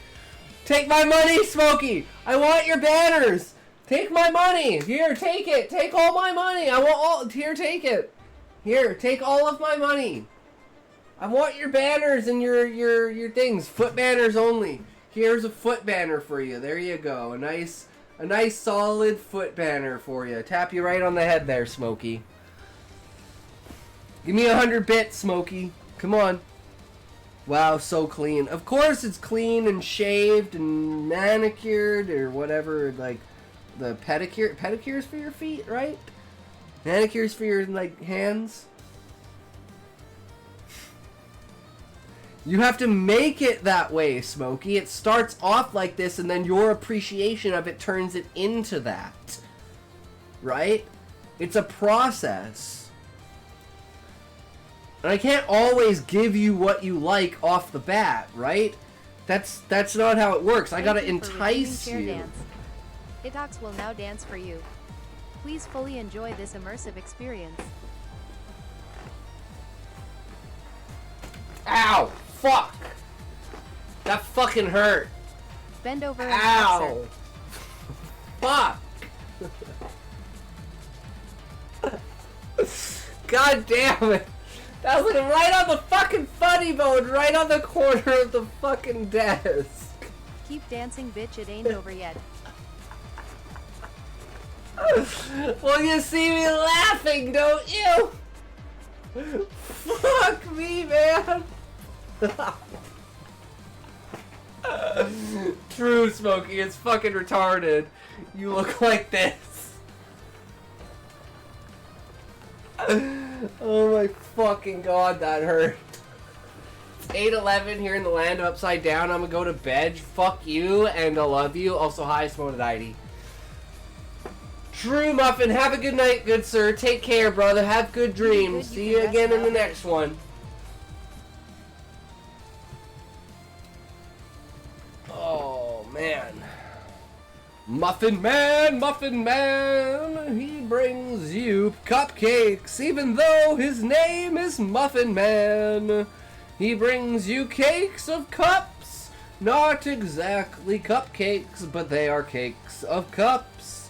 Yet his name is Muffin Man, 'cause they call him quite what he is.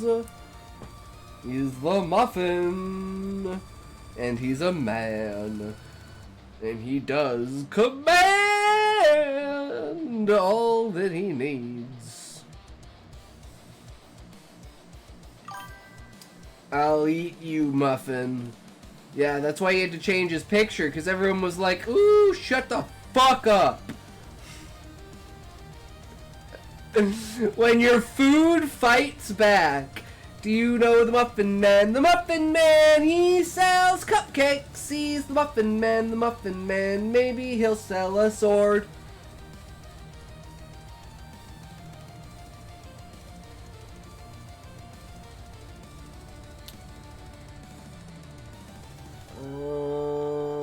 Valdrick's ambition was spurred by the desire to please their father, leading him to adopt a more aggressive approach to challenges, even as a child. He would train vigorously in swordplay, and during harsh lessons from their father's knights, whenever Valdrick emerged victorious in a duel, he would proudly seek out Vivian, expecting praise, but instead of admiration, his brother often greeted him with gentle concern. "You're pushing yourself too hard," Vivian would say, his voice barely a whisper. "There's no need to prove anything to anyone. I'm teaching my crusty sock to sit up. It's real good."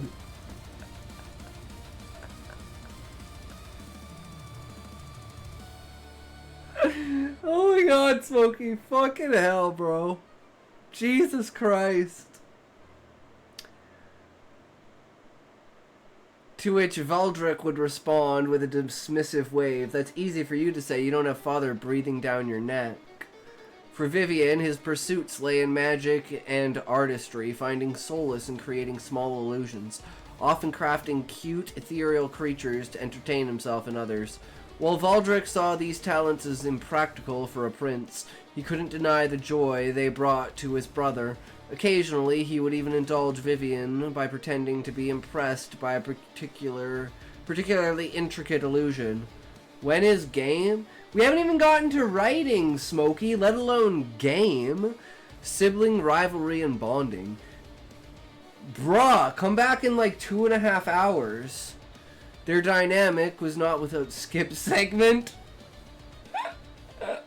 Fuck you, Smokey. Their dynamic was not without its moments of tension. Valdrick's competitive nature occasionally led him to challenge Vivian to sparring matches. The younger brother, despite his reluctance, would accept the challenge. More often than not, Valdrick would win, his physical prowess far outmatching Vivian's. These victories were bittersweet, as Vivian's expression of hurt, though never voiced, were evident in his downcast gaze. "Don't jerk without me."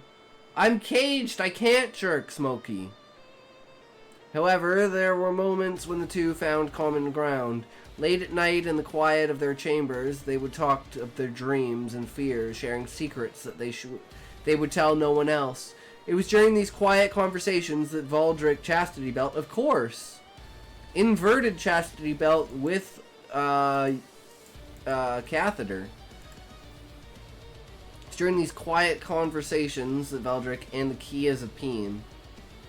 True. During these quiet conversations that Valdrick would assure Vivian that no matter what happened, he would always protect him. "One day I'll make sure father sees you for the treasure you are," Valdrick promised, not just as a pretty face, but as someone who can change the world. Vivian's eyes shone with gratitude, though the doubt in his heart remained. "I just hope the world is ready for a prince who prefers a brush to a sword." Influences okay, and this, manipulation. Fuck Elmo. Fuck Elmo. Damn, Smokey, that's brutal. Influences and manipulation. The looming presence of Morgana's father began to creep into the boys' lives as he gradually exerted his influence. The man was known for his subtle use of dark magic and manipulation, often bending the will of others to his desires. While his primary target was King Volman, it wasn't long before Valdrick began to notice odd changes in his younger brother's demeanor. Vivian became withdrawn at times, staring off into the distance as though lost in thought. When questioned, he would simply smile and change the subject. But Valdrick could sense the darkness creeping in. He became more protective of Vivian, watching over him during their lessons and challenging anyone who dared speak ill of his brother. His protectiveness sometimes extended into recklessness, especially when Valdrick would get into trouble for spying on women in the castle baths or sneaking into places he wasn't supposed to be. While his actions were often met with scolding reprimands, they served as a way to distract himself from the weight of his responsibilities. I have learned so much about throwing a punch. Nice, Callie. You are going to be the ultimate you in no time, Callie. I believe in you, man. Keep improving yourself. I believe. Let's do it. Turning point came when the brothers witnessed a brutal execution ordered by their father. The condemned man had been accused of treason, though there was no evidence beyond whispers and heresy. Hearsay. As the axe fell, the boys watched, unable to look away.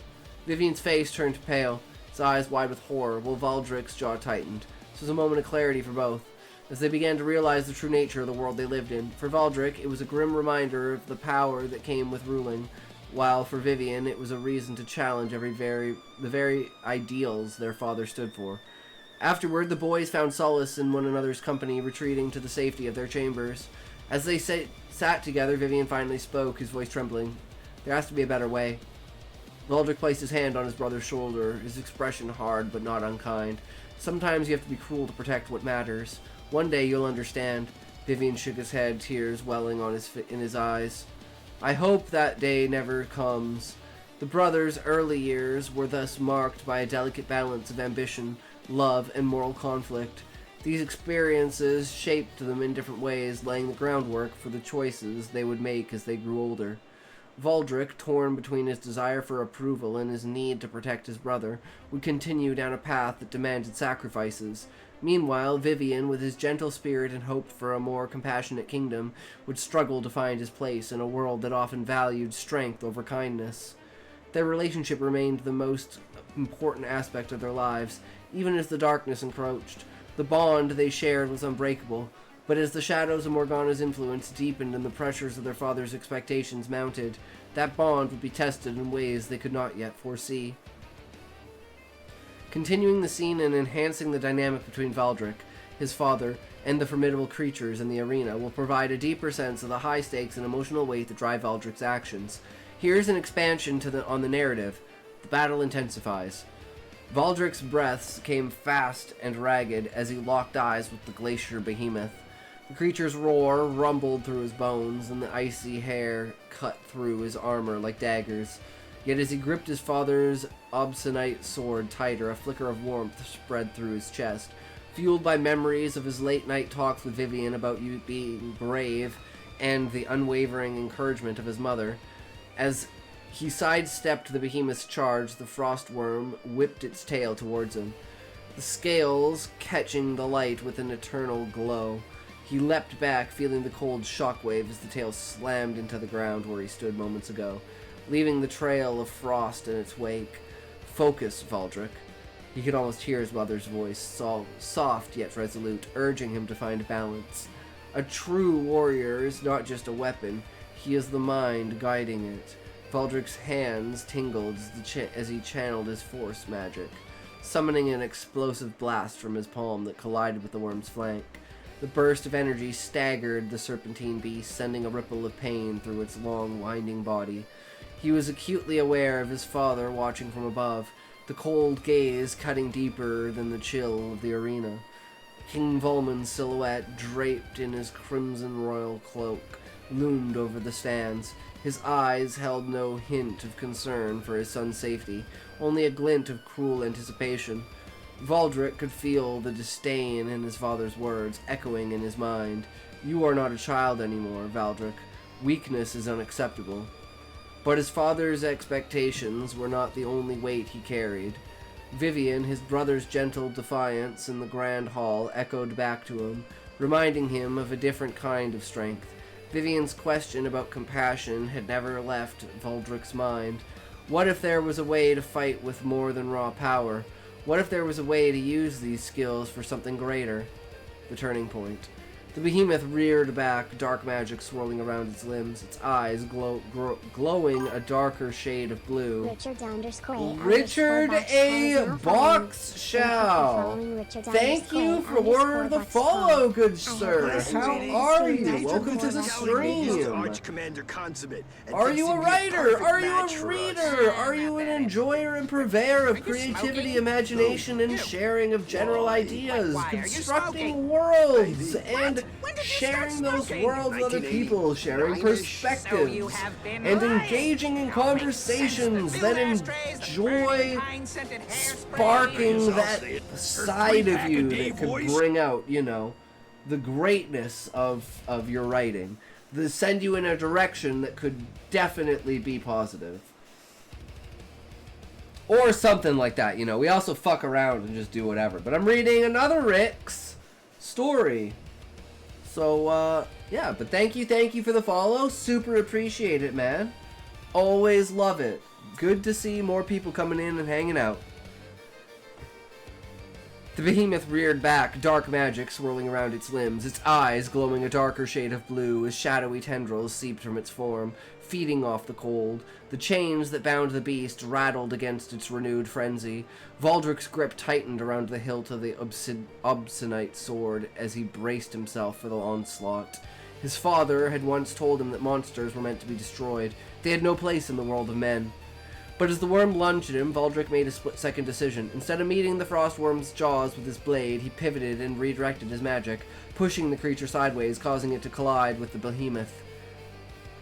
The beasts struggled momentarily, entangling in each other's movements. He realized that he didn't have to overpower them individually. He could use their strength against each other, take advantage of the brief confusion. Game yet or? Game yet, or your dick, Smodidite. Valdrick darted forward, thrusting his sword toward a vulnerable joint in the behemoth's icy armor. Must be my dick then.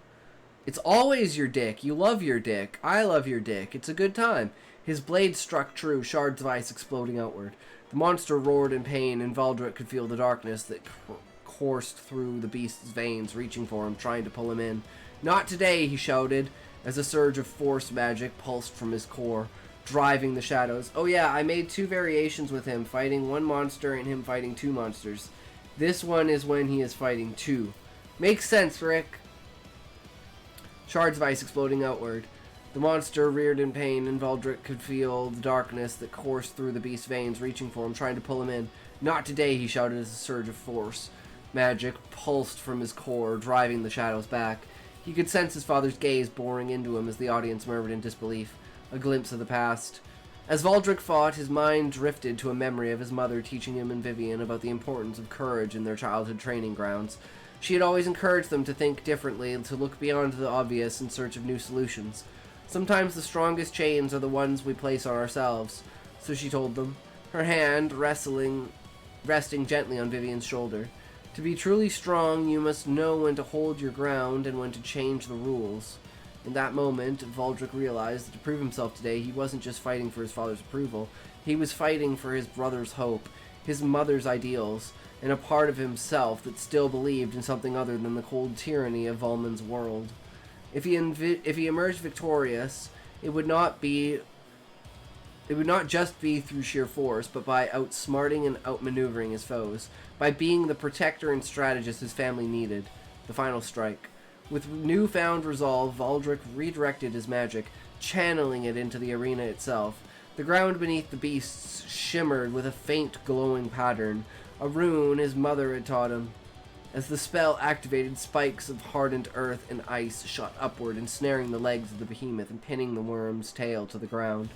The beasts roared in unison, their cries blending into a single cacophony of defiance. Valdrick saw his opening. With a burst of speed, he closed the distance and drove his blade into the heart of the behemoth, the obscenite sword flaring with dark energy as it pierced through the ice into the creature's core. The behemoth shuddered, its glowing eyes dimming, and collapsed in a heap of shattered ice and broken rock. Valdrick spun to face the worm, which was still writhing against the restraints. His breath came in heavy gasps as he raised his sword. He could end this now, in the same way he had finished the behemoth, but a voice in the back of his mind, a whisper from his mother's lessons, held him back.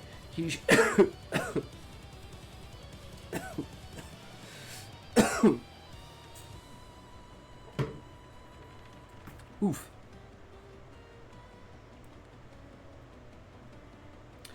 He sheathed the obscenite sword and instead used his magic to force the worm's head to the ground, submitting it without delivering the killing blow. The arena fell silent. Volman's expression was inscrutable as he stared down at his son, a mixture of grudging respect and barely concealed displeasure. Valdrick's heart pounded in his chest, not from exhaustion but from the realization that he had chosen a different path, a path that would not always align with his father's vision of strength. Aftermath. Valdrick turned to face his father, his stance firm but his eyes searching for a sign of approval. King Volman's gaze flickered to the restrained worm and then back to his son. You left the worm alive, Volman observed coldly. Mercy is for the weak, boy. You should have finished the job. Valdrick's jaw tightened, but he did not falter. No, father. I showed it compassion. Not because I'm weak, but because I'm strong enough to know when it's the right choice. Sometimes strength is about knowing when not to fight. Volman's expression darkened, but there was a flicker of something in his eyes, perhaps a hint of acknowledgement or even curiosity. Without another word, he turned and left the arena, the crimson cloak billowing behind him. Valdrick let out a breath he didn't realize he had been holding. Vivian rushed to meet him, his face glowing with admiration. You were amazing, Val. I knew you could do it. Valdrick knelt down and embraced his brother, feeling a renewed sense of purpose. I told you I'd protect you, didn't I? One day we'll make this kingdom something better, something that can be strong without losing its heart. The bond between the brothers solidified in that moment. As Valdrick resolved to forge his own path, a path that would blend his father's strength with his mother's wisdom and his brother's compassion, he would not let the weight of expectations crush him. He would carry it and rise. This version aims to emphasize Valdrick's inner conflict, his growth during the battle, and emotional stakes involving his family. It also sets up for future tension between his father's harsh ideology and Valdrick's emerging sense of a different kind of strength. Vivian's presence in the arena can serve as an emotional anchor and a source of tension that adds depth to Valdrick's fight. His involvement could bring out Valdrick's protective instincts and highlight the brothers' bond, while also showing how pressures of their father's expectations affect them both. Boom! Finished it before the ads.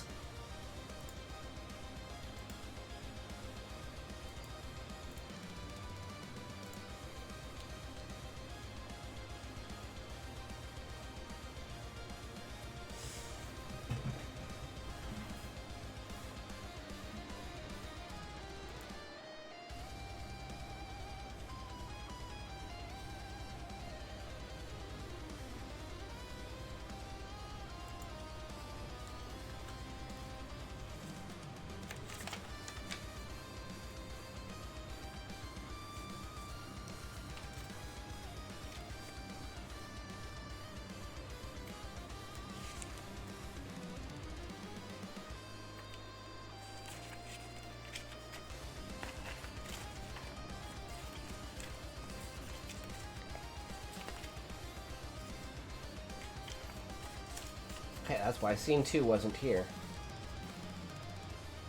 Wait, we're done with scene 1, right? Let's Hector back to her lab.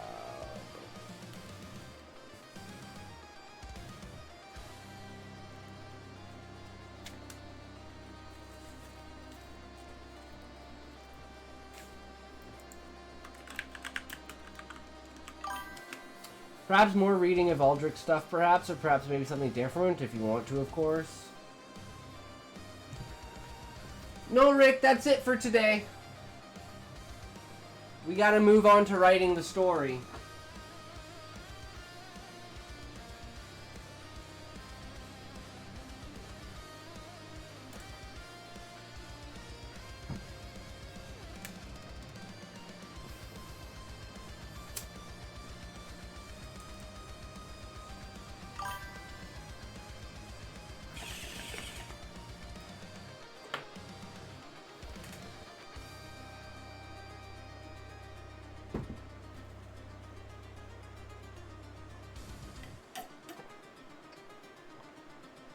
Yes, this is our story. Chiral clones. Linda prepares breakfast. Oh, did I already do this? Wait.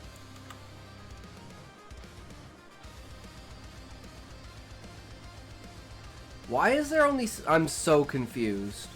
Why is there only scene 2 and not scene 1? Oh, because scene 1 is 1 and then scene 2 just does that. Okay, that makes sense.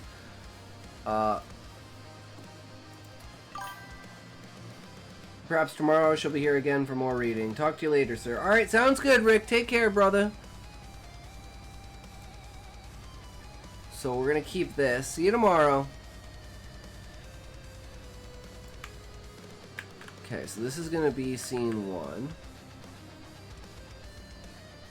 Then we're going to go scene 2 is moving to the break room.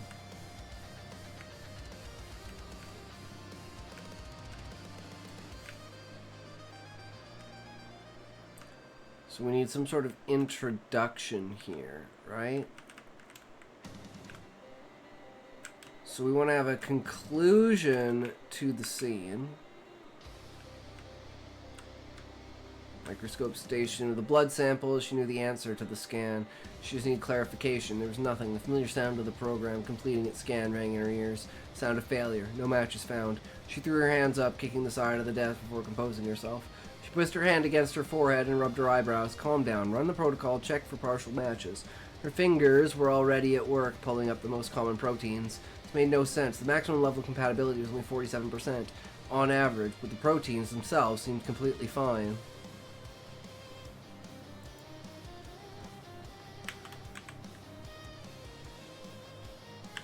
She pressed her fingers against her forehead and rubbed her eyebrows.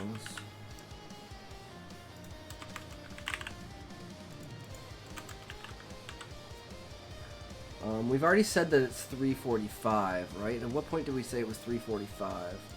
Over 13 hours, folding sequence. So it's still going to be like another couple of hours after this. She looked at clock again.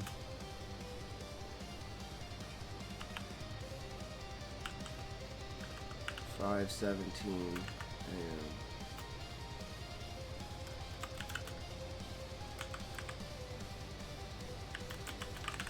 Stomach growled almost in unison with her comprehension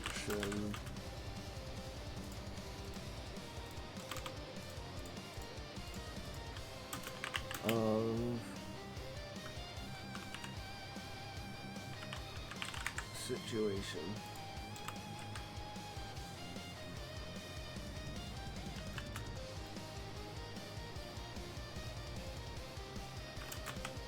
Step back and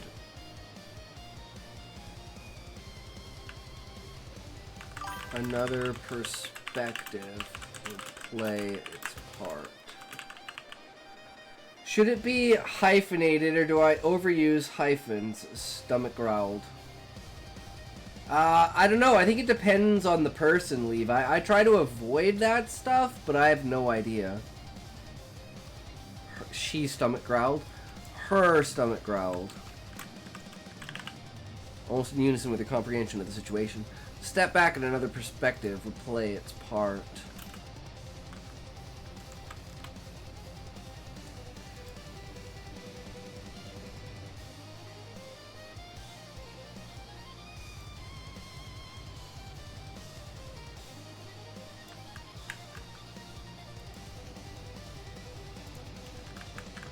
We're going to add that part.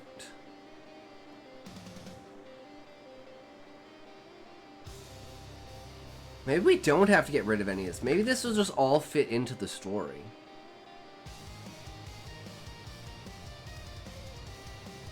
We just don't want the end. We just want her leaving.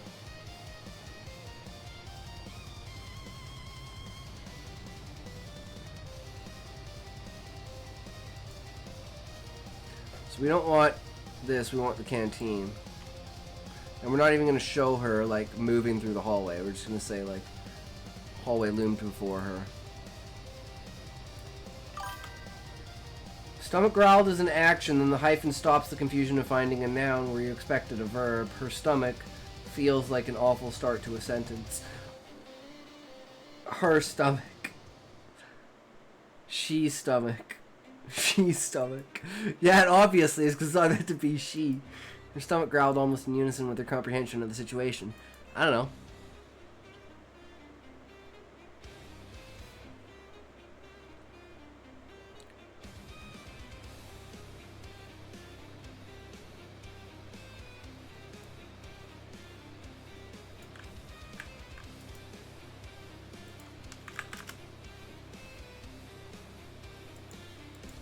Scene 2 is the break room.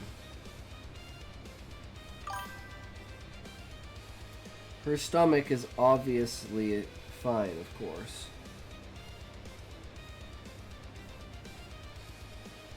The she stomach. What the fuck is a she stomach? Of course.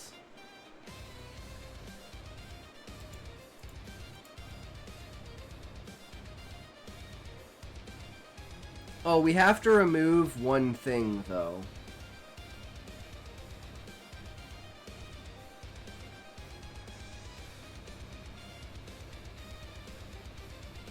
This.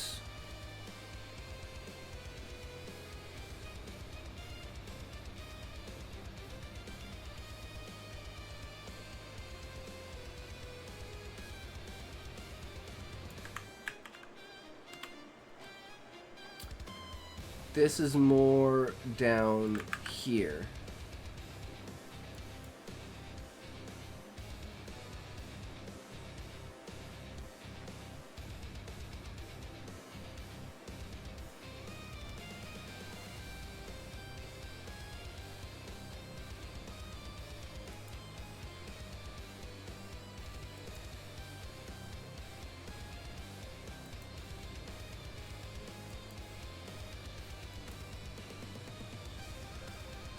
Okay, I think that works.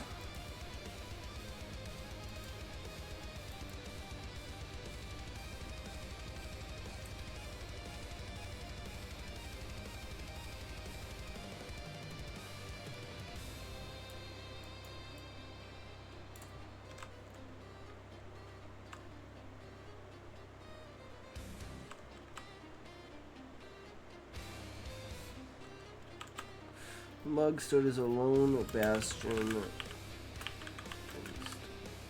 time. Which was one excuse to get away from it all.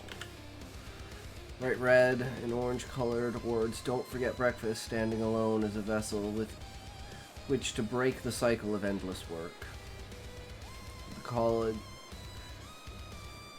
collage of breakfast foods on it, a stoic reminder that some things are not worth sacrificing. Linda took a sip of coffee, which roasted the trick.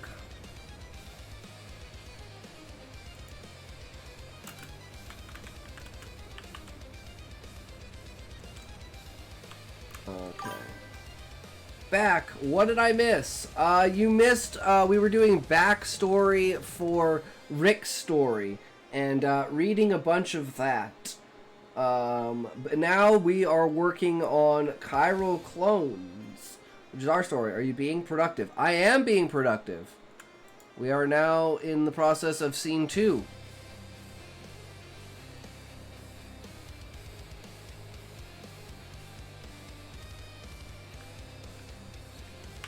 As she prepared a frozen breakfast meal from the company reserves of the overnight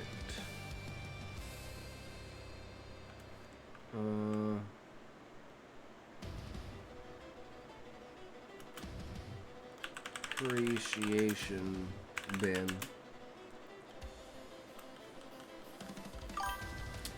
funny how you have everything by topic and are so organized. I'm the opposite. I have loose ideas everywhere.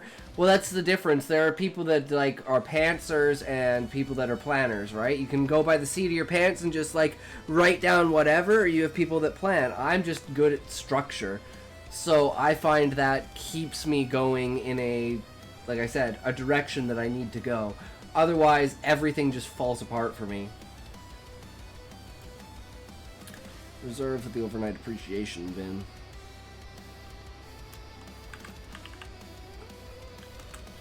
Mind wandered. Possibilities of contamination and other sorts, wondering if another sample would show the same results. Been writing for a long time? Well, I've been writing since I was in high school, but we've only been really writing for like almost a year now. I mean, I do a short story every couple of months or so, and never really edit it. Just kind of, if I had a like epiphany idea, I'd throw it down on paper, and I'd be like, I'll edit it later. Now we're actually like getting fully refined stories, and like we're developing, you know, the actual act of creating and telling a story. Other spots, other sorts, wondering if another sample would show the same results.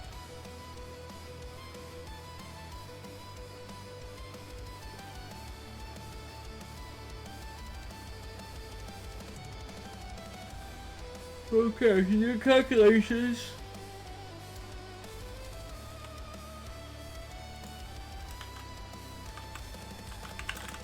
Hold out the tablet from her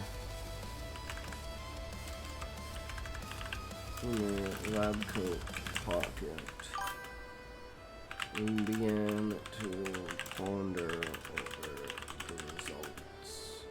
Woke up in the middle of the night with an idea for a midwife's tale and wrote it down on my phone's notepad. Hell yeah, Deja. Always write those ideas down.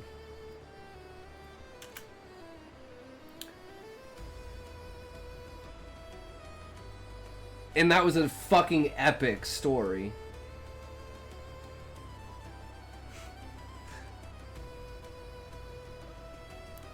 Something to be said for short stories, something to be said for like that micro story that's like 150 words. Like, holy shit, dude.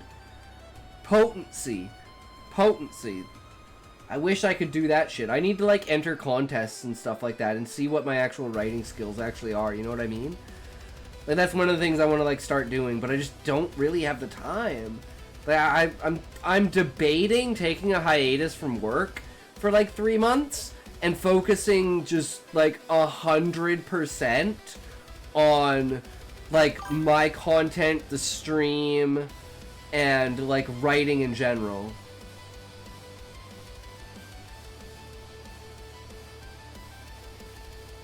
Just to like see what comes out of it, right? Because like at this point it's like I'm just lazying on by, just doing what I can with the moments that I have, right? And I mean, we've done fantastic with it, but I'm wondering what would happen if I could like, you know, put actual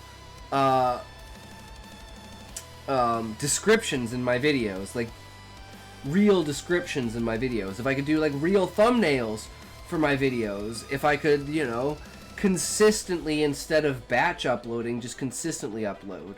Like, figure out how to do better clips. Look at the analytics and say what clips are popping off, which clips aren't, what moments in the stream are important, which aren't. Stop being lazy about it. Actually go through it and watch my streams and, you know, get to those points of when am I not entertaining, what do I need to change, what do I need to work on, instead of just doing a batch overview of everything and probably missing 90% of it. But that's just, like, the way the world is. I just don't have the time. Hi, what's up, Jessica Hazel? Let me predict your entire conversation. Hi. Hello.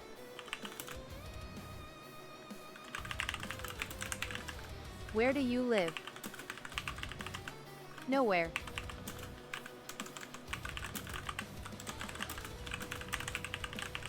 That's awesome, you are great.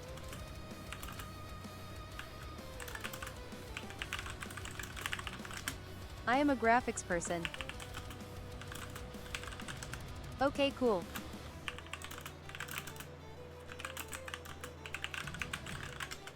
Can you buy me graphics? Nah. Okay, bye.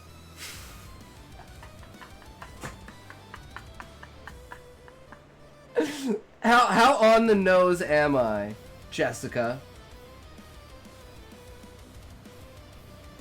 Because if I'm not, please tell me that I'm not, and you're a real person, and you're not a graphics designer bot trying to sell some art. I would really appreciate you to not be that. You know. And the fact if you get offended by that, then I'm just gonna assume that you're lying and you are a graphics designer, you got called out. So would you like to put more effort into your stream, make cuts and review the stream? By the way, you are right. Yeah, see, exactly, Jessica, because you've been in here before. I recognize your name. Would you like to put more effort into your stream, make cuts and review the stream? Yes, Deja. That is the goal at the end of the day, is to do more on the back end. Because I think we've got the stream content, at least for the moment, pretty much down.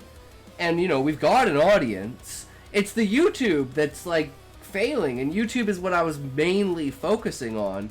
And we lost a subscriber today, and I was like, damn, man, I really got to put more effort into this. I got to figure out what the fuck I'm doing wrong. And I got to get it right.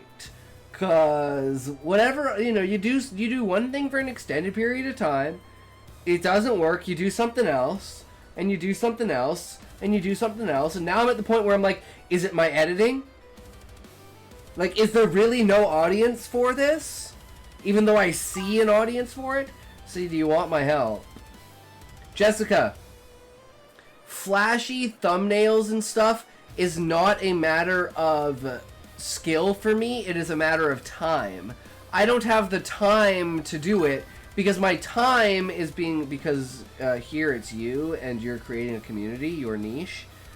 True, Deja, but the problem is streaming in general is not necessarily made for growth, especially Twitch.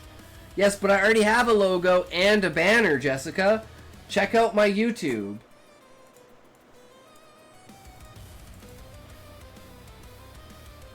And check out my Twitch.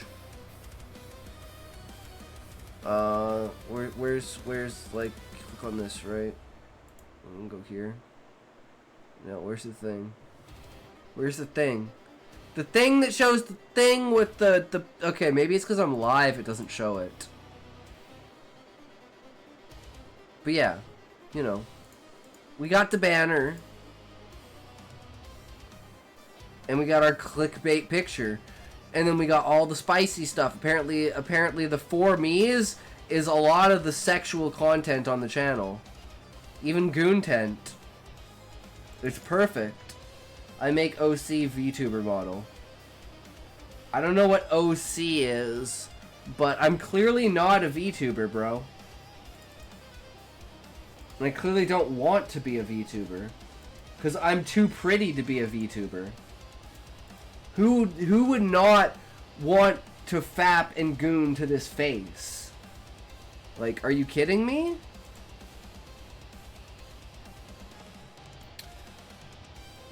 Looking at the computer simulation, show coffee cups importance.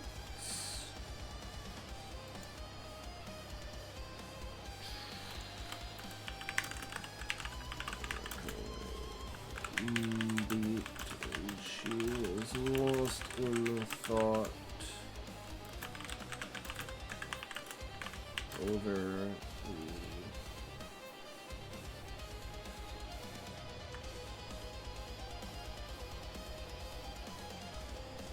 it beeped as she was lost in thought over the, what do you call it?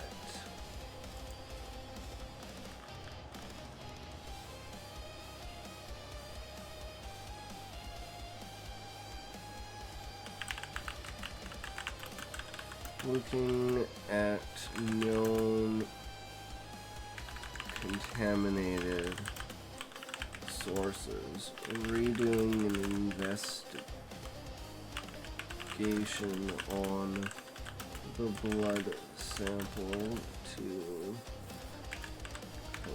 confirm its authenticity.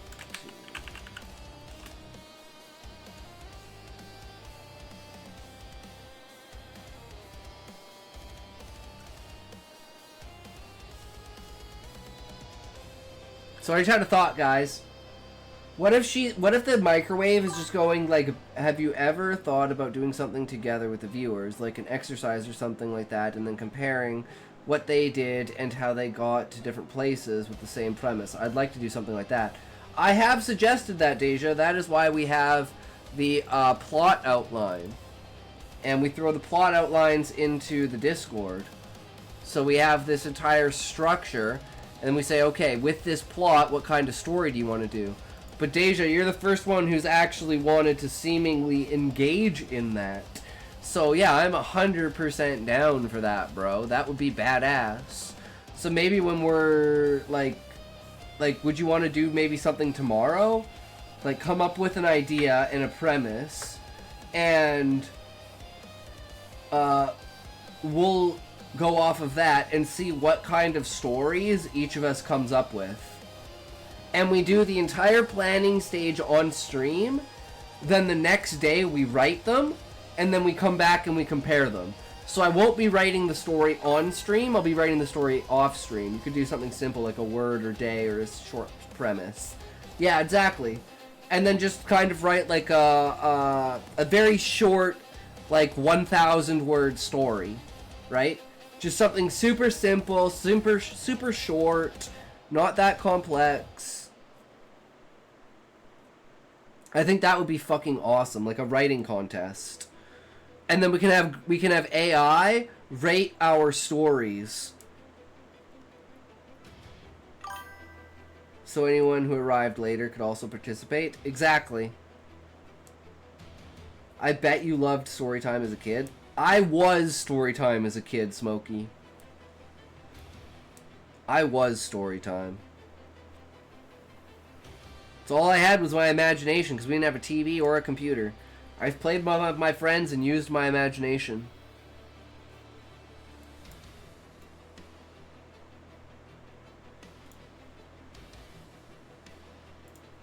During the time you would be streaming, people could write about it. Exactly. Exactly. I have the next 2 days off, so, you know, doing it on my days off, I'm totally down for that. Because one thing I want to start doing is, like, writing through the TTS, or through the SST, speech to text. So I'm actually, like, you know, engaging when I'm writing, and it's not just silent and me typing. So I'd actually be speaking the story, right?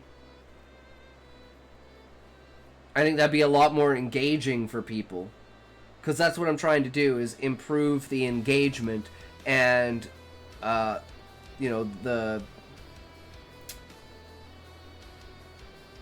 factors that allow other people to provide input, and also for people to just lurk and chill. It's just an idea, but I think it would make the stream more interactive. Exactly. Exactly. The problem is getting people to do it, Deja. So if it wasn't like on stream and it was just like a pinned message that says this is the plot, you know, we should just start our own competitions, and we should give out like rewards and stuff, you know, like cool little things. Like I think that would be a really, really cool thing to do, because everyone knows there's your normal content and then there's your like once in a while content, right? Currently, my only once-in-a-while content is makeup and dress-up and, like, pool and bikini streams. So having something else on top of that... Learning dirty boxing with Chat GPT less than. True! Is that, like, going straight for the balls, poking someone in the eye, like, jabbing them in the throat? Callie? Kicking them in the butt? Like, all the worst moves that you're not supposed to do in boxing.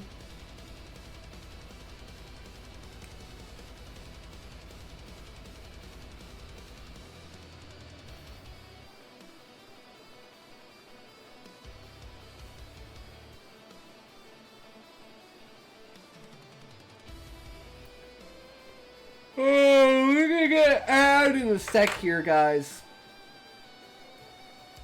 But anyway, so my idea was, instead of having the coffee cup dictate Hector's left-handedness, it's going to be him. She's going to first notice it. He's going to press the button on the microwave to stop the beeping when he comes in. And then she's going to put her cup down on the table. And he's going to sit down in the chair that's pulled out.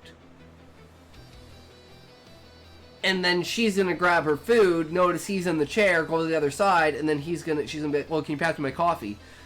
And he's gonna grab it with his left hand, and she's gonna be like, okay, something's really fucked up here. And there needs to be a third time that it happens. Oh, then she asks, oh, can you look at this? And goes to hand him the tablet, and she confirms it by him picking up the tablet and looking at the tablet with his left hand. And then they go into a discussion, and then she invites him back to the lab. Boom, that's how the scene's gonna go. It's just gonna keep flowing through.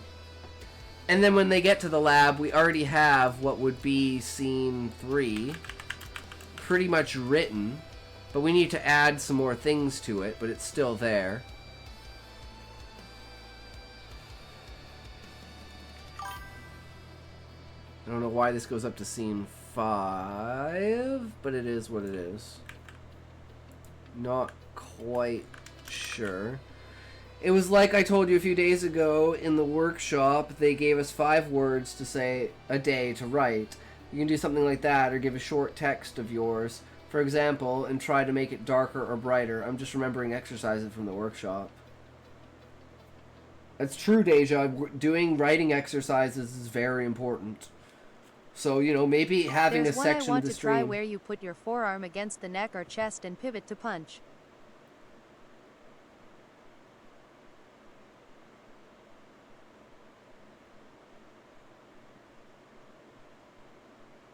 Ads! I'm gonna be right back. I don't know why, man. I had fucking... I guess I drank a shit ton of water today. I fucking got to take a piss.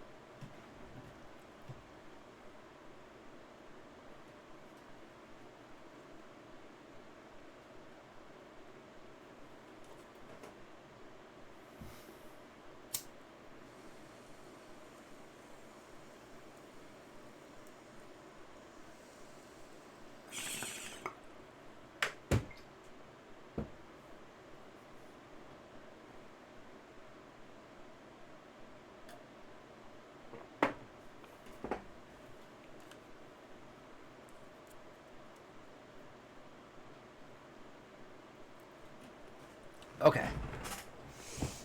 We are back. Am I just now realizing that we're out of music? Or did the music end while I was gone?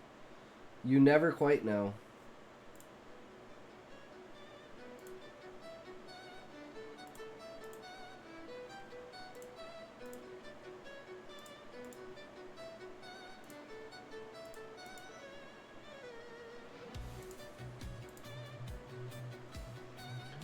Okay, so we've got this here. Focus mode, true.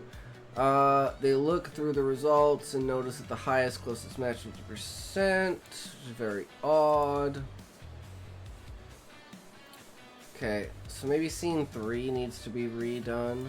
So like, what do we have here for scene 3?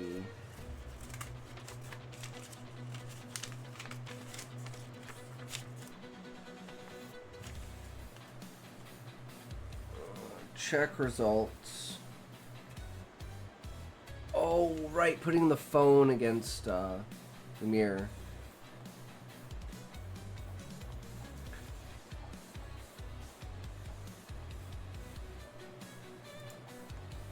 So that would be up here? Where is that? Did I write that down?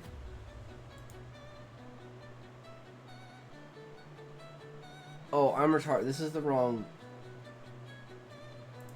file. There we go. That's why this is fucked.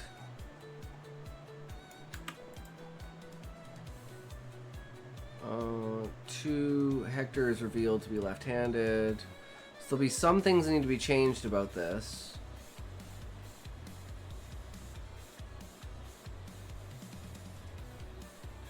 Okay, we've already done that. So here we are. This is scene 3.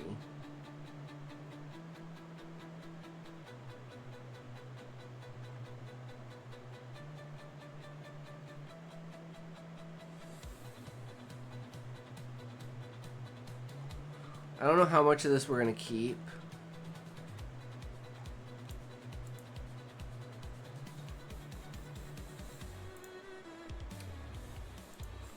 But what do we say so far for scene 3?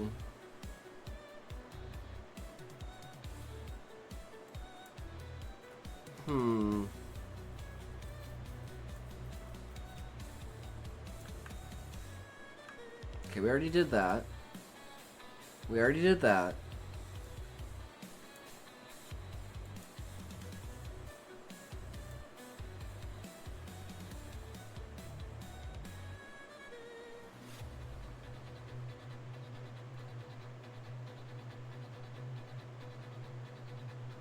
So all the way up until there.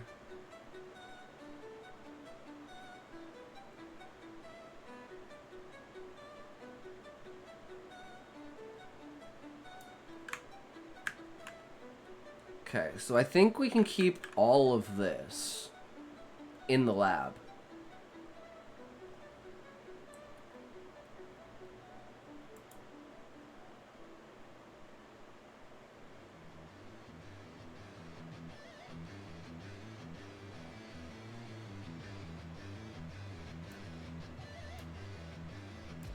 So there's banter we can move. Oh shit! You.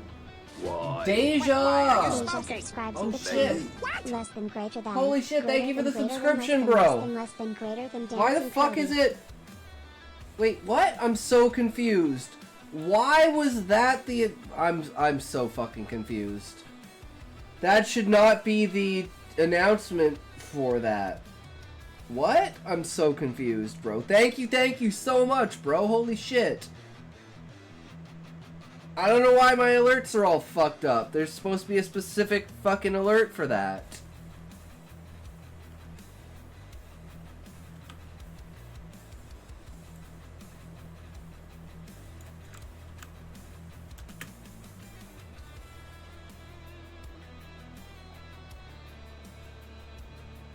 Yeah, super appreciate it, bro. Thank you. Thank you for joining, and thank you for gaining your wings. Because it's supposed to tell you that you got your wings, right? It's all about the wings. I don't even know why I didn't even do an announcement in the chat. Fucking joke.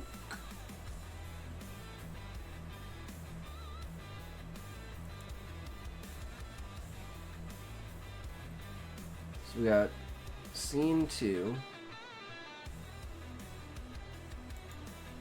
Its authenticity, and then from here, so we show Hector enters and banters.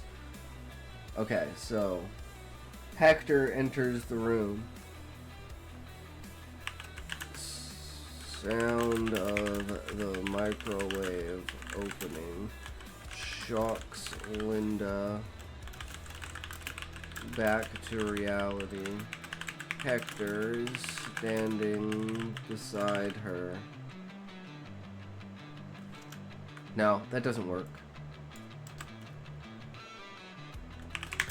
Door to break room opened. Hector walked in with a yawn. He's rubbished. Loud coat with its dark coal and oil stains, grease stains, dark oil and grease stains from the mechanics lab.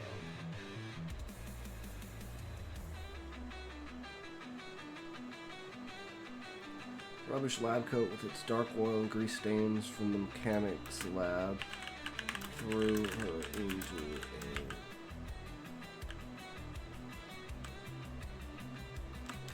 tore her from these thoughts as the smell entered her nostrils.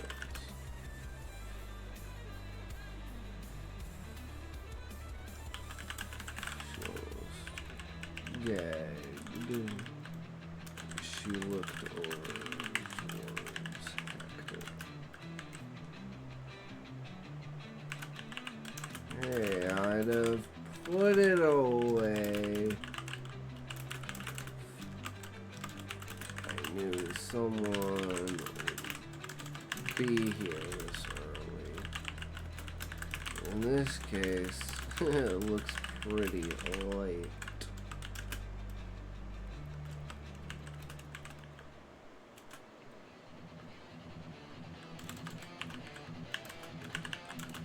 Beep of the microwave sounded. Window looked down. Hector, in his brutish ways, walked right up to her and pressed the button.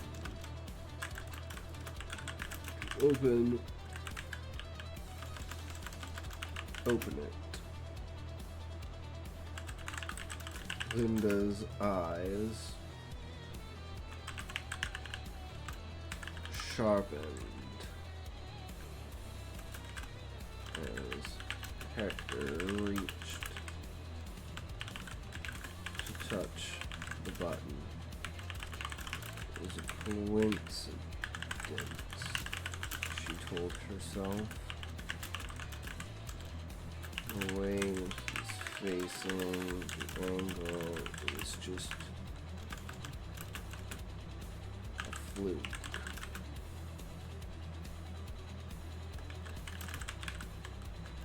She looked up at Hector. Cold nose.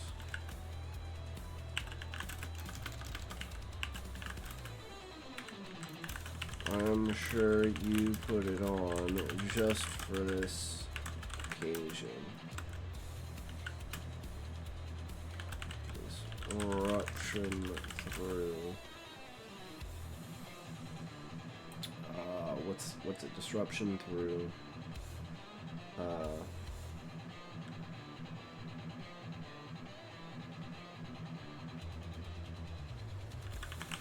Passive involvement. It seems to be your thing now. Leaving the lab is still attached to the work. It's supposed to be our haven.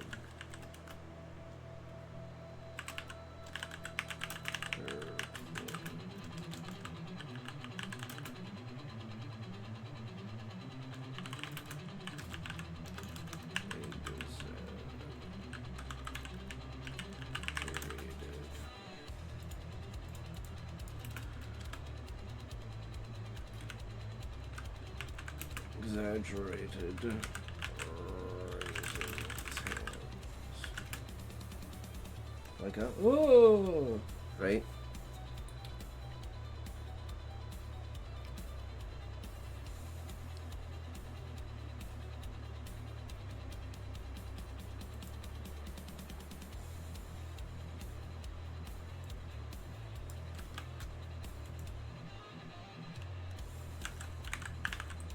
Linda walks to the table and places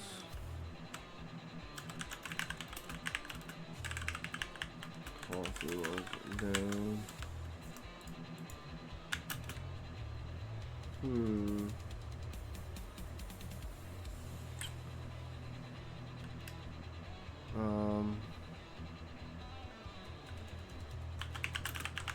Comes back towards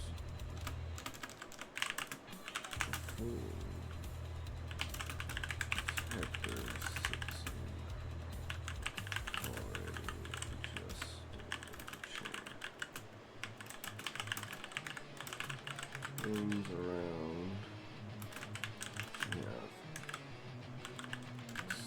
Excellent. Places.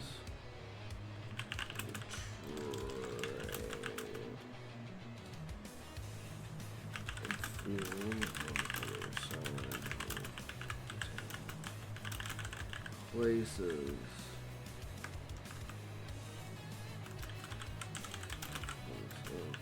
Chair and sits down.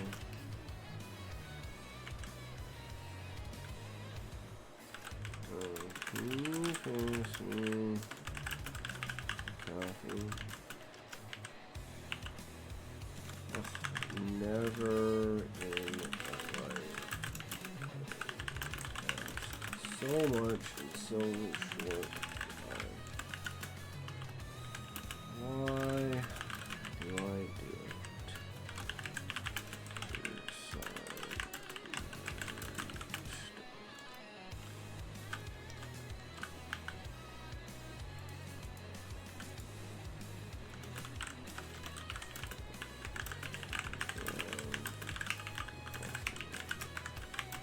Now,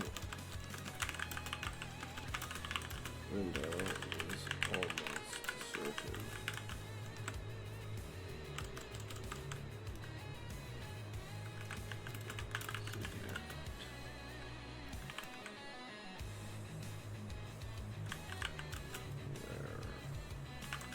There's no other explanation.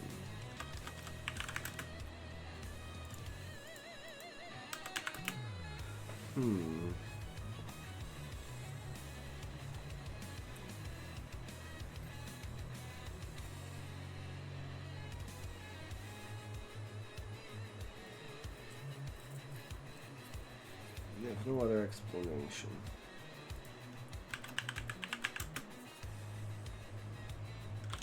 Place the cup in front of Linda.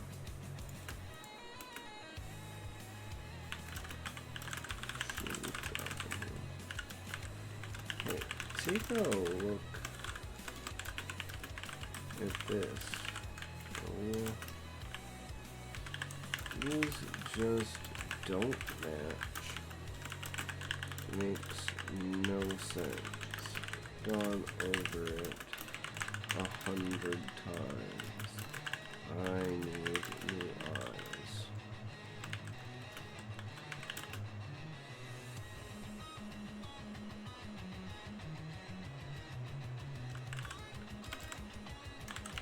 Slid the tablet across table towards Hector. Picked it up with his left hand. Held it.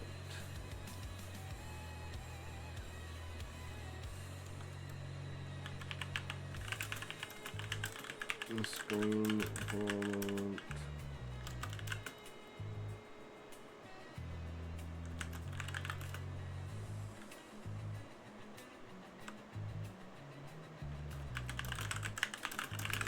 That No.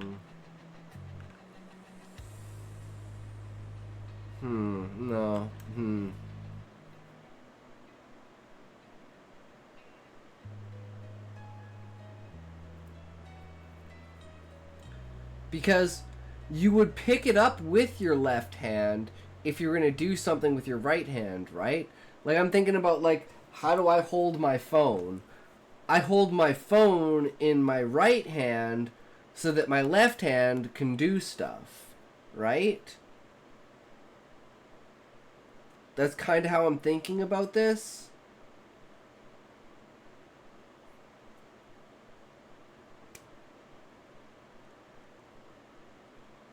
Like if you were talking about like a tablet, right? Because you want one to hold in your hand and then one to do like like using the pen, right?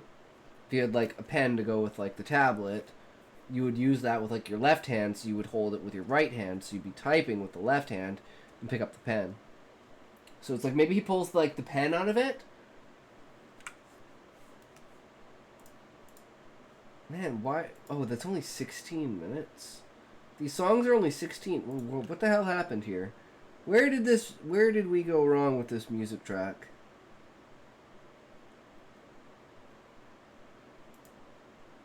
Okay, let's try this shit.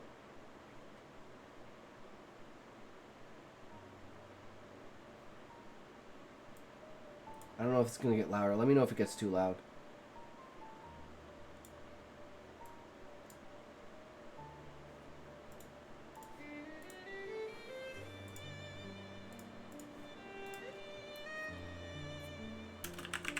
Right hand removing pen with his left. And the scroll across the screen.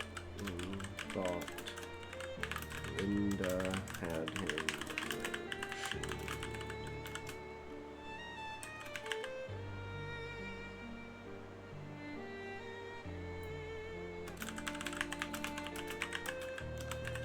Mud and red.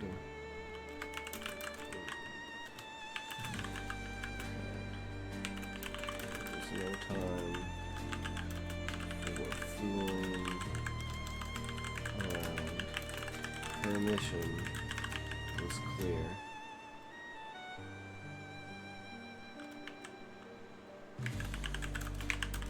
Check the match rate. Is very odd, the percentage.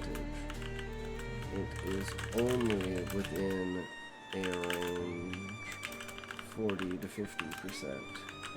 Nothing I have seen stabilizes at that match percentage. It was contaminated, should show a full spectrum. Window was trying to hold.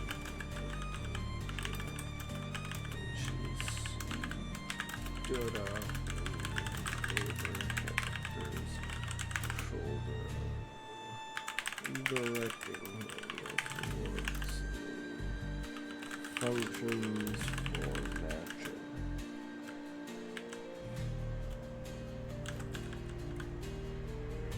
Look, this is not how it should work. The left side.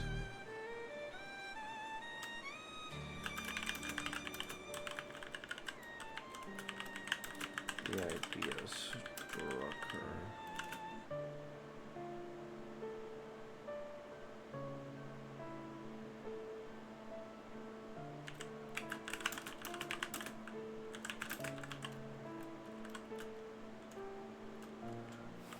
Yeah, I just don't even care. We're just gonna throw it down, go with it. We need to get this out. It struck her. Come to the lab now. I have to show you this.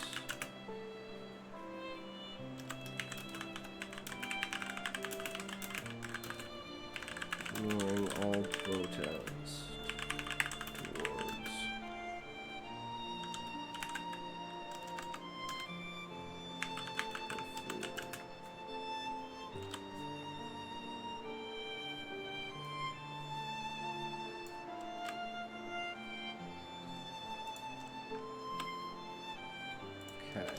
Scene 3. Walked into Linda's lab. Okay, so we can actually redo this and put all of that back in except for the cup. Because she never actually got to eat. She just got to...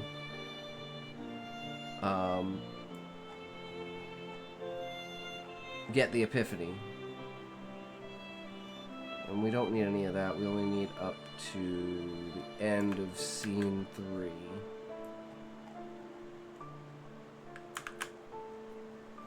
Okay, so...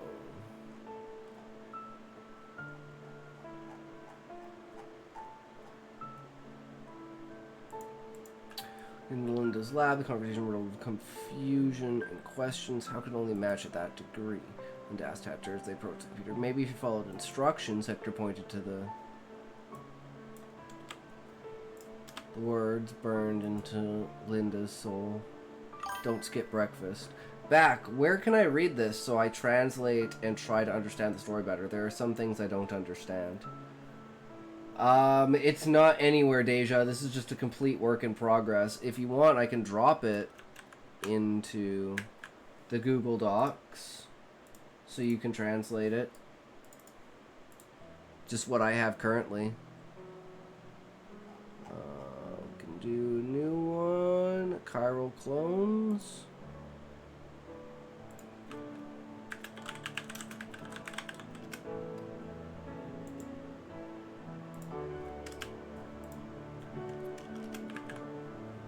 There you go, if you want to check it out. That's what we've got so far.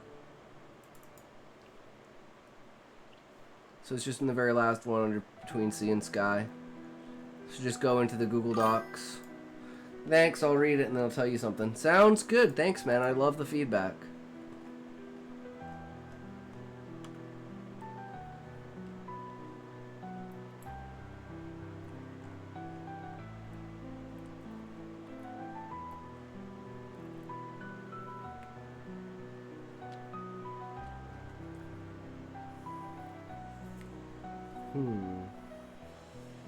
Walked into his lab, the conversation riddled with confusion and questions. How could it only be that match? Linda asked as Hector approached the computer. Maybe he followed instructions, the words burning into Linda's soul. Don't skip breakfast. Her stomach growled in response. An empty stomach leads to an empty mind. If this is a simple fix, I'm holding you to breakfast for the next year. Hector said as he sat down looking at the monitor. He went over the data for several minutes. Look where they match. Near matches on the left sides. Hector rubbed his chin. Scraggly attempt of a goatee clinging to it. Pass me my coffee cup, please. I'm going to need another cup. Hector mindlessly reached over and grabbed and passed the cup.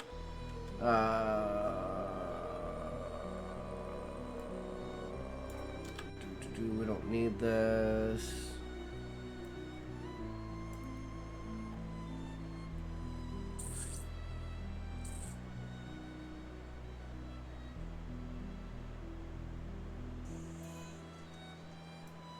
This is fucked, so we don't need that.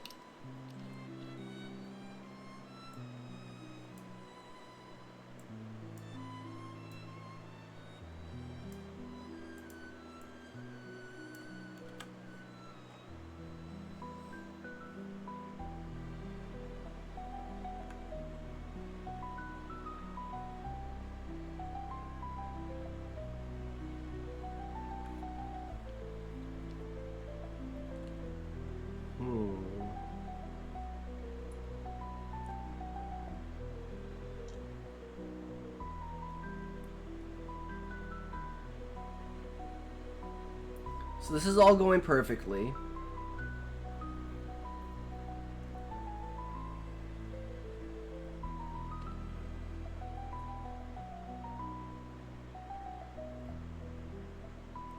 Okay, and then she gets him the blood. She's doing the blood test on him.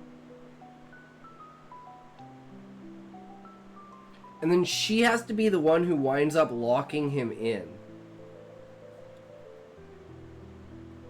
That's the only difference that I think needs to be made.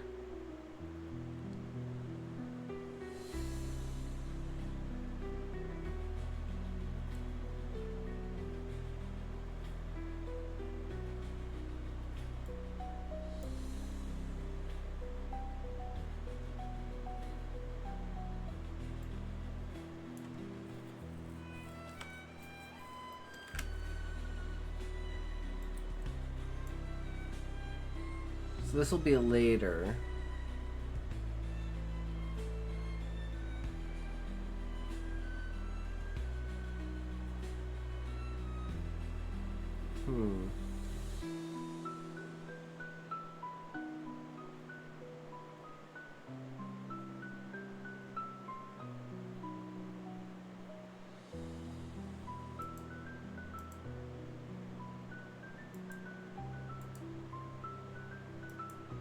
I can't spell. It's supposed to say caller.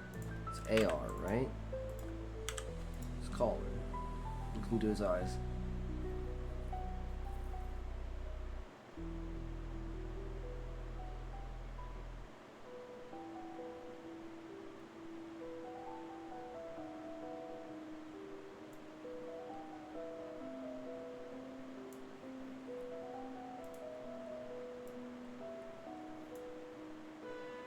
I'm just not sure about this.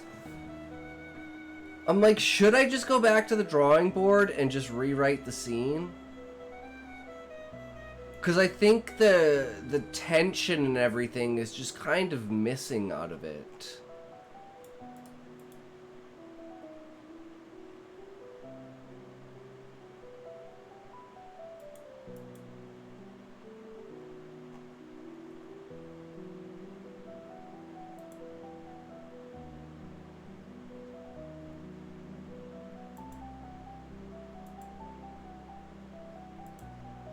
What's scene 4? To show that this is Hector, the guy who was sick in previous POV. Okay, so this is where we go to the insane asylum. This is where we switch over to the insane asylum. And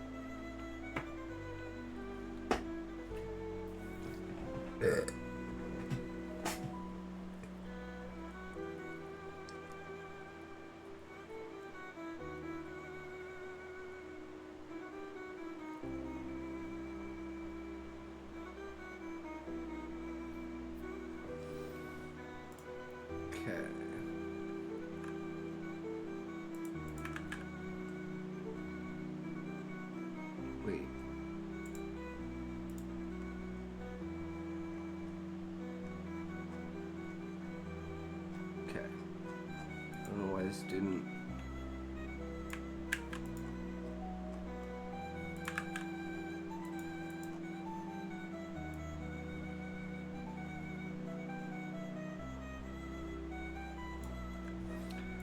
So show that this is Hector, the guy who's sick in the POV. Okay, that's the goal. That's what we gotta show, but what's the actual goal of the character? That's where I think we got this all backwards and everything. We need to figure out how to reroute this back to the beginning. The story's a real fucking bitch, guys. This is the hardest one we've had to put together.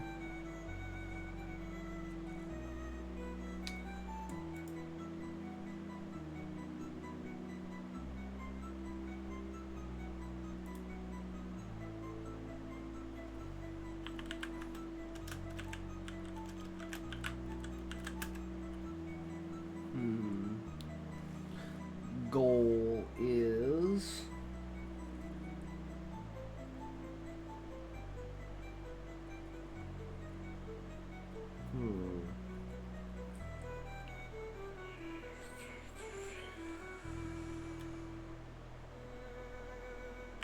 goal is to find out where he is.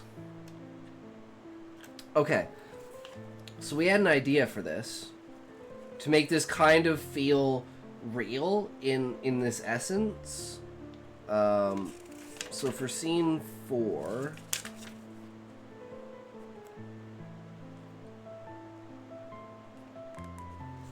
So he can't see.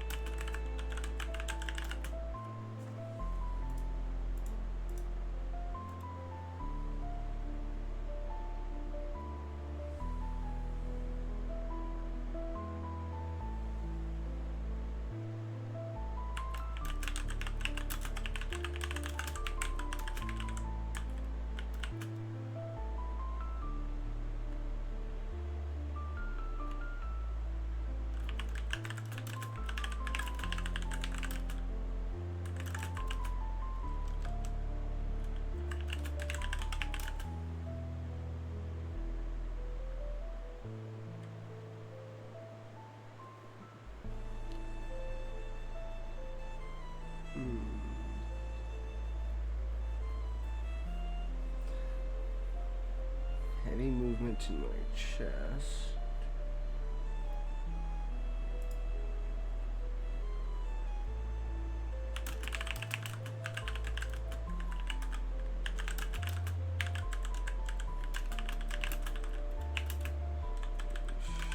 Shaking yourself out of it.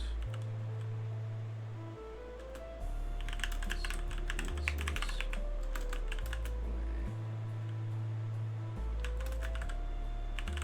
Motion.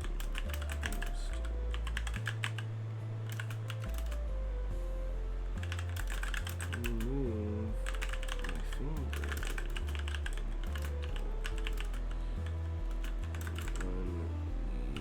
Unusual. Yes. Keep my mind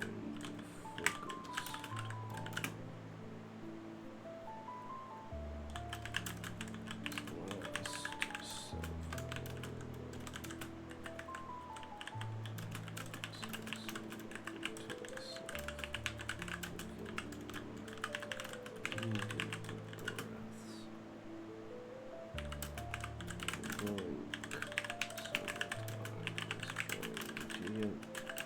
eyes to adjust.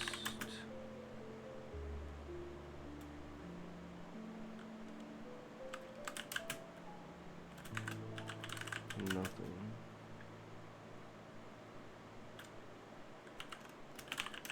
Try to move my hands down to my chest.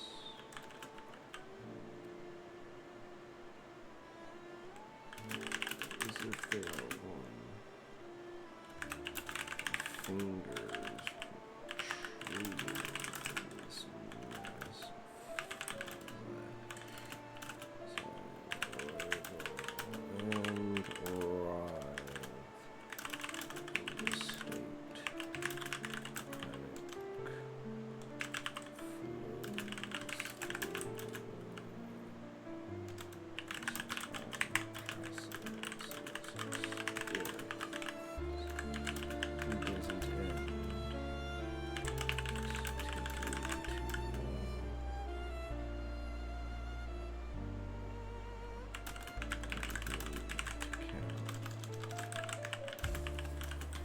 Prove myself. Numbers.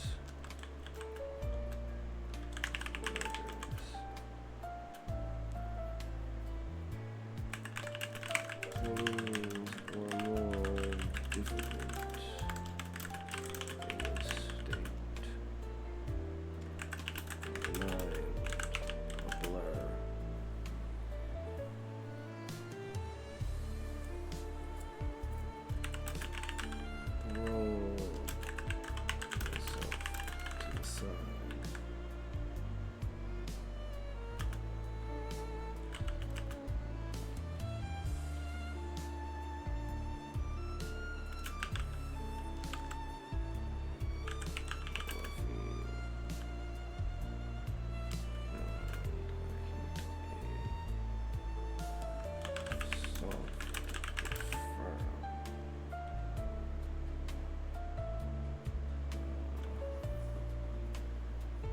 boundary.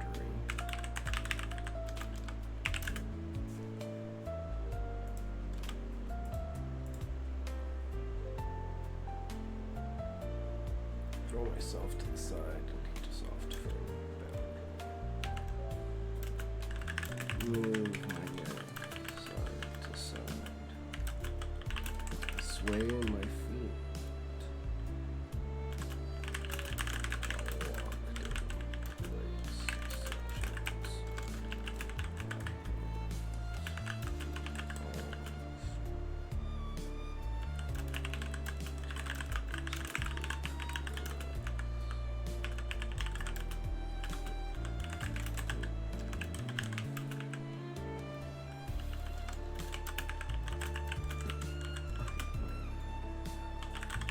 Something to remove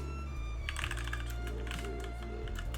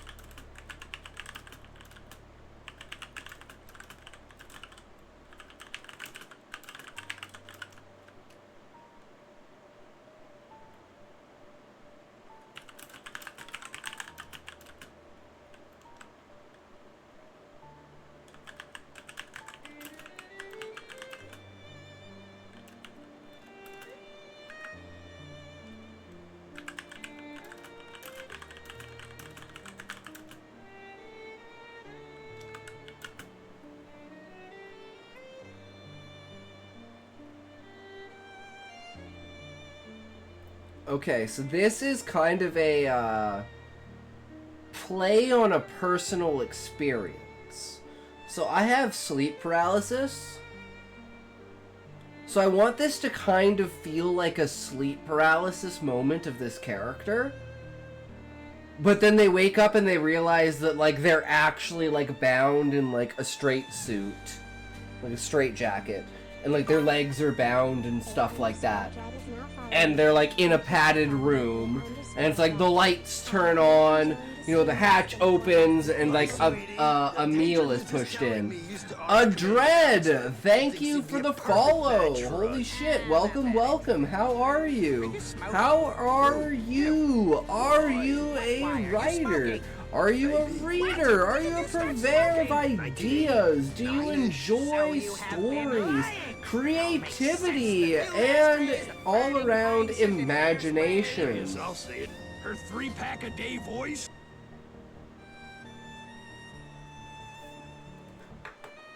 But yeah, hopefully you are enjoying the stream.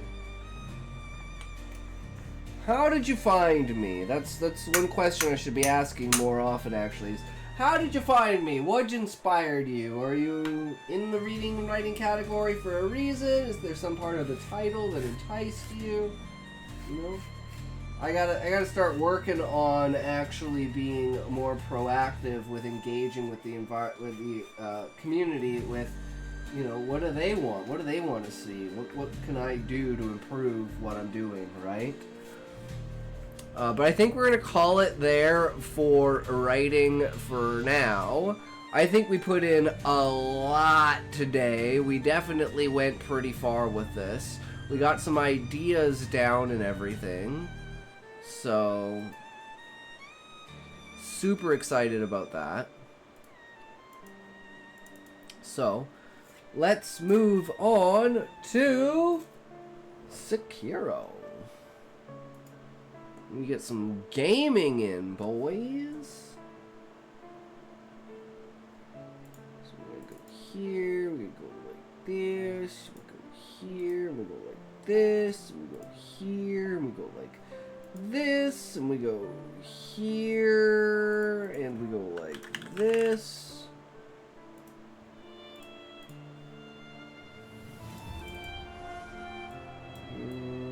Not that, we need this.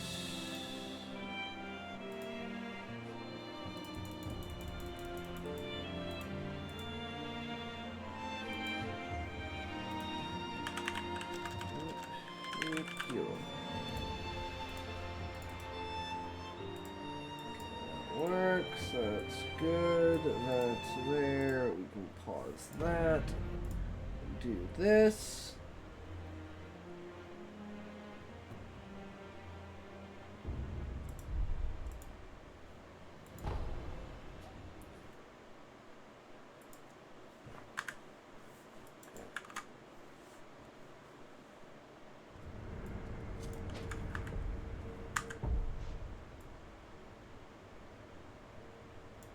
There, that's better.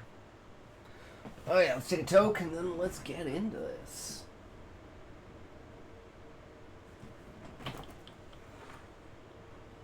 Are we gonna get stomped on by another boss at the fucking beginning here? Just like instantly kerboppled? Kerbopple foffled into the foffle foof?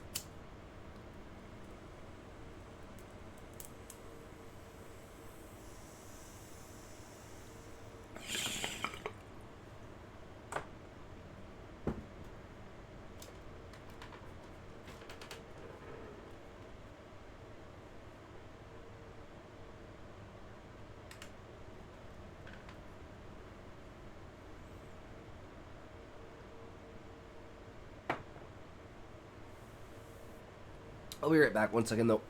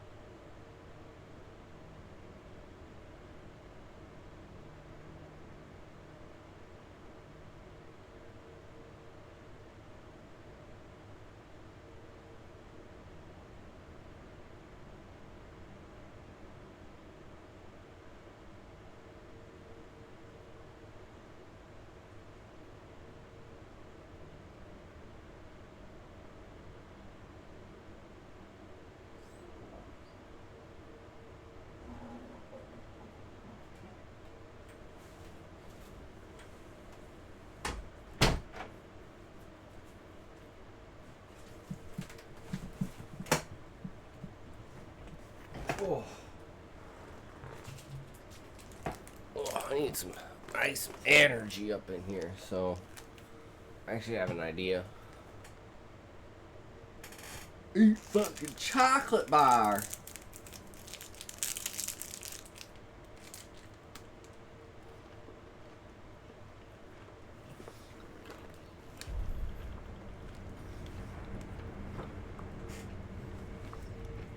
I'm gonna change the overlay before I forget.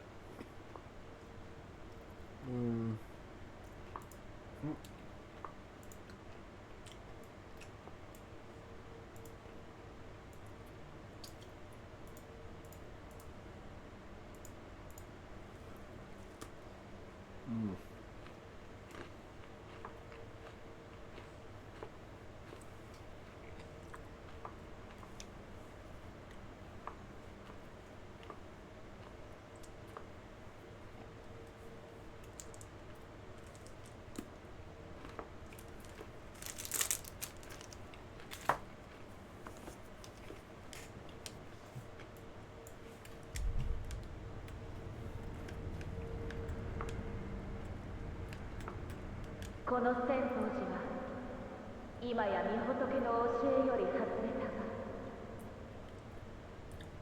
皆そうであることを捨て、死なずの探求に見入られてしまいました。虜となれば何をされるかわかりません。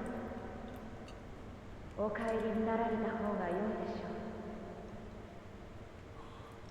ょう。この千宝寺に入る理由があるのならば止めることはいたしません。ただどうかお気をつけて。Okay.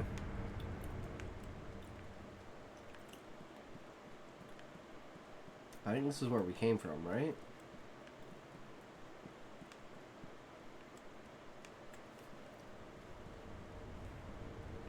それでもせめて私たちはあなたのご無事をお祈りしましょう。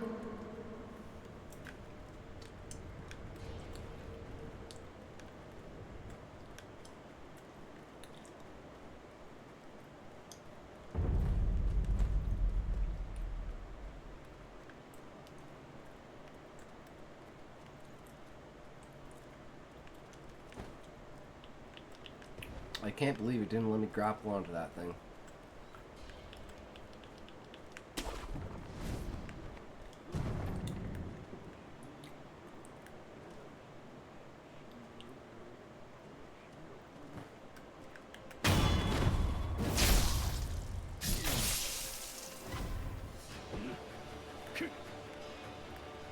Wait, haven't I gone through these guys before?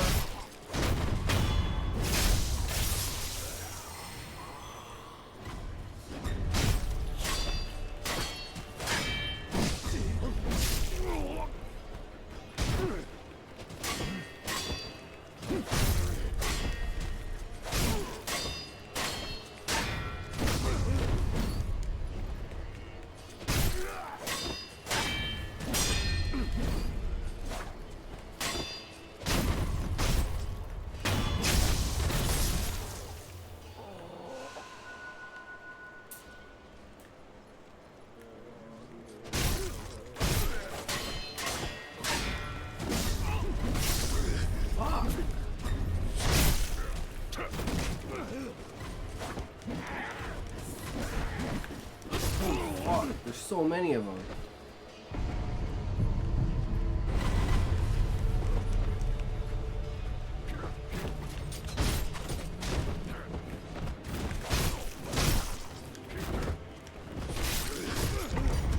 Okay then.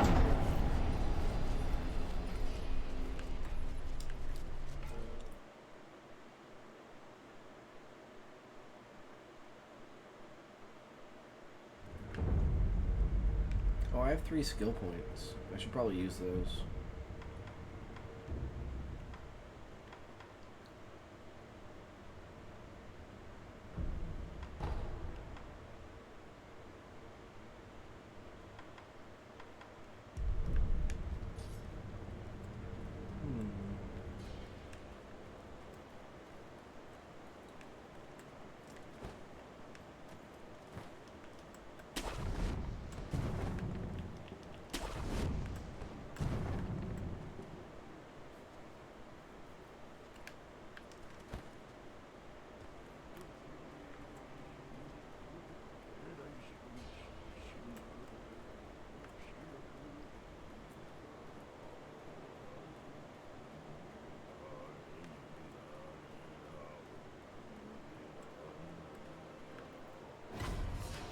The hell? How did he see me?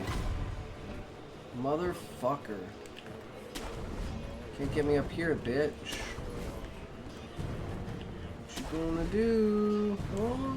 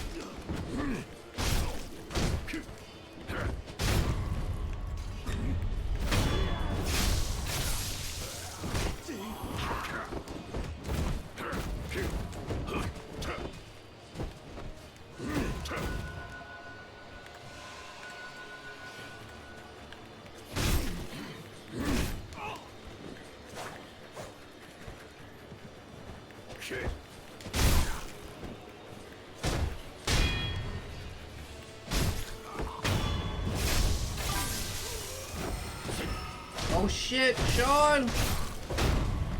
Nice, brother. You lost all 24K. That's epic. Off I fuck for the night. Sounds good, Sean. Have a good one. Thanks for hanging out, man. Take care, bro.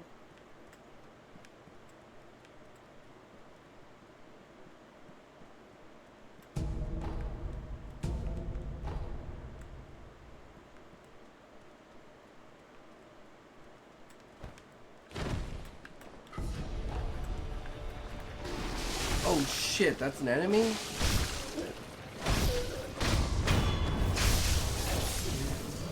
I got a gourd seed, hell yeah.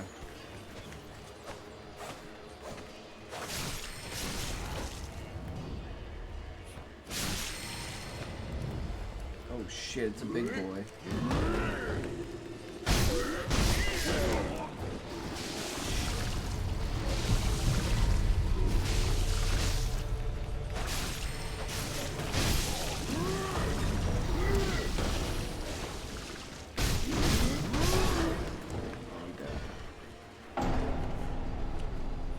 Serves me right.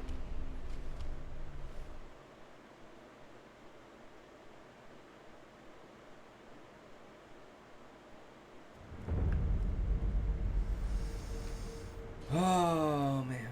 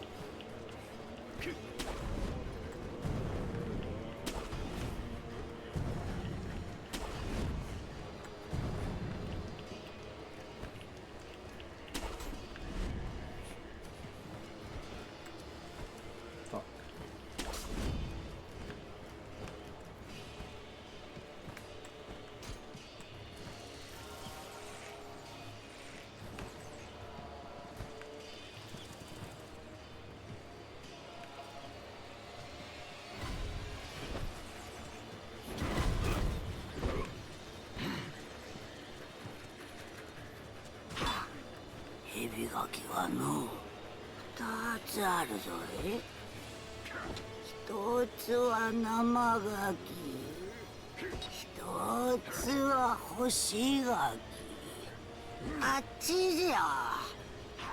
生柿はあっちじゃ。駆け越えて穴くぐり。生柿もいでくれよさ。生垣、どういうことだ。困りごとかい。しからばお米じゃぞい。お米じゃ。困りごとあるならばお米を恵んでくだされよ。お米はないかな。ポチの巫女様のお米じゃぞえ。Okay, crazy old lady. Man,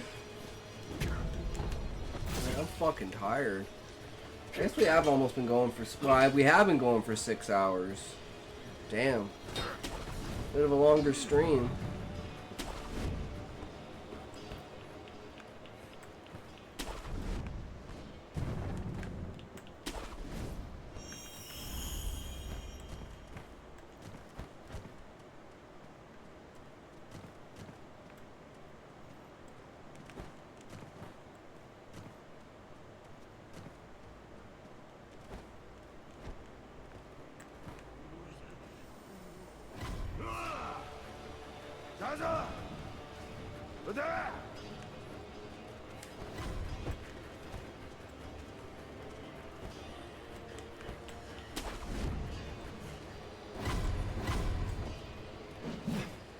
Shit.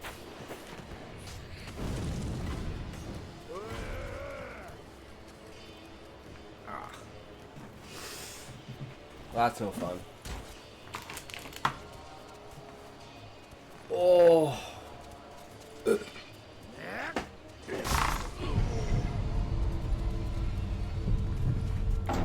I think we're just gonna call it here.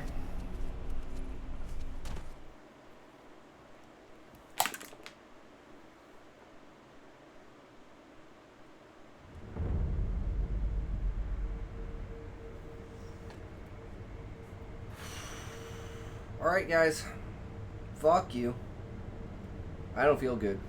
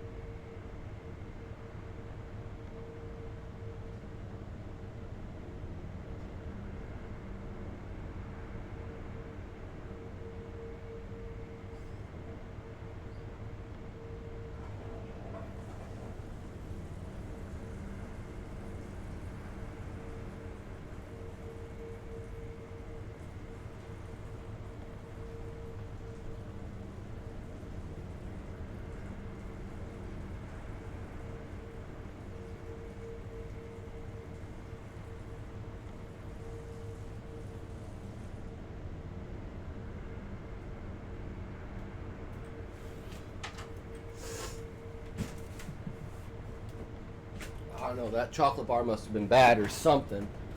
I don't know. That fucked me up. Anyways, Remember, guys, if you can't say fuck you to your friends, who can you say fuck you to? Fuck you. Oh, that was a brutal ending. Oh, sometimes we just don't win, guys. Oof. Oh. Nasty. Alright, we're just sending you off.